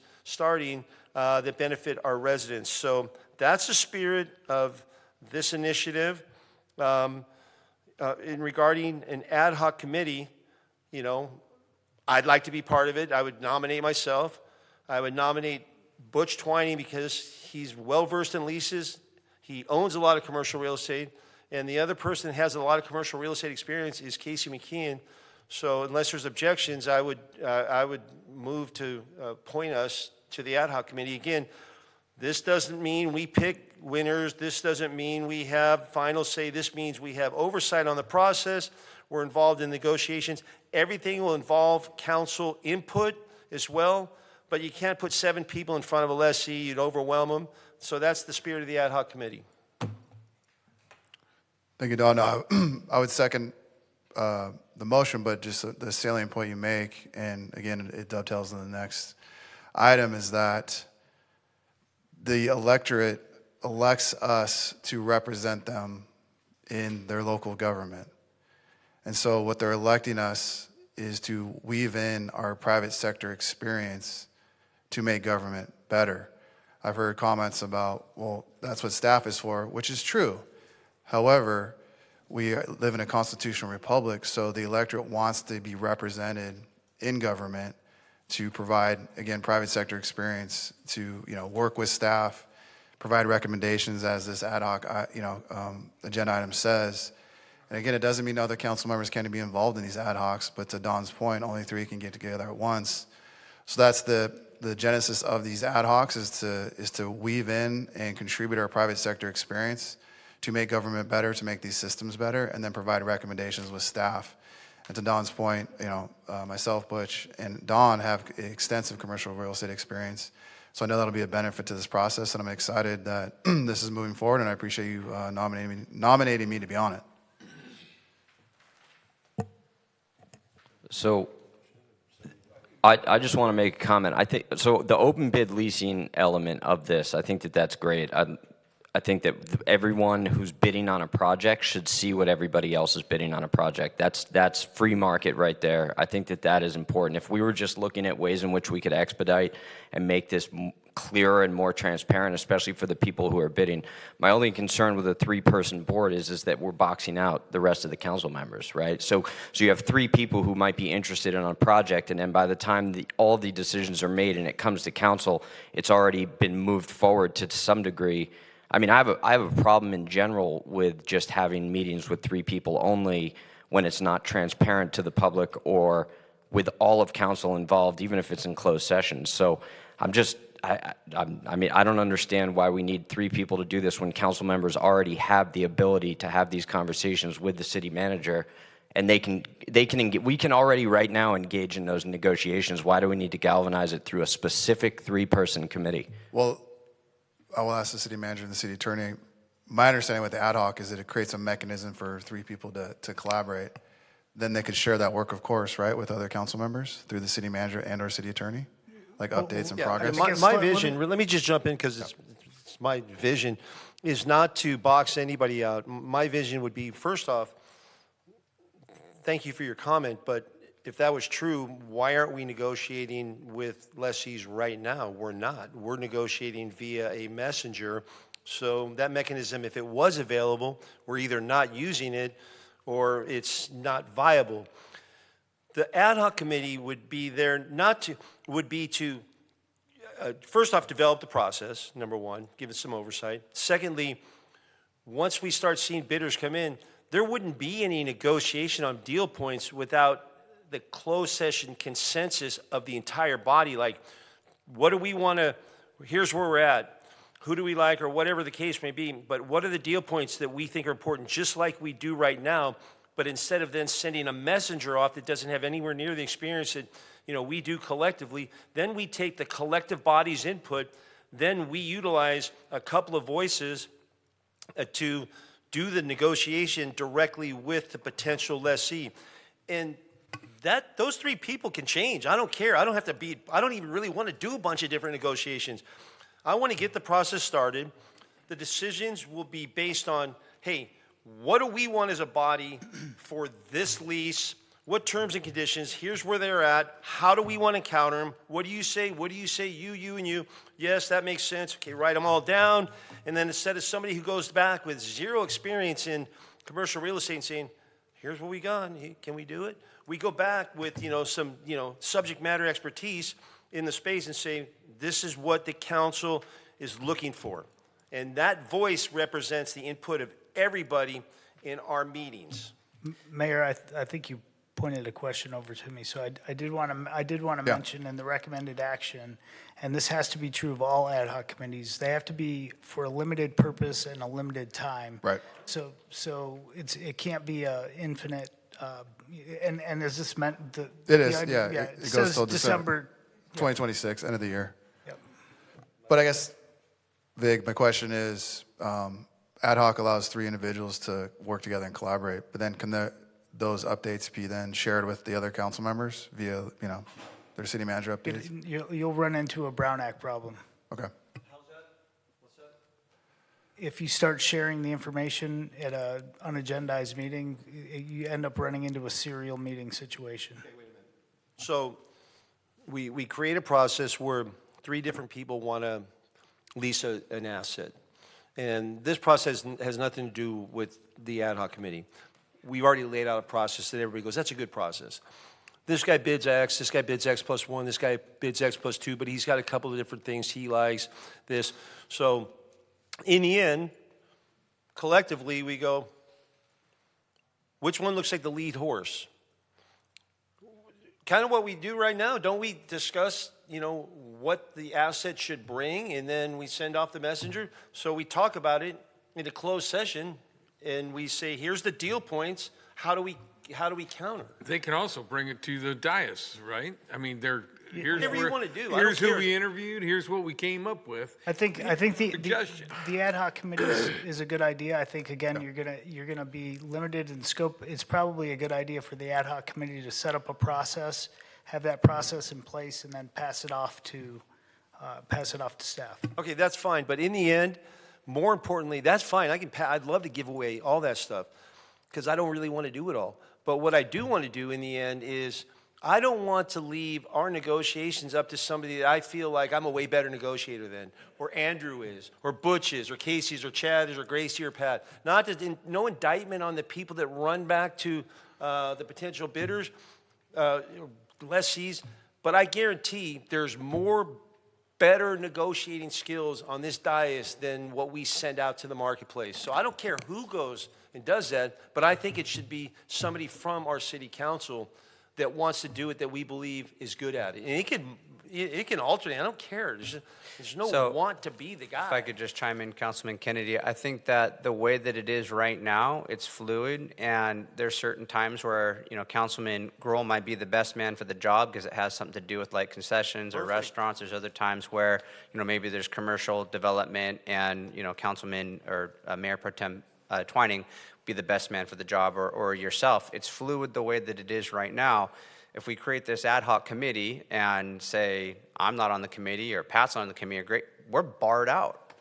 No, We're you're not barred out. because we just said that the ad hoc right now. Then we'd have to re-vote for new ad hoc committees over and over. But the way it is right now, at any given time, we pay attention to these leases that are coming up as council members, and we could decide just as, you okay? Yeah. We could decide just as we have with some of the recent ones that we've worked on, that as council members, we can kind of just dive into this. I'm like, hey, I'm going to roll up my sleeves. I'm going to jump on this one right here. That's fine. So let's create the process. I'd like a little bit of input from the ad hoc committee, create the process. From there, we can turn it back out to as it is, status quo, but with one caveat. The final negotiations back and forth, I want people from the dais, like you said, maybe it's a food product location. Gruel, you do it. Maybe it's something that's your wheelhouse. You do it. Maybe it's something in my wheelhouse. I do it, or two of us do it. I don't care who does it, but any one of us, when it's specific property types, has a better ability, in my opinion, to negotiate face-to-face with tenants on some of these high-value targets than sending off a representative from the city. And if you don't agree with me, then that's where we're How different. about, And maybe you how can about ask- if the ad hoc committee develops the process that's that fine. includes, and you guys get together, you develop a process that includes council input Of or course. council member input? Could we do this? Maybe we just make some type of, rule that, any future leases, any type of asset that's going to be negotiated on, it's just almost like a rule of three that you have to involve 3 council members, but doesn't necessarily lay out who those council Yeah, members that's are. fine. Yeah, Okay, well, that way you're I assured. don't care. Yeah, that is fine. So that's, Hoping just to make this point, that way we're assuring that there is a council member involved, right? Someone from the dais is involved, but it doesn't bar people out that aren't on that ad hoc committee. And I know that it could be changed, but you have to vote on the change every time that it happens. can be as and- fluid as it wants. All I want is to change the process, make it way more effective for our assets, and then change the negotiation tactics. So in the end, somebody who's that we go, hey, this one's your wheelhouse. You do this one. Gracie, this is perfect for you. You got the right ideas. Take all our input, ball it all up, and go get it done. I don't care who does it. and you can we can do that? set that up, so you guys should, that's a good reason to set up the ad hoc committee to develop that process. Okay. Yeah, no negotiation will happen without, everybody going, Gruel, Twining, McKeon, Burns, you do it, Williams, Kennedy, whatever. But so the key for me, I'm looking at everything, especially because it's the theme is transparency. Is it possible to involve residents in this process? Or does it have to be? Why would you involve a resident in business? The ad hoc committee can get together, the ad hoc committee can and should get together and develop the process and then bring it back to council and you guys can debate on if that was a good process or not. Yeah, that's fine. So we'll start there. By the way, the reason I would involve the residents is so that we don't deal with the issues that we're dealing with right now where they think that things are happening behind closed doors. Well, I think you're going to learn, Andrew, that when you're, making decisions as a leader because you're elected or appointed, they're going to say that no matter how transparent you are. And so just by acquiescing, I'm afraid they're going to think there's no transparency, so let me get them in the middle of it. That's just not how it works. That's something you guys can work out Yeah. in your ad hoc committee. For sure, but to that point, I mean, the residents are involved through us. We're their elected official. They hired us through an election. And anything that is negotiated, any contract that's negotiated has to come to the vote of the people in public. So if leases, as they are now, or other contracts are negotiated in closed session, that is in closed session, then comes back forward into the front of the public to discuss and then deliberate and vote on its agenda. So the residents are involved in this process. They're involved, however, we all know that there's a ton of meetings that we have that the residents aren't privy to in which they're not nefarious meetings, but there's a lot of information, and we get afflicted by the curse of knowledge because we've heard the same subject over and over and over again, and then we don't communicate it clearly to the residents. We assume that they understand. So that's why I bring that up, is that it's really about the communication process, this being a public meeting, having them understand. I just don't want to put us in a position where it almost seems like there's more doors that are being closed as opposed to being open. That's a great segue right there to if it's in closed session, we can never disclose it. And if it's not in closed session, right now, we do not have a messaging platform to get the message out, which is why we're going to talk about Wolf House and anybody who can do that better than what we're doing right now on the next topic right now. Because, you know, I talked to, you know, the city manager and all these people, all the weed things, they think it's our fault. It's not our fault. But we don't have good messaging that gets it out there, and we can't rely on a couple ladies who got them doing a million different things if that's not their core job responsibility. We're getting off the topic. Okay, but to answer his question, you got an ad that's hoc- why we need mechanisms Okay. that we don't have. All right, motion and a second. So just to clarify, the motion is to establish a process not to review leases. And then after you guys, fine. through the ad For hoc now. Yes. committee, Yep. and then once the process is established by whoever is in that ad hoc committee, it would be presented to the council, and then we can approve or not approve. Correct. Perfect. Okay. And there won't be any designation of who does lease negotiations, but I think hopefully you guys will all agree at some point that every time we're dealing with a high-value target that can drive a lot of revenue, that somebody that we believe is good at it from the from our team of 7 is involved in the negotiations. I don't care who it is. Yeah, then we can line that out. But will we have further discussion on that? So like, are we committing right now to a specific, I know we're not committing to the people, are we just committing to the idea of galvanizing that process and streamlining that process and then bringing it forward to a future meeting to discuss? We're going to create a process, as Gracie said, and then bring it to you guys, and you guys can do the secret thumb vote. Yes? No? Yeah, but ultimately, like ultimately whatever process happens or gets decided has to come to council for a vote, whether it's a contract or anything. Everything that's in closed session, when it comes to finality, it's reported out to the public. So if there's a contract or a lease negotiated, once it's finalized, it's either reported out or it's agendized, whether it's, you know, labor contract negotiations that are finalized. I mean, everything is agendized to the public. And so residents are involved. And any council member can go out and engage with residents and get their input on any process or procedure in the city.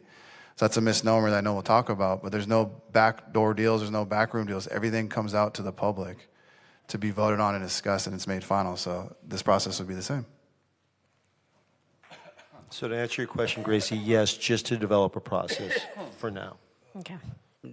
So is that like a substitute motion then? Because the recommended action as it's written is to establish a city council lease review ad hoc committee consisting of 3 council members to review city leases. No, you're right. Substitute motion, right? Substitute motion to create a process to bring back to council, just for the bid process. There was really no motion to begin with. Yeah, I did, but I like Gracie's motion, or substitute. There was a Counter- first and a second. Counter to the language, Gracie's motion to create a process, correct? To create a process, and then once it's created, it will be brought to the entire council so we can say yes or no. Yeah. If anybody didn't second it, I'll second that motion, Gracie. All right. City Clerk, please call the roll.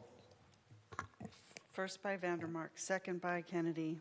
Establish the process through the ad hoc committee to review leases, then brought back to the council. Councilman Gruhl. Yes. Councilman Kennedy. Yes. Mayor Pro Tem Twiney. Yes. Mayor McKeon. Yes. Councilman Burns. Aye. Councilwoman Vandermark. Yes. Councilman Williams. Yes. Item passes 7-0. All right, moving on. Item 27, submitted by Mayor McKeon to create a city council ad hoc committee to review and make recommendations on the request for proposals for the creative strategy, branding, merchandising, media communications, and film industry systems.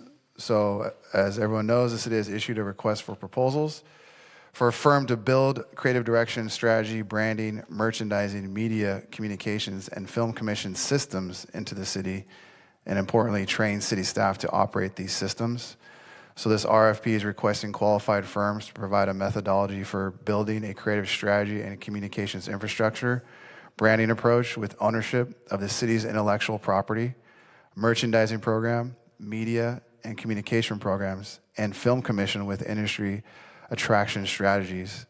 This program provides the city many opportunities to improve communication with Huntington Beach residents, businesses, and visitors, and this includes revenue generation and capture for the city and businesses. So I propose creating a city council ad hoc committee consisting of 3 council members to review the process, receive proposals, and provide a recommendation on the approach for the project to work alongside staff. And so, a part of my motion, I would like to nominate for this process Councilmember Gruhl, Councilmember Kennedy, and Councilmember Burns. And so that's my motion. I'll second it. Discussion. Yeah, so my philosophy on this is I want this whole thing to be completely done on the dais publicly. I don't want to be involved in any 3-person committee or meeting having to do with this. I think right now at the stage of the game with this particular item, I mean, the council never even formally discussed or voted on even a general need for a comprehensive rebranding and marketing overhaul. But I mean, that's typically where a process like this begins, with a clearly identified need, ultimately followed by council direction. But now we're talking about a committee for an RFP, but we haven't even discussed the need. I mean, that was ultimately the process. I think we should pull it all the way back and have an initial study session and completely scrap the idea altogether and then move forward the right way.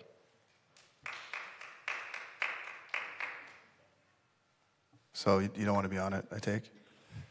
Correct. Okay. So then I would like to do a substitute to put on Councilmember Kennedy, Burns, and Mayor Pro Tem Twining, if they would like to be on this ad hoc. Again, this is the RFP's in process. It's out there, I think, till Monday. So this would provide horsepower to help with the review process. As mentioned, there's a great opportunity here to implement these systems, to bring in potentially a lot of revenue, which I know we'll talk about next. Like most cities, we're facing structural budget issues where our expenses are increasing roughly 4 to 6% a year. Like most cities in California, with cost of inflation and goods, and revenues, like most cities in California, are only increasing about 2 to 4%. So that's almost 50 to 75% gap and delta every year. And so there's not a lot of proposals to bring in revenue, from what I've heard, outside of a sales tax or property tax increase. So this is a huge opportunity to build virtual systems into the city that could bring in potentially tons of revenue by bringing back our intellectual property. I have this hat on the dais up here. Through this process, it was deemed that we have never trademarked our Huntington Beach logo. This hat right here on my desk. We don't own that intellectual property. So everywhere in town where you see that logo on a hat, on a shirt, a sticker on someone's car, and all the major retailers in town, Target and Walmart. I saw a hat up here tonight. There was a collaboration of the Hurley H with the HBB. Just know that we receive no licensing revenue from that logo. Again, the audit's next, but the audit that was done for this opportunity showed that the Surf City store is making $800,000 a year in revenue. I think it's, yeah. Remember, ad hoc committee. Okay. So I'll continue next, but the reason for the ad hoc and the RFP is there is a need. The need is that we have structural budget issues that we need to resolve. And this is a creative way to do those things. And the RFP process is in motion. Let's let the process play out. We were told there's a lot of firms that can do these services. I believe it's a good idea. I believe it's a good ideas I've presented with the merchandise and the film commission, the creative media infrastructure to unite all our systems. It's worth discussing. It's worth looking at. There is urgency, of course, to capture the America 250th celebration. And so this ad hoc would provide horsepower as these RFPs come in next Monday to jump in and review it and see if we can, find a firm that can do these things, and see if we can find a firm that can help implement these systems and train city staff and unite all our departments, which are in silos in a lot of cases. right? Enhance our arts center, all those things. And so that's the genesis of this ad hoc, is to provide 3 individuals the horsepower to jump in and help out because of that time sensitivity. If we can, capture the America 250 celebrations, really enhance our Independence Day parade celebrations, bring in big sponsors so we can afford helium balloons and all those things. So that's what the ad hoc is for. We have a lot of talented individuals here. And again, they would provide recommendations. Those recommendations go to staff. And hopefully the staff is, hey, we recommend firm A. And maybe the ad hoc says we recommend firm B or firm C. Well, let's have them both come up, right, at a meeting. And let's talk to them about it. Let's talk about their presentations. Let's talk about their ideas for bringing in revenue and the systems they can build into our city. And so again, there's no backroom deals. There's nothing untoward. Everything comes back in front of public. But it's an amazing opportunity that was presented to the city that I think we should look at and do our due diligence as council members to research. And that's why I recommend this ad hoc to give that horsepower along with staff, because this is a creative proposal. It is unique. Other cities have these things. We don't. We should.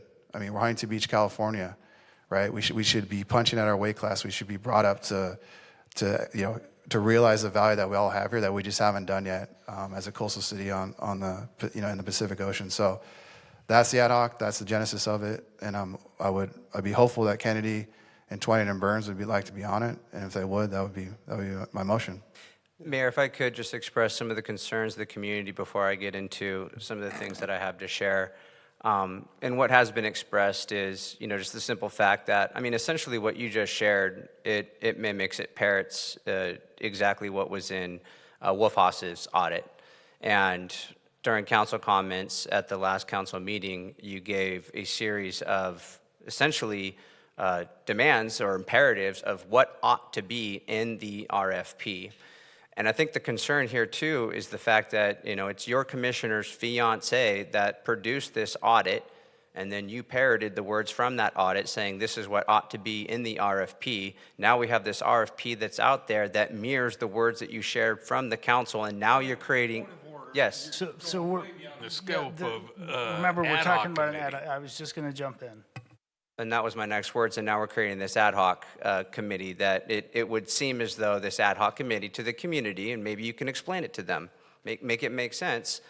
It would seem this ad hoc committee is just kind of a way to assure that, the guy that you said I'm highly confident Wolfhaus is the best group to perform all of these highly specialized services. Are you not making sure that he's going to be the one that gets awarded? I have not proposed myself to be on the ad hoc. What I just said for the past few minutes is this ad hoc would create additional assistance to staff to help jump in and provide horsepower to review proposals that come in. I mean, we've been told from members in the community there's a lot of firms that can do these things. This proposal was brought to us by an individual who, from the research I've done, is one of the best in the industry. So he brought forward this proposal. The committee said, well, let's do an RFP. Fine. So the RFP is out there. I'm hopeful. Last time I checked, I get 50 applicants potentially. So that could be a lot of great firms that we could really bring to fruition these, in my opinion, amazing opportunities. Again, to capture our intellectual property, which has not happened. Again, this hat's on my desk. To me, the fact that we have never trademarked our HB logo just disrespects generations of HB residents before us. And so that's the reason for the ad hoc, is let's bring in some horsepower on this council just to not put their thumb on the scale, but to assist in reviewing and provide input and recommendations. Like I said, if that ad hoc comes back and says, hey, we like Group A, and staff says we like Group B, then let's bring them both forward and let's have them present and have them give their resume and their ideas on how to implement these systems and how we can bring back our intellectual property, create a media infrastructure that communicates amongst our departments, create a film commission that many other cities don't have that we should have. So that's the reason for it. So if I may just ask you, what's the rationale for not putting yourself on the ad hoc committee? Because, like I said, when the RFP was initiated last meeting, I don't want, myself to have people think that this process is poisoned. I think this opportunity is too huge from a revenue perspective, but also a community benefit perspective, that I don't want to have it be tainted. So I'd like to separate myself from it. I will be on it, of course, but I would like these other individuals to be on it, just so that the community understands my position. Do you think that maybe it would be better, and I don't think I'm speaking too much for the community here, but would it be better to recuse yourself from this? from the ad hoc. I just asked not to, I nominated these individuals to be on it. Are you asking to recuse from the ad hoc?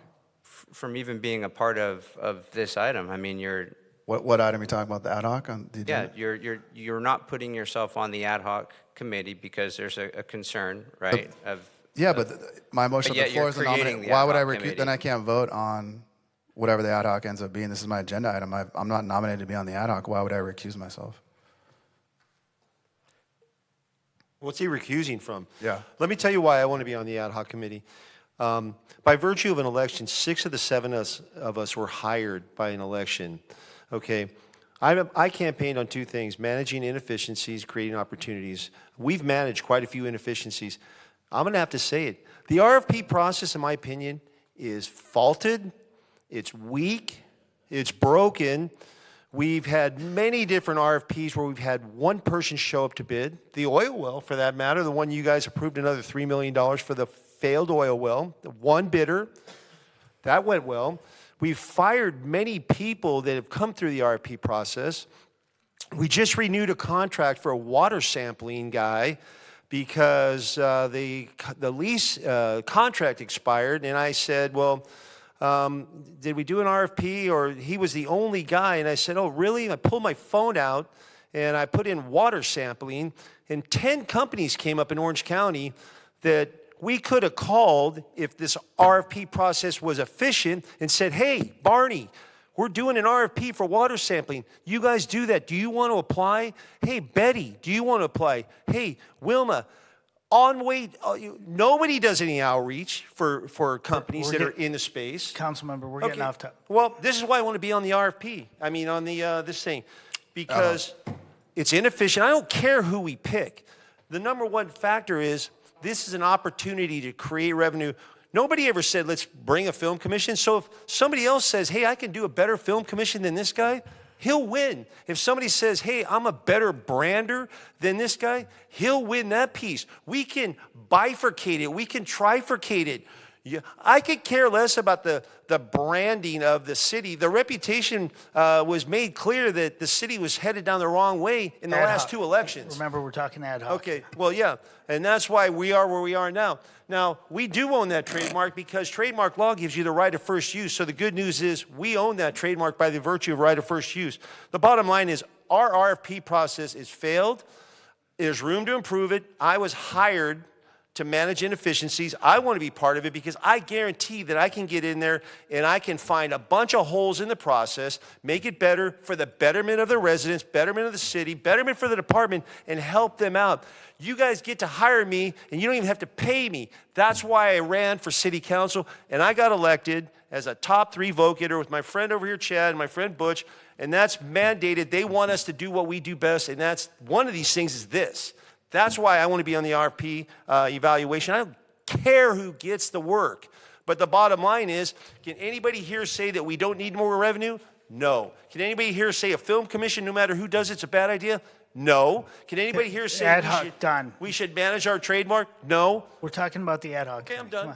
Okay, I was asked why recuse. I believe the process is tainted. And I've got some thoughts if I could share, if it's my opportunity to kind of deliberate just a little bit. I've got some slides. Julie, if we could pull up. Is this on the ad hoc committee? Yes. Let's finish cases, I'll and you got your issue. I'll ask a question specific to the ad hoc. So let's get into the detail because you said about adding horsepower, et cetera. So just, I mean, kind of walk me through the process of the ad hoc and specific to this item so I think everybody understands kind of the role that it's playing. Sure. So as bids come in, the RFP will close on Monday. Let's say there's 30 bids. Ad hoc can help review as well and dive in and dig in with those bids, and staff will dive in and dig in on those bids. And there's scoring mechanisms in the RFP. And again, like we have a lot of great private sector experience with diversity of skill sets and experience. And so the ad hoc would say, hey, of these 30, we think A, B, and C score the highest based on these requests through the RFP. What do you think, staff? And then staff will give their presentation. So it's just another set of eyeballs. I keep saying, like, provides horsepower to assist in this process. And then again, whatever is recommended, if there's different recommendations, let's bring them both in front of council and let's talk about it publicly. and let's ask questions and go through it. This is an amazing opportunity. You know, I'm hopeful people have read the audit. I'm hopeful people have read the presentation that was provided. I'm hopeful people have read the contract. I'm hopeful they've read the scope of services to combine with that, attached to that contract. And so the ad hoc is to have 3 members of council just come in and provide horsepower. And again, the urgency is if we can, you know, get this implemented to capture the America 250th birthday celebrations that really create the foundation for all these systems to then be successful going forward in years you know, past that. There's one opportunity to really launch from this, and that's this year. And so that's the genesis of the ad hoc. Would you be amenable to, I mean, we have a lot of firepower in the Finance Commission. We've got Fortune 500 CEOs, et cetera, working through the Finance Commission as a nitro boost of horsepower? I'd support that. So Finance Commission, sure, but I think in this situation, because of the time crunch, the RFP's back on Monday. A lot of horsepower, I keep using that word up here, and experience in real estate. The Finance Commission would have to comply with the Brown Act and agendize the meetings and go through. Yeah, just the timeline. So then also to that point then, if we have an ad hoc committee of 3 council members, once again, we can't communicate because of the Brown Act. So the 3 council members that would be on that commission could not communicate in any capacity? Could they communicate would you be working in conjunction with the staff that's reviewing the RFPs? Yeah, that'd be the goal. Yeah, of Then course. would the staff be able to communicate? Like, how does that work between staff? Is that chain? As long as no other council members are involved, it's fine. Yeah. Well, they would be by way of the ad hoc committee. It's when you come to the dais, that's when. It's We the haven't ad done hoc it. committee can operate independently with staff With to staff. evaluate the RFP. Yeah, and that's the spirit of We yeah. bring it to the dais, and that's when we discuss it. Right. We present it, and you guys ask whatever So, questions. so you what want. would, or perhaps this is even for you, Don, because you're passionate about this. What would the process, how would the process be different with you involved versus having the city team members involved? Well, first off, if I could ask anybody, when you guys are starting to look at if there's, when there's one applicant, not in this case, does anybody ever make outbound phone calls to solicit new vendors? No, of course they don't. So I'm going to start to write an SOP Well, for do these guys. we? I mean, we Do? should ask that. We should. No, do they already we- told me they don't. That's You part of the do? procedure. Jennifer does. She just said Why- she does. Nobody We're called getting- on. guys, no, we're okay, nobody called on the getting water off the thing. We top. had one bidder. Okay, secondly, when we start selecting companies and we're zeroing in, does anybody conduct a full outbound campaign to clients? Satisfaction, what kind of results have you gotten? Have we done that kind of research before we award a contract? Do we do that? Is that part of the RFP process? We're talking about the RFP process for this particular Okay, well, these are the project. things I'm going to, if Well, I we're think- doing I them, think- we're going to do them. If we're not, we're going to implement them. The reason I bring those up is I'm trying to understand the difference between the ad hoc committee and the existing process to determine Well, I don't know what I don't know because I'm not in that process, but I guarantee I will find things to improve it. If you were going to go out, would you want to surround yourself with people that are in the culinary world if you're trying to, improve a process for the culinary world? Or would you hire janitors? Not to say that people in the city are janitors, but they don't have the same skill set I have, and I don't have the same skill set that they do. So there's going to be nice cohesive alignment. We're all trying to make a better process, and we'll start with these guys. Sounds like there's a lot of vendors, so we can review their proposals. We can ask questions. I'll probably ask questions they've never thought of. They'll probably show me things that I didn't even think of. Together, I bet you we will come to some new improvements in the process. What better place to start with one that's a high-ticket, high-volume process where there's a lot to look at, lots of bids, lots of vetting, lots of verifying, lots of justifying numbers. Yeah, I get the RFP game. If it's about cost, I'm the low bidder. If it's about revenue, I'm going to come in high. I've seen our city go, you got it for the low bid. Maybe they were the best, but the low bid was a driver, and that to me is broken. Yeah, and I just think that Councilmember Kennedy's point, I mean, it's to provide a recommendation, so it's to work alongside staff. And again, it allows 3 council members to really dig in and dive in and help out and then provide a recommendation. And like I said, if staff says, hey, we like your recommendation, however, we recommend Group B, then bring them both to council and let's have them come up and present and ask questions in public and deliberate and kick it around. So that's the goal is, again, we have a lot of talent up here. Let's use it. Like I said before, I mean, yes, staff is amazing, but people elect us to come in and represent them on council and implement our private sector experiences. And so that's what this ad hoc will do, is to provide that horsepower as part of the process. Back to the Finance Committee, I think we have phenomenal talent on that Finance Committee. I guess what's the urgency here? Because it feels like a lot of mistakes happen when we're moving fast. What's the urgency with this particular RFP? Like I just said, so the urgency is if we can capture and get these systems implemented to capture the America 250th celebration and all the festivities and all the elements that the initial proposal that was sent to us, whether it's, enhancing the Arts Center, enhancing our Independence Day parade, bringing in big sponsorship dollars, fixing our branding, having one united brand, Bible, creative brand infrastructure, film commission, all weaved in together with those systems in place. If we can implement that and then capture that America 250 season and celebration, that'll launch our city to the next level. And so that's the urgency, and that's why Finance Commission, sure, but in this situation, don't think it's necessary. That's why people elect us to sit in these big chairs. We don't need to delegate down. I think one thing, not to interrupt you, but let me. Russ Neal brought a great idea. Maybe the one thing that is a driver right now, and if anybody thinks otherwise, you're probably not in the right seat business-wise, but there is an opportunity to capture revenue from America 250. You see it everywhere. Every football field, everything, everywhere is America 250. So maybe as we start involving ourselves with these vendors, we also maybe cut out an initiative. Tell me, Mr. Vendor, what you're going to do right now to capitalize on something that is time sensitive, that once it's gone, and that's America 250. And maybe we put that initiative. Guys, Don, we're just talking about the ad hoc committee, not the process to select. Okay, well, everybody's asking questions. We're all over the board. I'm just trying to hone in on. I'm trying to get this focused. Okay, so. I hear you, man. Can I just hone in this ad hoc committee, with the RFP and the sense of urgency for the 250, celebration? I guess you guys are referring to the 4th of July. Is that right? Yeah, the whole, Okay. not America's just one 250th day, the birthday? whole, lead up to it. Yeah. You know that, right? Events going on at the Arts What is Center. that? Yes, the Independence Day. America's You asked me if I knew that. No, I'm saying America's 250th birthday. Okay. Yeah. Yeah, so did you know that it's not in the RFP? It's in the audit. It's in the Again, back to the $720,000 contract. Let's get back to the ad hoc committee. I'm back to the ad hoc committee that's talking about the RFP. The urgency to get this done is America's 250. It's the one thing that was not put into the RFP. You will not find America 250 or 4th of July parade. You can find it in the audit. You can find it in the $720,000 contract. You can find it in your comments.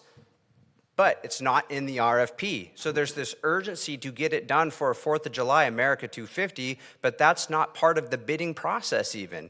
So what's the urgency? We're making mistakes when we're moving fast here. I think we should kick it back to the Finance Committee. Again, we didn't write the RFP, staff did. I mean, it was pretty clear, what was proposed to the community and then what was in the RFP to push out to the community. And that's, again, what the ad hoc can do and say, look, there's urgency. Can we get it? Can we build this brand ecosystem now and get these systems in place to capture America's 250th birthday to launch it? And that's further to my point that the ad hoc committee can then provide that recommendation as these firms are coming in. And so to me, that's simple. But if there's nothing about the 4th of July in the RFP, how would we do that?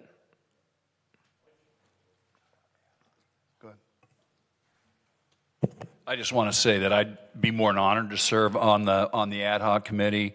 As all you know, I've been pretty checked out. I don't even know what I was going to have to abstain on voting for this because I don't know anything. I've been gone for 3 weeks, and so I come in with a very fresh set of eyes and ears.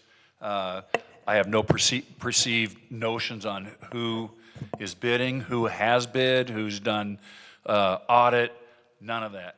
So I come in very fresh to this, and I probably only met Tyler Wolf maybe 2 times in my life. I don't know what his qualifications are, but I know that if I'm on this ad hoc committee, that I'm going to look at the 50 or so proposals that come in, and it's gonna be a clean slate. So I just want you guys to feel comfortable that, because I've heard, and I've read the tea leaves, I've read the forums, the mayor is going to appoint his cronies. I'm not a crony. I will look at this thing and with a fresh set of eyes and a fresh set of ears, and if I'm allowed to, then I will pick whoever's best, or I will recommend whoever's best for In the end, the job. council's going to vote on it, Yeah. And Don, real quick, I would just say to answer your guys' question, I mean, just because the RFP doesn't say reference America's 250th birthday doesn't mean these systems aren't important and should be, in my opinion, implemented and brought forward. So as firms are coming in, I mean, all these systems would then naturally capture America's 250. So the urgency is if we can get a firm in there to implement these systems and create this brand ecosystem, let's move on it. Like, people elect us to make these big decisions and have these creative ideas, especially one like that. This is creative ways to bring in a lot of revenue to our city that's virtual, that's built systems, it's not physical infrastructure, nor a sales tax increase or a property tax increase. So this ad hoc just gives that horsepower to get this done and see if we can bring it forward in a timely fashion. Yeah, I mean, the bottom line is this: it's not in the RFP, and if it wasn't a Tyler Wolf's thing, and let's say we had all agreed at some point we need an RFP for merchandising, film commission, messaging, and we didn't define what we needed in our merchandising. But the America 250 was coming up. If companies were coming to us with no vision on how something that big, if they're, I don't even think about that, they would be out just by virtue of their inability to even have that kind of foresight that, hey, there's a gigantic anniversary coming up here. Yep. I'm going to tailor something for that. Yeah, and that'll be. Vandermark. All right, Vandermark. Is there a motion on the table? Vandermark has comments. Can I say something? Yes. Thank you. Thank you. I'm trying to be polite here. It's getting really difficult now. Pat's after me. Look, I don't believe there's anything nefarious going on. I mean, I've seen the forums, all these backroom deals. There aren't any backroom deals. What I can say about this is I'm not comfortable with any of this. I think it's too broad, too rushed, too messy, too many mistakes. We didn't go through the traditional RFP process. I personally am just not comfortable with any of it. I do believe that we should have had all our, T's crossed, I's dotted, ducks in a row, because this is a huge deal. This is a huge contract. That's a lot of money. So I just don't think that I'm comfortable rushing something that's that big of a deal. I mean, that's a ton of taxpayer dollars. So that's all I have to say. But I did want to clear up. I do not believe there's anything sneaky or nefarious. I'm just not comfortable with rushing such a big contract or deal. I think this is something that needs to be really thought through, looked into, vetted properly, and that's where I stand. Gracie, that's fair, but the RFP's in process. We're in day 6. Let's let it play out. Let's have submissions come in Monday. And with the ad hoc, let's see if we can pull it off, right? Because anything that's going to happen is going to come back before council. Like, this opportunity is too big not to at least try. And I understand things. Maybe people think it's messy. Maybe they want an RFP, don't necessarily have to, right? I mean, municipal code says you don't. The council has authority to enter contracts in Charter Section 613. But this opportunity is too big. Let's not at least try. Life sometimes is a little bit messy. It's not always clean, but we have a chance to clean it up. Let's let the process play out. Let's let these proposals come back, and let's see if this ad hoc can jump in, roll their sleeves up, provide some good recommendations, and then work with staff, and then have it come back to council. And that's, let's just let the process play out. I've read everything, and it gives us a way out that if we're not happy with any of it, we can, but the ad hoc, I think it's a great idea. I think council should be directly involved, take some ownership to this process, because it is a huge deal. And so I think it's good that we're involved and we're taking part and we're trying something new.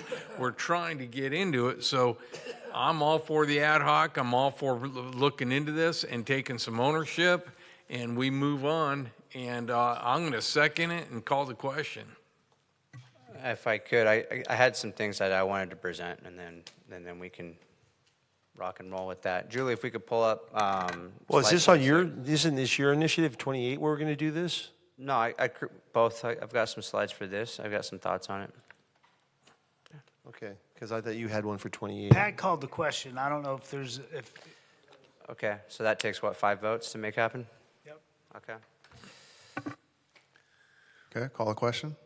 You got to vote on the call the question. Yeah. whether or not- Okay.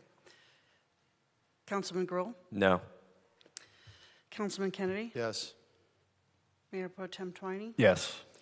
Councilman, Mayor McKeon? Yes. Councilman Burns? Aye. Councilwoman Vandermark? Yes. Councilwoman Williams? No. Item passes 4, 5, 2. Okay. So now you have to vote on the item. So the motion on the floor was populate the ad hoc committee with Councilmember Kennedy, Mayor Pro Tem Twining, and Councilmember Burns, which I made the motion. Councilmember Burns seconded. Okay. Councilman Gruhl? No. Councilman Kennedy? Yes. Mayor Pro Tem Twining? Because I think that I can help get this train back on the rails, yes. Mayor McKeon? Yes. Councilman Burns? Aye. Councilwoman Vandermark? No. Councilman Williams? No. Item passes 4-3. All right. Next item on the agenda, I believe, is 28. Council members, introduce your report. Okay, I think that Councilman Gruhl and I will probably kind of bounce off each other a little bit here. And Julie, you can go ahead and probably just put up that first slide. And so this was brought about out of really just abundance of concern from the community, and I would also say a concern that we didn't really have the opportunity to discuss this. I think the whole procedure of how essentially that item was pulled at the last council meeting was improper. And so I guess back to my first question, I mean, what we want to pull off here is it's an after-action review. It's something very common in the military. Any operation you go out on, you kind of go over, hey, what happened? What went wrong? What went right? What could we do better? And essentially that's what, I'm hoping that we could do with this item. With this WFOS audit proposed, the creative service contract, this is a risk mitigation, and it's really our fiduciary responsibility to do so. And so if we go back to the last meeting, you'll remember during council comment, the mayor had actually pulled this item so that there was no discussion about it, and he said it was the city council that's pulling the item. At least that's what the minutes reflect. Back to my question for you, city manager, did you direct that item to be pulled? And I'm not asking whether or not you're happy that it was pulled. Was it pulled at your direction? I didn't direct. Okay, thank you. So no direction. City attorney, did you direct that item to be pulled? Not asking if you're happy. You were not here. Correct. All right. And so if you go back to that item, what type of item was it? Was that a city council member item, or was that an administrative item? It was administrative item. And so we have an administrative item that was being unilaterally pulled by one sitting council member. If a council member was to pull that item, we would have to vote on it.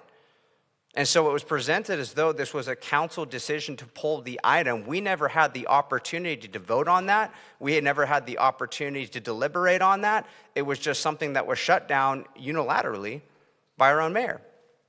And so that process is completely broken in terms of how that went down.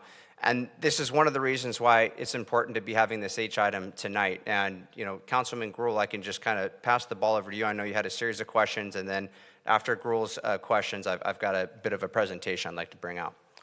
Well, I mean, this item is about the transparency and talking about this because the community is concerned that this process has happened in reverse. And I mean, I think we just defined it right there. It was treated as an H item or an administrative item, but at the same time, we really need to look at the need. I keep going back to that. We're talking about the RFP. We're talking about the ad hoc committee. We never had a public study session. We never got to really kind of walk everybody through this and determine that we want to spend $720,000 on this item altogether, let alone the concerns in regards to the contracts. But the concerns that I have is how we're deviating from our standard contracting practices. In addition to introducing an ad hoc committee now, I mean, look, even everything's being done with good intentions, the structure raises questions about the consistency, the transparency, public confidence. So, I think it's imperative right now that we go through this process. You know, I think it's important that we understand from the very beginning when it comes to establishing the need, right? So when did City Council formally direct staff to pursue a rebranding or expanded marketing initiative? So that was through you, correct, Travis? Yes, yes. Opportunity came to, that appeared to provide revenue opportunities for the city, and I continue to look for those opportunities. You looked for those opportunities? Definitely. So then how was the scope for the initial $30,000 audit determined? So I worked to develop that. Was Wolfhaus, Yes. sorry, go ahead. Was he responding to a posted opportunity by our city, or was he brought into our city? No, he came to us. Did he come to us on his own volition, or was he brought by a council member?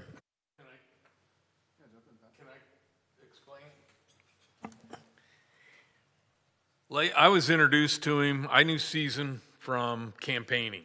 That's how I met Tyler much after she broke up with her boyfriend, and then she started dating him. They showed up to an event, I remember, at Butterfly Park, and that's where I first met him. Then it was several months later, and I don't remember how we got talking, contacted, but he wanted to film in one of the local buildings with SWAT, our SWAT team. So I facilitated that connection. And they filmed it. It worked out great. And he was starting to ask me about doing more of it, utilizing it, and getting things for us that would be beneficial to the city and filming. Well, I don't know anything about it. And then he came about a year later, if not more, and he started hitting me up about this film commission, how he believes that Huntington Beach has so many assets and so many things that could be used by the film industry. And I kind of understood that, because coming from Long Beach, I worked on so many films. I worked on every level of, whether it be a pilot to a high epic movie. And so I could see the value of it. But at the time, I was mayor and I had my hands full. I was too busy and buried, and I didn't really, the business sense of it, I knew I didn't have the capacity or the will to really learn all about it. But I knew Casey was coming in as mayor.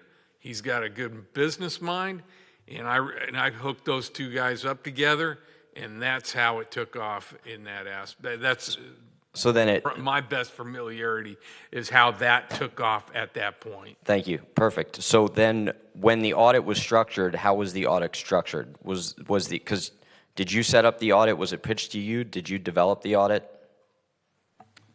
Yes, it was pitched to me. So was it pitched to you as part of a much larger add-on contract, or was it just the individual audit, let's determine the needs and then go from there? Yeah, it was pitched to do this audit to evaluation for future potential for the city, for future revenue for future revenue from the city. So then why weren't we presented the audit independently first for discussion purposes? We were presented the audit in conjunction with the contract. I think because of the timing of finishing the audit. The timing of finishing the audit, and then it immediately dovetails into an add-on contract. And then furthermore, on the contract itself, that's not our standard form contract. So there was a specific contract that was curated for this particular project. Who made the determination not to use the city's standard form contract? So I'll jump in there, Andrew. So to further on Pat's point, so when Tyler was introduced to me, I had obviously heard of him. He was working on a short film for Huntington Beach.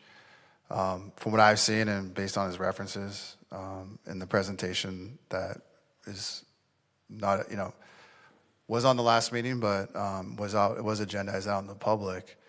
He's one of the best in the industry in terms of like branding, marketing, fixing, systems, media, movie shoots, etc. Said, I want to work on I'm coming back to Huntington Beach. I'm moving from Texas. I want to raise my family. To Pat's point, him and Season are adopting their daughter now it was a tough, foster situation. So wants to bring a skill set here, wants to open up a studio here, wanted to create a private film about Huntington Beach, encountering all these broken systems in our city. We don't have a film commission. The permitting process is backwards.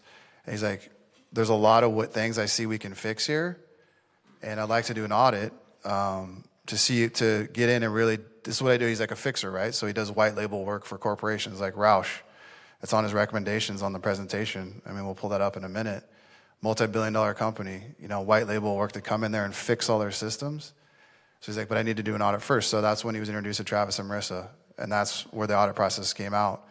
At that point, when the audit was out, talking with city manager and Marissa, that's when the proposal came forward on the contract to actually, have a proposal to fix the systems.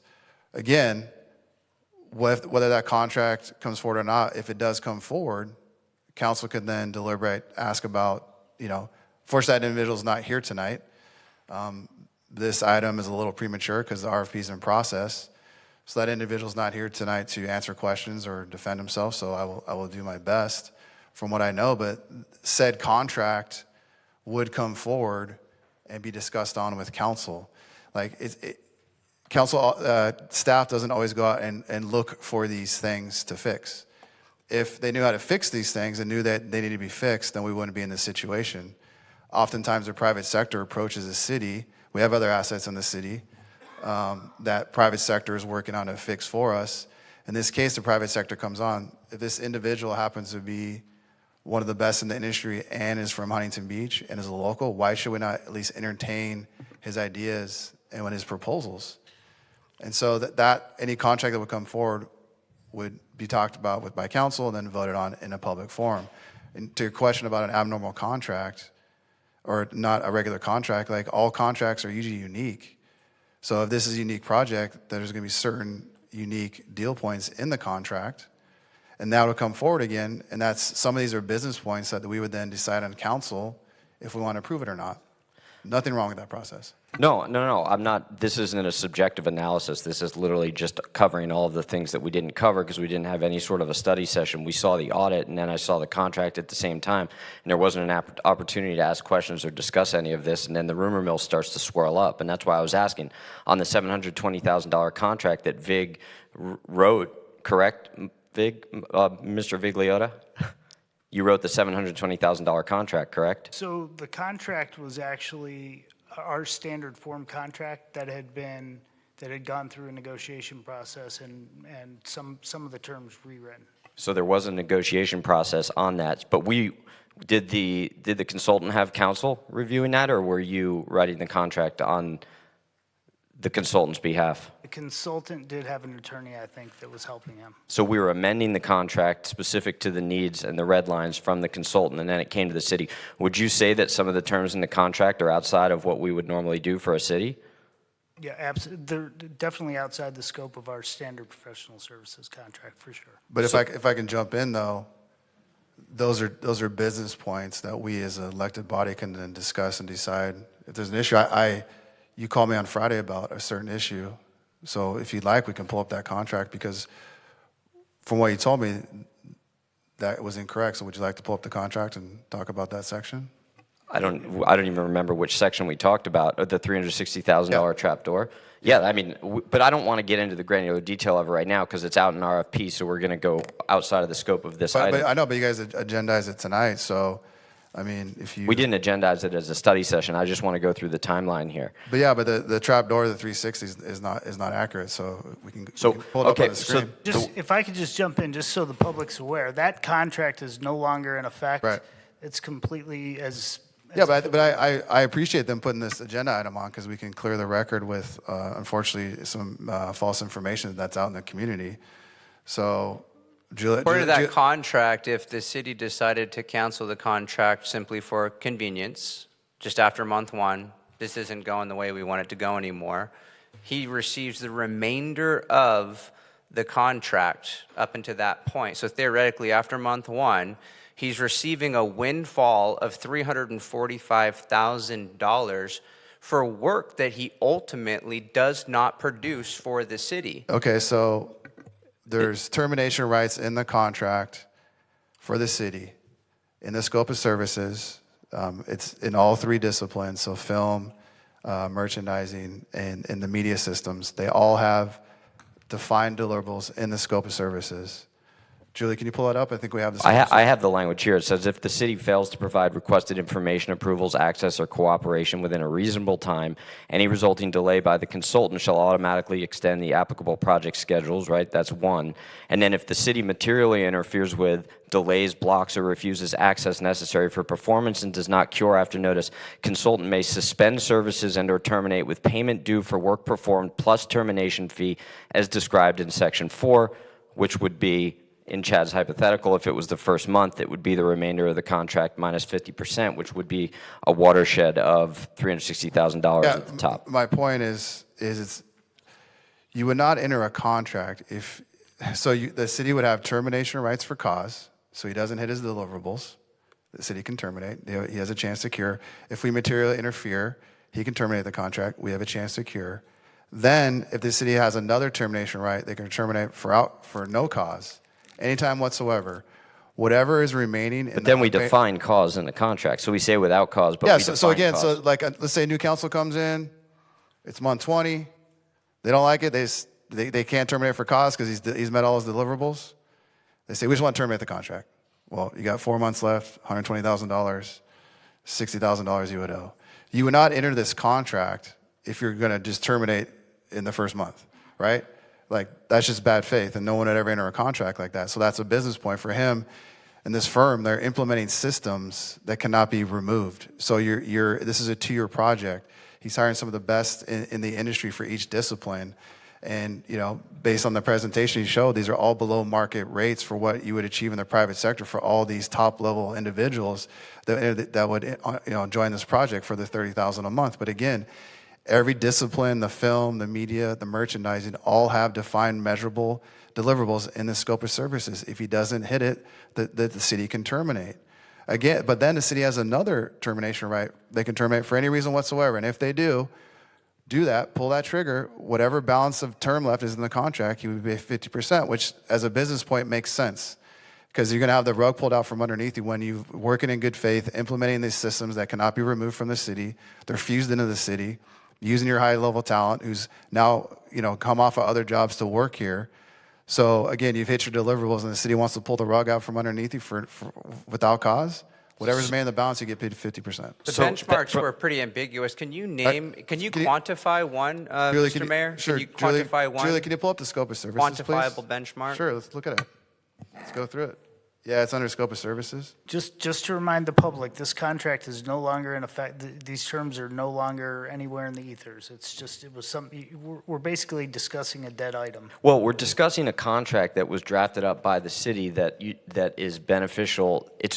We're saying it's a normal business deal, but we're a municipal organization. So Let's not be in there, Julie. are we drafting it as a business or a municipal organization? No, my point is simply that the agreement's no longer in effect. It never was. This is an after-actions report. We're trying to learn from Okay. mistakes that were made. So, Mr. City Attorney, that termination clause, did you like that termination clause? Did you think it was good for the city? So I'm not here, I will give legal advice, but I'm not here to really tell you guys your business points, right? So I leave that up to you to negotiate. Right, so that's a business point. But you didn't put that term in there. That wasn't you. I did not draft that. So where did that come from? Where was that drafted? I can't remember now where it came from. It it didn't come from me. From the city manager's office? I don't want to speak on something I can't remember. Our city manager, can you speak to that? Was this your terms that were put in? Because now there's no accountability. Now we're doing this. Chad, Was there a council member? Was there a mayor that was involved in drafting? Chad, I'm not trying to hide from this. Like Travis and I talked about it when he asked for advice on certain issues. When the private sector comes and says, "Hey, this business point's important to me," Travis says, "Hey, what do you think?" It's okay for council members to negotiate contracts. It's okay for council members to negotiate leases, because what happens is when that final product is done, it is then presented to council to vote on and deliberate on. So if you guys didn't like that business point, we could have talked about it, removed it, voted on it, or not vote on it. It's okay that the electorate elects us to believe in our private sector experience, right? So it's okay for Travis, the city manager, to ask us, hey, he has this business point, what do you think? To me, that seems fair. That business point of we can terminate for cause if he doesn't hit the milestone deliverables. As an example, on creative media strategy and communication infrastructure, months 1 through 3, he must, one of the bullet points of 4, he must prepare a draft city brand Bible and initial communication standards framework. That is a defined, specified deliverable. If he does not, in that one system, city can terminate. So going back to your point, it's okay for council members to weigh in and help Travis and VIG negotiate contracts. Because again, the final product comes back to council to be deliberated in public and voted on. There's no gotcha thing. There's nothing untoward. There's no backroom deal. I would hope that you guys would want to jump in and help out. If Travis said, hey, what do you think on this, small business contract? Andrew, what do you think? Great, yeah, I want to provide my experience. I want to provide my skill set. Because you know that whatever you help will come back in front of council to be deliberated on in public and voted on.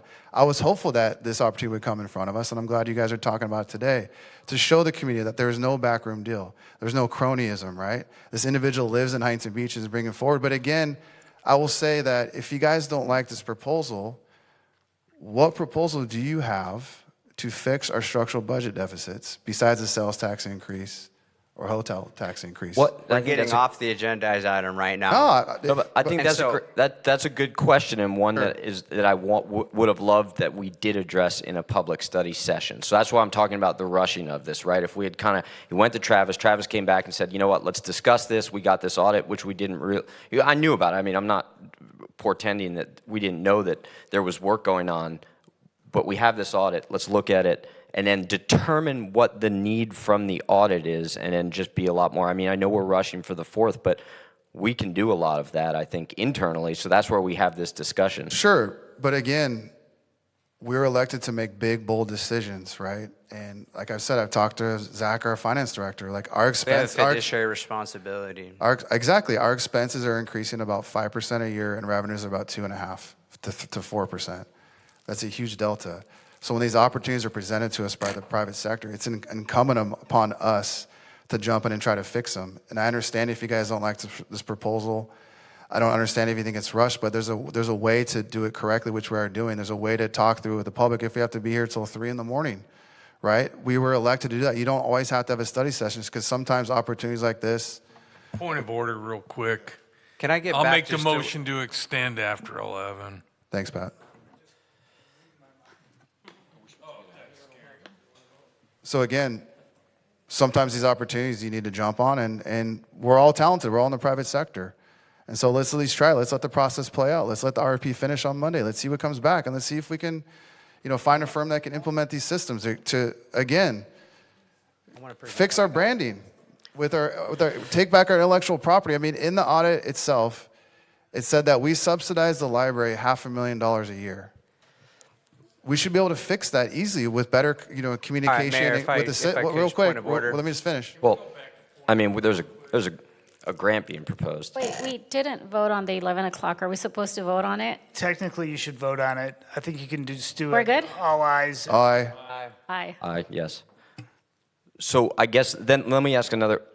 So I understand with the $30,000. So will the people that are putting forth an RFP right now, are they afforded a process? Because I want to make sure that we're not liable for anything here. Are they afforded a process whereby they can also do an audit and then allow that audit to be a part of? Where are they going to get an opportunity to also do an audit? Is that part of the full proposal, or is it strictly just the business that we laid out there? Because if we have one group that had the benefit of doing an audit, which was very valuable.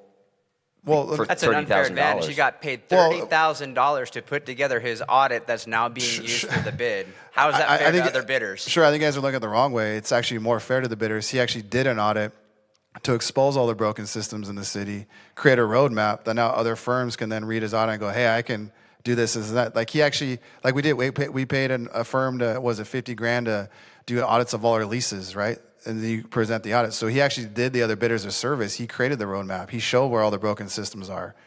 And then he actually has proposals out there on how to fix it. So he's created a cheat sheet for them. So it's the inverse, in my opinion, of what you guys are saying. Andrew, I think to answer your question, though, they could propose other, as part of the RFP process, other methods and systems that they may find in the city that they want to work on. Okay, if I could, I'm going to jump into my presentation. I'm just going to try and get through it uninterrupted. If I could, guys, just let me go through, and then I'm happy to deliberate, some more. So the purpose of this whole review, and this is what we're getting back to, what do we want to do? We want to protect the tax dollars of our taxpayers and follow our own laws. And so looking at this Wolf Haas $720,000 professional service contract, I look at it as it was a potential legal landmine. And I want to make a point that just as in any other time we present, I'm presenting as in my individual capacity as a council member. Same way we speak, this is just my visual aid right here. So it's a potential legal landmine that, had it been signed, it could have exposed the city to liability, avoided contract, and potential personal liability for those involved. Next slide. Can you? So questions regarding, I'm expanding on it if I could, okay. Mayor, please. Questions regarding the 30K Brandon Systems audit and report. So we already have one of these questions answered. Was Wolfhoff responding to posted opportunities put out by the city? We know the answer is no. How was Wolfhoff introduced to our city manager? We know that he came, I guess, ultimately through Councilmember Pat Burns, who went to Mayor Casey McEwen, and Casey McEwen led him to the city manager we have here. Regarding business licenses, I'm pretty sure we passed an ordinance, and that's under the city treasurer's office at this point in terms of business licenses are taken care of. If I could just ask our treasurer, Jason Schmidt, I got a number of questions. Who runs business licenses now after that ordinance? That's yourself, right? So it's 30 days after the date that the ordinance was passed, so it would be as of April 3rd, 2026, I do. Got it. Okay, so previously it would have been the director of finance. And we've all seen a lot of social media buzz this week about Wolf Haas and his business license application. Can you tell me, when was his business license application submitted? April 6th, 3 p.m. And so this is the day before our last council meeting? That is correct. Okay, had he previously applied for a business license before? After checking whether he had a business license, no. Okay, so Wolf Haas did not have an active business license when he was contracted for $30,000, and that transaction had taken place with the city. Is that correct? He didn't have an active business license at that time? Presuming that contract predates April 6th, 2026, that is correct. Okay, so he's definitely doing business with the city without a valid business license with the city. Looking back at his business license, how many employees, what type of team is he bringing to the table? How many employees did he sign up with his business license? So judging by the fact that he checked the workers' comp box, and by definition what's in that box, it would be one. One? Oh. Because any other sub-licensees would have to have separate business licenses with the city, and there are no subcontractees. And there's some concerns in terms of whether or not he actually has a facility, a building, a studio. What address did he put on his business license? The address he used is used by 85 other businesses within the city of Huntington Beach. It's a virtual offices in the Comerica Bank building. Sorry, can you say that again? How many other businesses? 85. It's pretty standard. Okay, so this is like a P.O. box. It's a virtual office, so you can rent the office. I think it's $29 a month, and then you can rent space if you want to have a meeting or something like that. So it's similar like a WeWork. Okay, understood. Thank you, Treasurer. So looking at what our municipal code says right there in Chapter 5.08.01, license required, says there are imposed upon businesses, trades, professions, callings, and occupations specified in this title license taxes in the amount hereafter prescribed, highlighted here. It shall be unlawful. It shall be unlawful for any person to transact and carry on any business, trade, profession, calling, or occupation in the city without first having procured a license from the city. As we just saw, he did not have a license procured from the city. There was a transaction that took place. Therefore, this $30,000 payout that he received for this contract was unlawful. Let's go to the next slide. And now we get into the $720,000 professional service procurement process. How should it have gone? We actually have a procurement process. It is a process the way it should have gone. We just jumped right into 3.03.100 as the justification for entering into this agreement, when in reality, there is a process, there are prerequisites, just as you see in that chapter 303.01. And what does it apply to? It applies to professional service contracts that are greater than $30,000. And that's exactly how it reads right off our municipal code. You see it, all contracts for performance of professional services for the city which exceed $30,000, which in this case it's $720, shall be awarded in accordance with the procedures of this code. What is this code? This code is that process, 3.03.01 through 3.03.100. Did we actually follow that, or were we about to? It was a landmine. I continue. Let's go to the next slide. And so, professional service procurement process, how should it have gone? Here's the breakdown. We just arrived at 3.03.100 all the way at the bottom there. Here's the process that it should have gone through. And this is our procurement process. These are our laws, my fellow council members. And we need to adhere to the laws that our city has passed. This is number one, the director prepares scope and necessity of the statement. You see the reference there in that section, 3.03.04, and you'll see a progression here in these sections. And then what? The city manager plus the finance director approve budgeted funds, 3.03.04. And then they solicit a written proposal. This is the rule of three. And so this was a question that came up earlier. Do we actually go out and reach out to qualified professionals? Not only do we do that, we have a law, we have an ordinance that requires that this go out to 3 qualified professionals to present their proposals. And then we evaluate proposals and select best qualified, and then at that point, it comes before the city council. The city council approves final contracts greater than $100,000, 3.03.100. We skipped that entire process. That's how it should have gone. Moving on to the next slide. What actually happened? What actually happened in the WFOS process, how it deviated, there was no scope necessity statement prepared by the director. There was no rule of 3, only one firm. It was WFOS. No competitive proposals or solicitations. It incorrectly cited 3.03.100 as authority.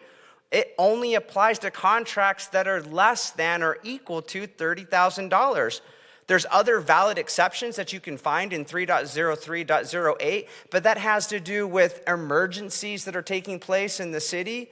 That has to do with legal experts that maybe our city attorney needs to hire. None of those exceptions apply to this WFOS contract. And so the $720,000 no big contract, it just gets pushed straight to council and does not follow our laws that we have written in our municipal code. Going to the next slide. And so what is the consequence of bypassing the code? Well, there is court precedent for this. This is a 160-year-old black letter law. You can't just vote or waive the rules. Zotman versus San Francisco. It's a landmark decision for California Supreme Court, cited hundreds of times across California case law. The mode prescribed is the measure of the power. I repeat, the mode prescribed is the measure of the power. Essentially what it says is that if the law or your own city code says you must do a contract a certain way, which that's what we just read, like getting at least 3 bids or following the rule of 3, then that is the only way the city has legal power to make the deal. You can't just vote to skip the rules and waiver it. Next slide. And so the binding nature, once the city council enacts an ordinance like we have in chapter 3.03, that ordinance has the force of law. It's binding upon the city itself until it's formally repealed or amended. If we don't like what's in the municipal code, here's what we can do as a city council. We could meet about it. We can amend it. We vote on it. It gets read out, and then it has to get read out a second time. And so you see the imperative, the shall mandate. The director of the department shall prepare a written statement defining the necessity and scope. The word shall is mandatory. It's not just directory. Next slide. And so, ultra vires, beyond the powers, this has come up before, a contract that is in direct violation of the city's own mandatory procurement laws is arguably ultra vires. It's beyond the power. We don't have the power, as we just saw in that Supreme Court case, to violate our own laws or just waive them. And so a no-bid contract of $720,000 that bypasses the due consideration of competitive proposals required by our municipal code is what I would say is an apparent violation of the very law the council swore to uphold. We swore to uphold these laws. Next slide. And so we have an inherent conflict, the making of the contract. The making of the contract, there's court precedent for this too, under Stiegel and City of Taft. The making, quotes, of a contract includes the preliminary planning and drafting of speculation. So here's the problem. Wolf Haas, acting as a consultant, he produced the audit. The audit didn't just find facts, it created the specifications for the $720,000 contract. And how do we know that?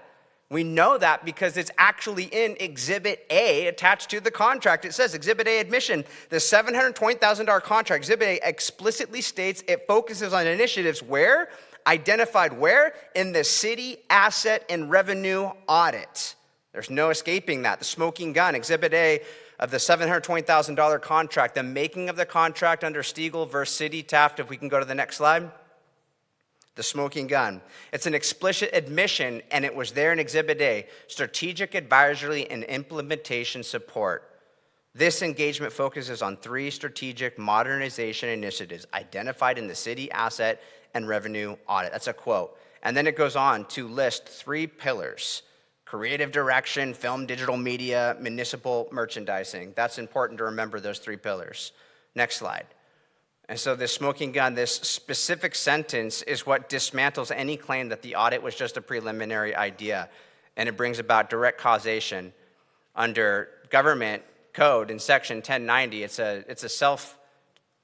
conflict of interest law. Conflict exists if an advisor participates in the making of a contract. We just saw how that's the case. By stating the contract focuses on initiatives identified in the audit, the city is admitting on paper that the audit dictated the scope of the $720,000 deal.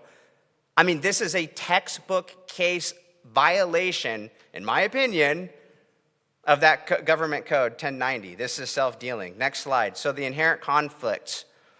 Because the consultant who planned the work was the same consultant to be awarded the work without a competitive bid at that stage, the $720,000 contract appeared to violate the core prohibition of that section 1090. If the city had signed it, and this is from my research, if the city had signed it, the city could have legally been prohibited from paying him. And any taxpayer could have sued us and potentially clawed back every cent. And so this is what courts sometimes call bootstrapping. Wolf Haas used the same contract, the audit, to convince the city of a need, and then used the same audit to define the $720,000 solution. Next slide. And so the apparent failure of what might be a safe harbor for him, Government Code 1097.6, the safe harbor only applies if the first contract was limited to conceptual work. We saw this was not just conceptual. However, the $720,000 contract was it was more than concepts, it was implementation. As we see in the quotes, Wolf Haas will assess, build, implement, train, and transition. You cannot claim the first document was merely conceptual if you immediately turn around and sign a contract to build the exact thing defined in that document. Next slide. And so picking apart Exhibit A and the audit itself, if you compare these 2 documents side by side, things get even worse. You look at audit, page 7, identifies film and media production as a revenue recovery opportunity. Well, what does the contract do? Contract, make a film and digital media office development one of the 3 primary objectives. Remember those 3 pillars. Again, another comparison. Audit, page 13, identifies municipal merchandising as a missed opportunity. What does the contract say? Contract says make municipal merchandising modernization a primary objective. Next slide. And so in Exhibit A of the proposed $720,000 contract, it is explicitly admitted in this new unbid contract was based directly on the findings of the audit Wolf Haas had just completed. And when the person identifying the missing millions is the same person who shows up with a contract to find the missing millions, you have an apparent textbook violation of Government Code Section 1090. Next slide. We were just talking about this kill switch in Section 12. It's the termination clause on that $720,000 contract. If the city terminates for convenience at any time, and that could happen too, WFHOS receives 50% of the entire remaining balance as a termination fee. By way of example, terminate after month 1, city pays them approximately $345,000. It's a windfall for work that was never performed. This is where we get into some major issues with California law. Next slide. The potential illegal gift of public funds violation of California Constitution. California Constitution, Article 16, Section 6 says, the legislator shall have no power to make any gift of any public money or thing of value. That bullet point, public funds may only be spent for a public purpose with adequate consideration. Paying hundreds of thousands for services not delivered is a classic violation and dereliction of our fiduciary responsibility. I mean, you can enter, next slide, you can enter into a bad contract in the public sector anytime you want. But us as a legislative body, as a municipality, we have this fiduciary responsibility to not enter into agreements where we ultimately could find ourselves paying a contractor for work they did not perform. That's a textbook gift of funds. And so the termination language is so vague in that contract that WFHOS could potentially terminate the contract himself and still argue he's owed half the remaining money. Combined with the 5-day deemed accepted rule, this gives him all the power and the city almost none. This is a one-sided trap for taxpayers. And so just concluding on this thought, WFHOS wrote the audit that created the need and scope he's now bidding on. That's that government code, going to the next slide. That's that government code, Section 1090, self-dealing. We skipped the mandatory Huntington Beach Municipal Code, Chapter 3.03 procurement process. The rule of 3 was violated, and any resulting contract would have voided under Zodeman. Next slide. That 50% kill switch termination fee equals a legal gift of public funds. One-sided terms expose taxpayers to massive risks. This was not a procedural procured professional service contract according to our own laws. It was a high-risk, legally flawed, no-bid deal that put the city in potential jeopardy. And so I would like to make a recommendation that I'll make on this next slide, but Julie, if you could, because I was told just bring it up at the next, some current concerns, because ultimately this leads to, and it'll be slide number 26, are we guiding or are we goading? Slide 26. Back up a little bit. This whole process, I believe, has just been utterly tainted. Because if you follow it from the audit itself that was written to the mayor's statements at the last council meeting to the resulting RFP that is attached to this agenda item, so I can speak on this agenda item, what are we being asked to do? We're being asked to vote for a committee to guide an RFP process when the mayor has already told the public who the winner should be. I mean, those are your words right there, Mayor. I am highly confident that WFHOS is the best group to perform all of these highly specialized services. It's hardly guidance, it's more of a coordination. And so creating this committee with the mayor's involvement creates a potential due process violation that could make any resulting contract legally indefensible. And so here's, in the next slide, here's the pattern that we see running through. The evidence and analysis of the RFP is verbatim the mirror of the mayor's mandates. You've got this 1, 2, 3, mayor statement, the audit, the official RFP. Next slide. The evidence shows a 3-stage handoff. Stage 1, the audit written by WFHOS created the concept. Stage 2, the mayor announced them as a list of imperatives. Stage 3, the RFP codified them into mandatory bidding requirements. Next slide. The evidence shows a 3-stage handoff. Go to the next slide. The RFP is a near direct implementation of the mayor's spoken vision. He spoke about the brand ecosystem, merchandising, film office, creative infrastructure, media relationships, local preference, and fast timeline. This level of mirroring makes the RFP vulnerable to arguments that it was shaped by the same consultant, WFHOS, who wrote the audit that first framed these exact imperatives. Next slide. And so you see this direct chain that takes place. Audit, mayor, RFP. WFHOS audit, draft 4, creation of the vision. Mayor publicly repeated the same imperatives. City issues RFP that mirrors both. This results in what I would say is a textbook 1090 self-dealing sequence. Next slide. The direct chain. If you look at number 1 here, the audit, we have pages that we're going to reference, and bear with me, folks, I'm wrapping up. But this is big money on the line, and it's our taxpayers that are at risk, and so it's important to get into the details here. We're talking about $750,000 that we almost made a big oops on. And so pages 379, 11 through 15, it writes as build, fix, and run brand ecosystem. You see the licensing, the events, the tourism, the sponsors, everything, city-controlled merchandising program, all the same language. Just go to the next slide. What do we have in the mayor's statements? A firm who could build, fix, and run brand ecosystem. Sound familiar? Consists of media, merchandising, licensing. Sound familiar? Film, cultural programming, optimizing our city revenue. And it goes on. The firm needs to create, implement a film and digital media office, permitting and location marketing. Sounds very familiar. Next slide. Then we look at the actual RFP that was issued April 13, 2026. Familiar words: title, scope, creative, strategy, branding, merchandising, media communication, film industry, development services. These are the exact pillars: brand ecosystem, city-controlled merchandising, licensing, film and digital media office, creative direction, infrastructure, staff training. This is the exact structure, the direct chain from audit, mayor, RFP. Let's go to the next slide. And so the legal implications, my point of view, the same contractor who wrote the audit that created the need and the scope, repeated on record through a series of imperatives by the mayor, is now bidding on the RFP that was built from his own audit.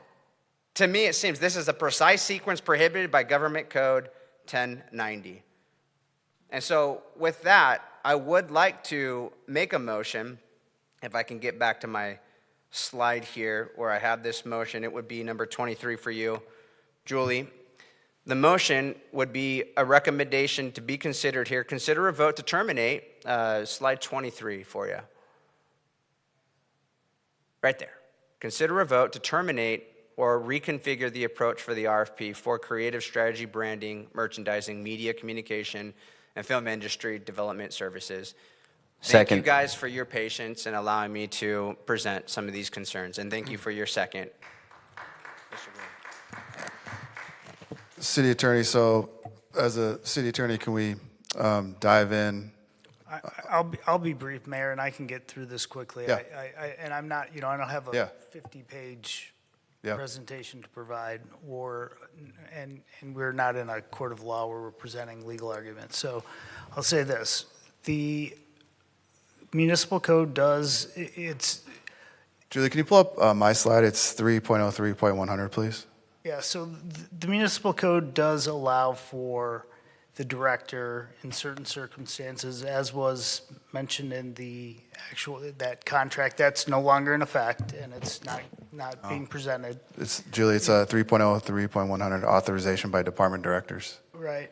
So we've taken the position, not only in this situation, but in the past, that a director does have the authority, if the agreement's been budgeted, to directly enter into the agreement, meaning they don't have to go through an RFP process.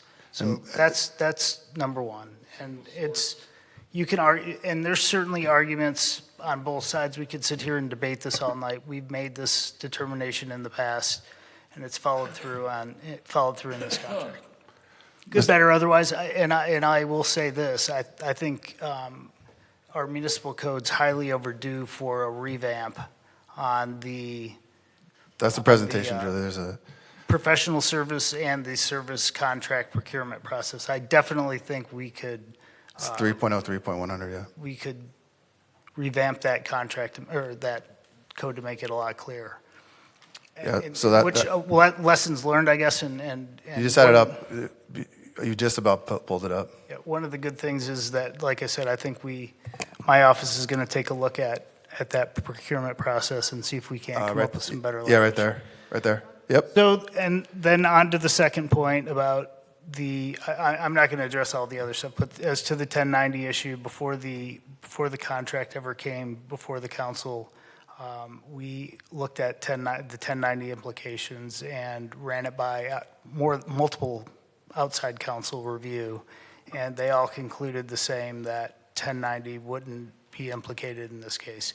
Now, the only way to. City Attorney, you said that you would provide the response, and you just told me that you never even got a I don't response have back. And I'll follow up with that. So that was verbal. I got that over the phone, but I do have a firm that's going to draft a memorandum for the council, and as soon as I get it, I'll provide it to the entire council as to the analysis on this case. Why don't we just So reach Julie- out to the FPPC? That would be the governing body that would decide, and they're more than willing if we reach out to them to give their recommendation It's on good, it. good point. And so the FPPC will only give on 1090 issues because, and this is, to Chad's credit, the 1090 issue is very complicated, and there's multiple FPPC rulings, letter rulings on this issue.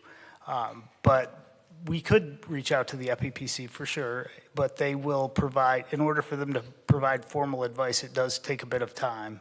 And that's the only way. My advice, outside counsel's advice, only goes so far. If you get something from the FPPC, then you're essentially cleared of any, no one can bring a lawsuit or a complaint with the FPPC if you get something from them. But just to confirm, Mike Vigliotta, it's your opinion that no 1090 violation occurred, nor your outside counsel. And then if you look on the screen, Yes, Casey McKeon, that's true. thank you. And then if you look on the screen, the one section that Councilmember Williams left out, which is what I said in my minutes, is 3.03.100 of the municipal code. The director of any department for which such services are required may contract directly for any professional services when procurement of such services has been budgeted and there are sufficient unencumbered appropriate funds available, or in the cost of which will be fully paid or reimbursed to the city. The annual budget for the fiscal year in which that agreement is entered into shall provide a general description of the work to be performed. So nothing was done untoward.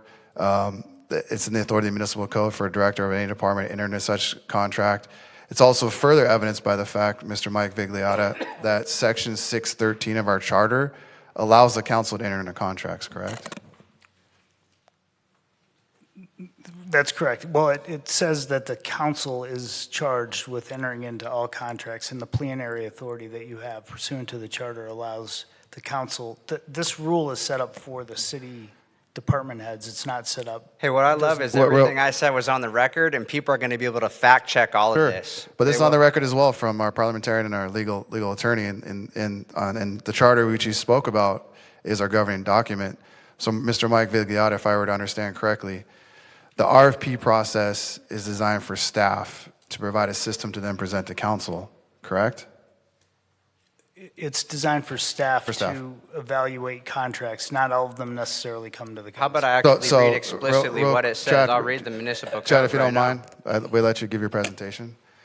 So, Charter Section 613 says that the council can enter into a contract, so we don't need to go through an RFP process because the charter is our. The council directed the contract. There's no, that municipal code section applies to directors. To directors.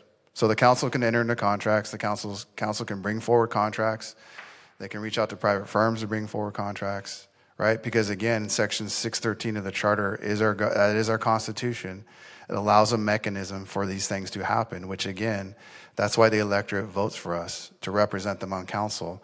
So what Councilmember Williams went through is a municipal code section for staff to bring forward, but I just showed you on the screen that's up there right now, 3.03.100.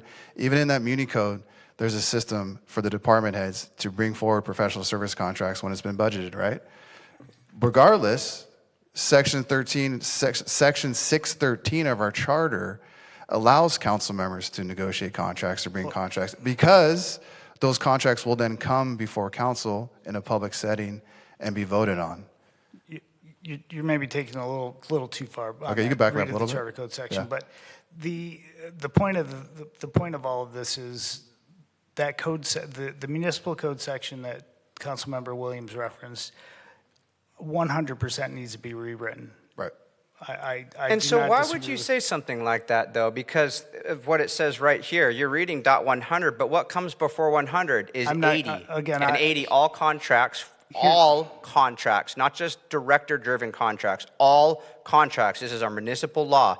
For performance of professional services for the city which exceeds 30,000 shall be awarded in accordance with procedures of this code. What is this code? It's I'm the not- entire procurement Listen, procedure in Chapter 3.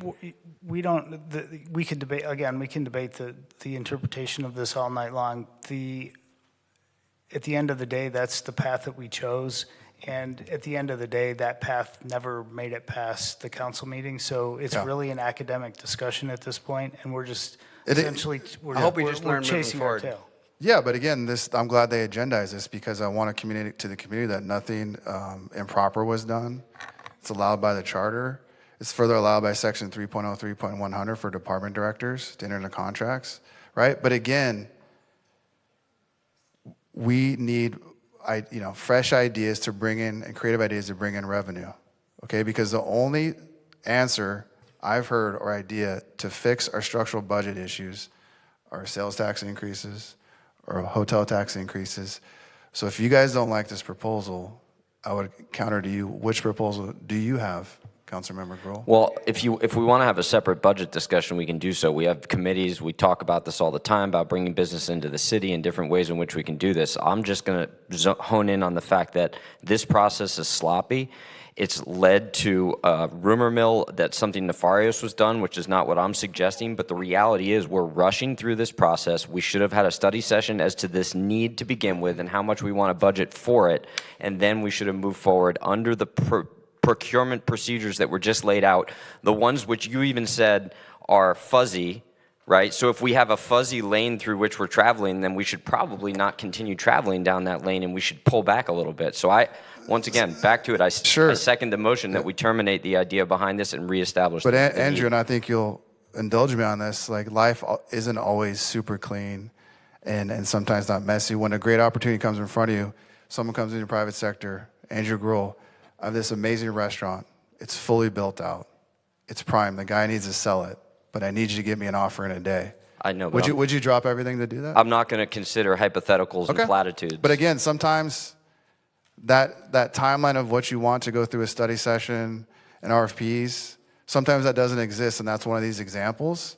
But again, nothing was done improperly. There's mechanisms in our city charter and our municipal code 3.03.100 to get us to this point. But again, it would then come in front of council. So the RFP's already out there. It's in process. Let's see what it comes back, and let's let the process play out. But again, you guys are going after someone who's not here to defend themselves.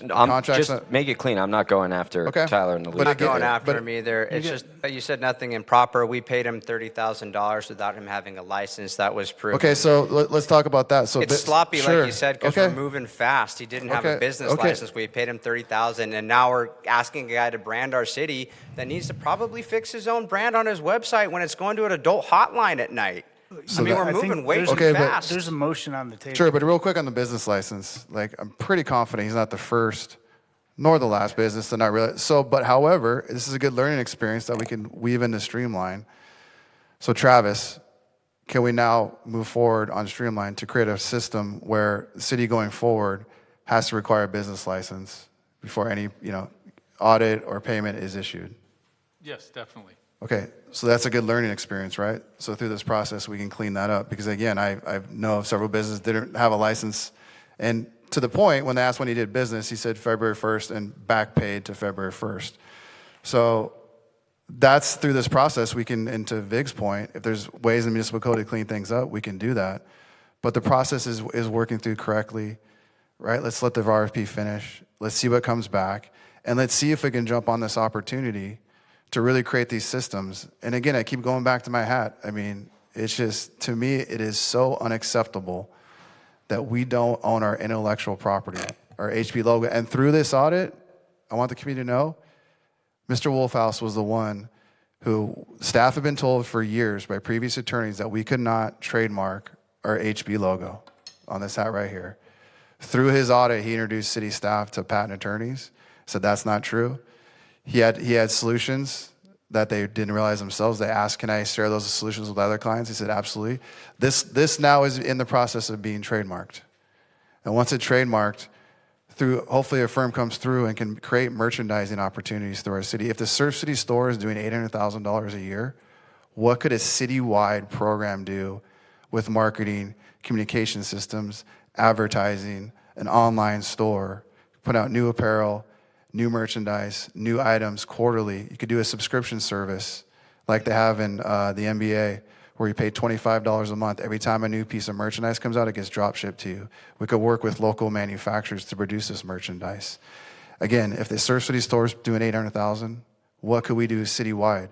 In this presentation, Mr. Wolfhouse created, you could put kiosks in our city facilities, right? City Hall, the library, the senior center, other facilities where people can, as they're waiting for their appointment, the planning department can go online on the tablet, scroll down and look, oh, an HB hat, a shirt, a sticker, right? I mean, there's 75 liquor stores in our city selling bootleg HB stickers. I had a guy going through our neighborhood with the new menu every Christmas and Independence Day. Hey, I got new HB merch. So every time you see this logo out in the community, just know that we don't own it and we don't make any money on it. And just lastly, and I'll wrap it up, just on the Art Center again, we're subsidizing it. Let's bring in a group. The private sector is here to help us. Let's invite them to come help us, right? Let's not get caught up on a technicality, which our city attorney says is not accurate. Everything we've done, we're allowed to do. The process is there. If we really want to be business friendly, we really want to encourage the private sector, especially some of the best in the industry who now live in Huntington Beach, we should be inviting them and have the process let them come up in front of us personally and talk about it instead of attacking them when they're not here. So I think it's appropriate if we want to fix our city and want to fix our budget, we should entertain these big, bold ideas and walk through publicly how to do it. Motion on the floor in a second.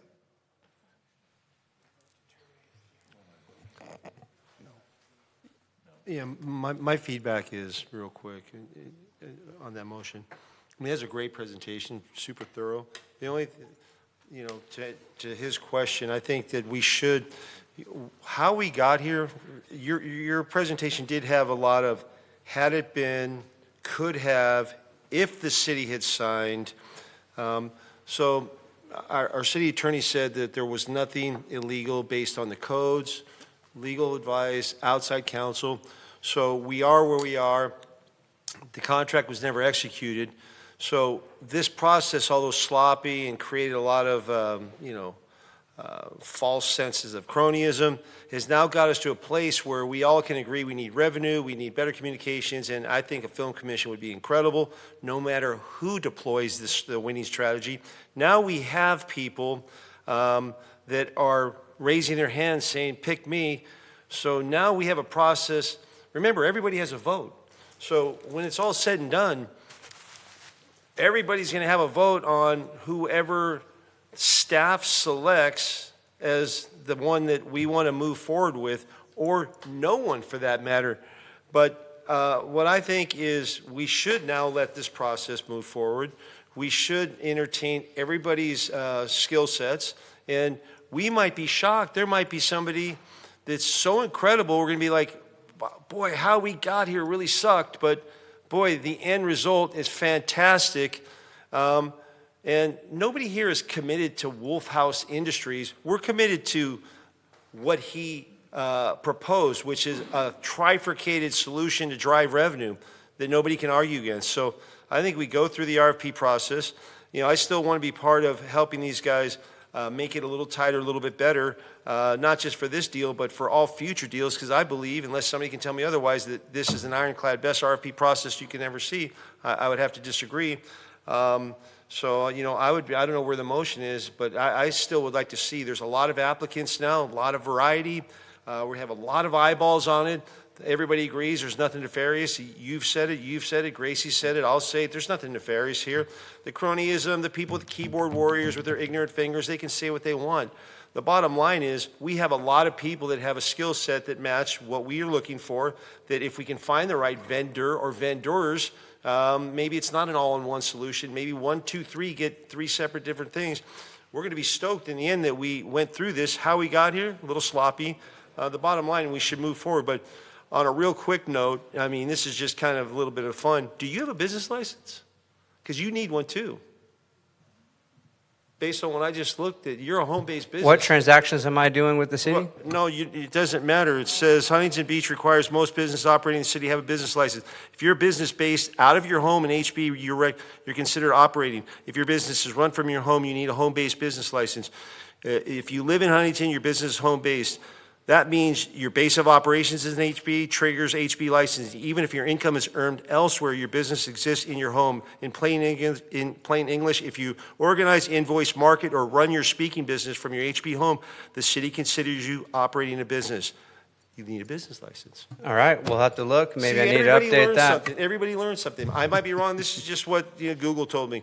Real But I quick. think I'm probably right. But Would that municipal code apply to me in Chapter 5 that says anyone doing transactions with the city? I'm not doing transactions with the city here. It's midnight, guys, it's Where your business is located. midnight right Yeah. now. Yeah, it's where, and one last note before we go to vote, just another correction to the community because this is the opportunity. So we spent over $8 million last year on professional service contracts. How many of those professional service contracts have the opportunity to make us money and can provide the community benefit that this proposed one did? And this is an investment, right? This is a not to exceed 24 months, right? With deliverables that much more can be canceled. And so the revenue potential based on the presentation showed at year 5, potential revenue brought into the city is about $18+ million. On a $720,000 investment, that's an ROI of 2,400%. So you would obviously do that. So again, just want the community to understand that, $8 million last year in professional service contracts. This one is $360 a year, not to exceed 2 years. It's an investment.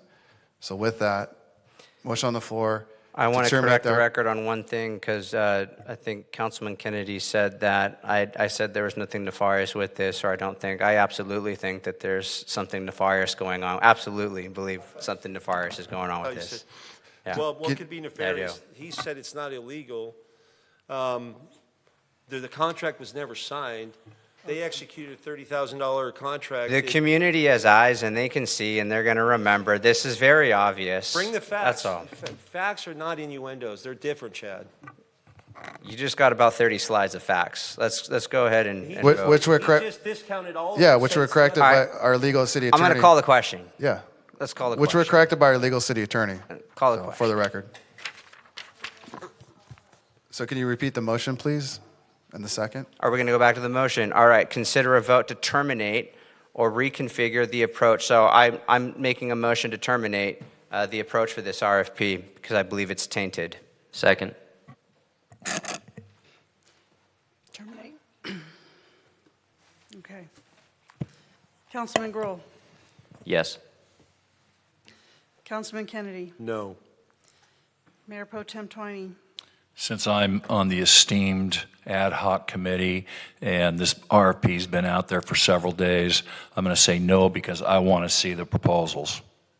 So no. Mayor McCann. No. Councilman Burns. No. Councilwoman Vandermark. Not because I think there's anything, like I said, nefarious, but I'm just not comfortable with this whole process, the way it's processed, so no. Oh, yes, I'm sorry. Councilman Williams. Yes. Motion fails 3-4. All right. Do I have a motion to adjourn? Okay. Second. The next regularly scheduled meeting of the Huntington Beach City Council Public Finance Authority is Tuesday, May 5th, 2026, in the Civic Center, Council Chambers, 2000 Main Street, Huntington Beach, California. Good night, everybody.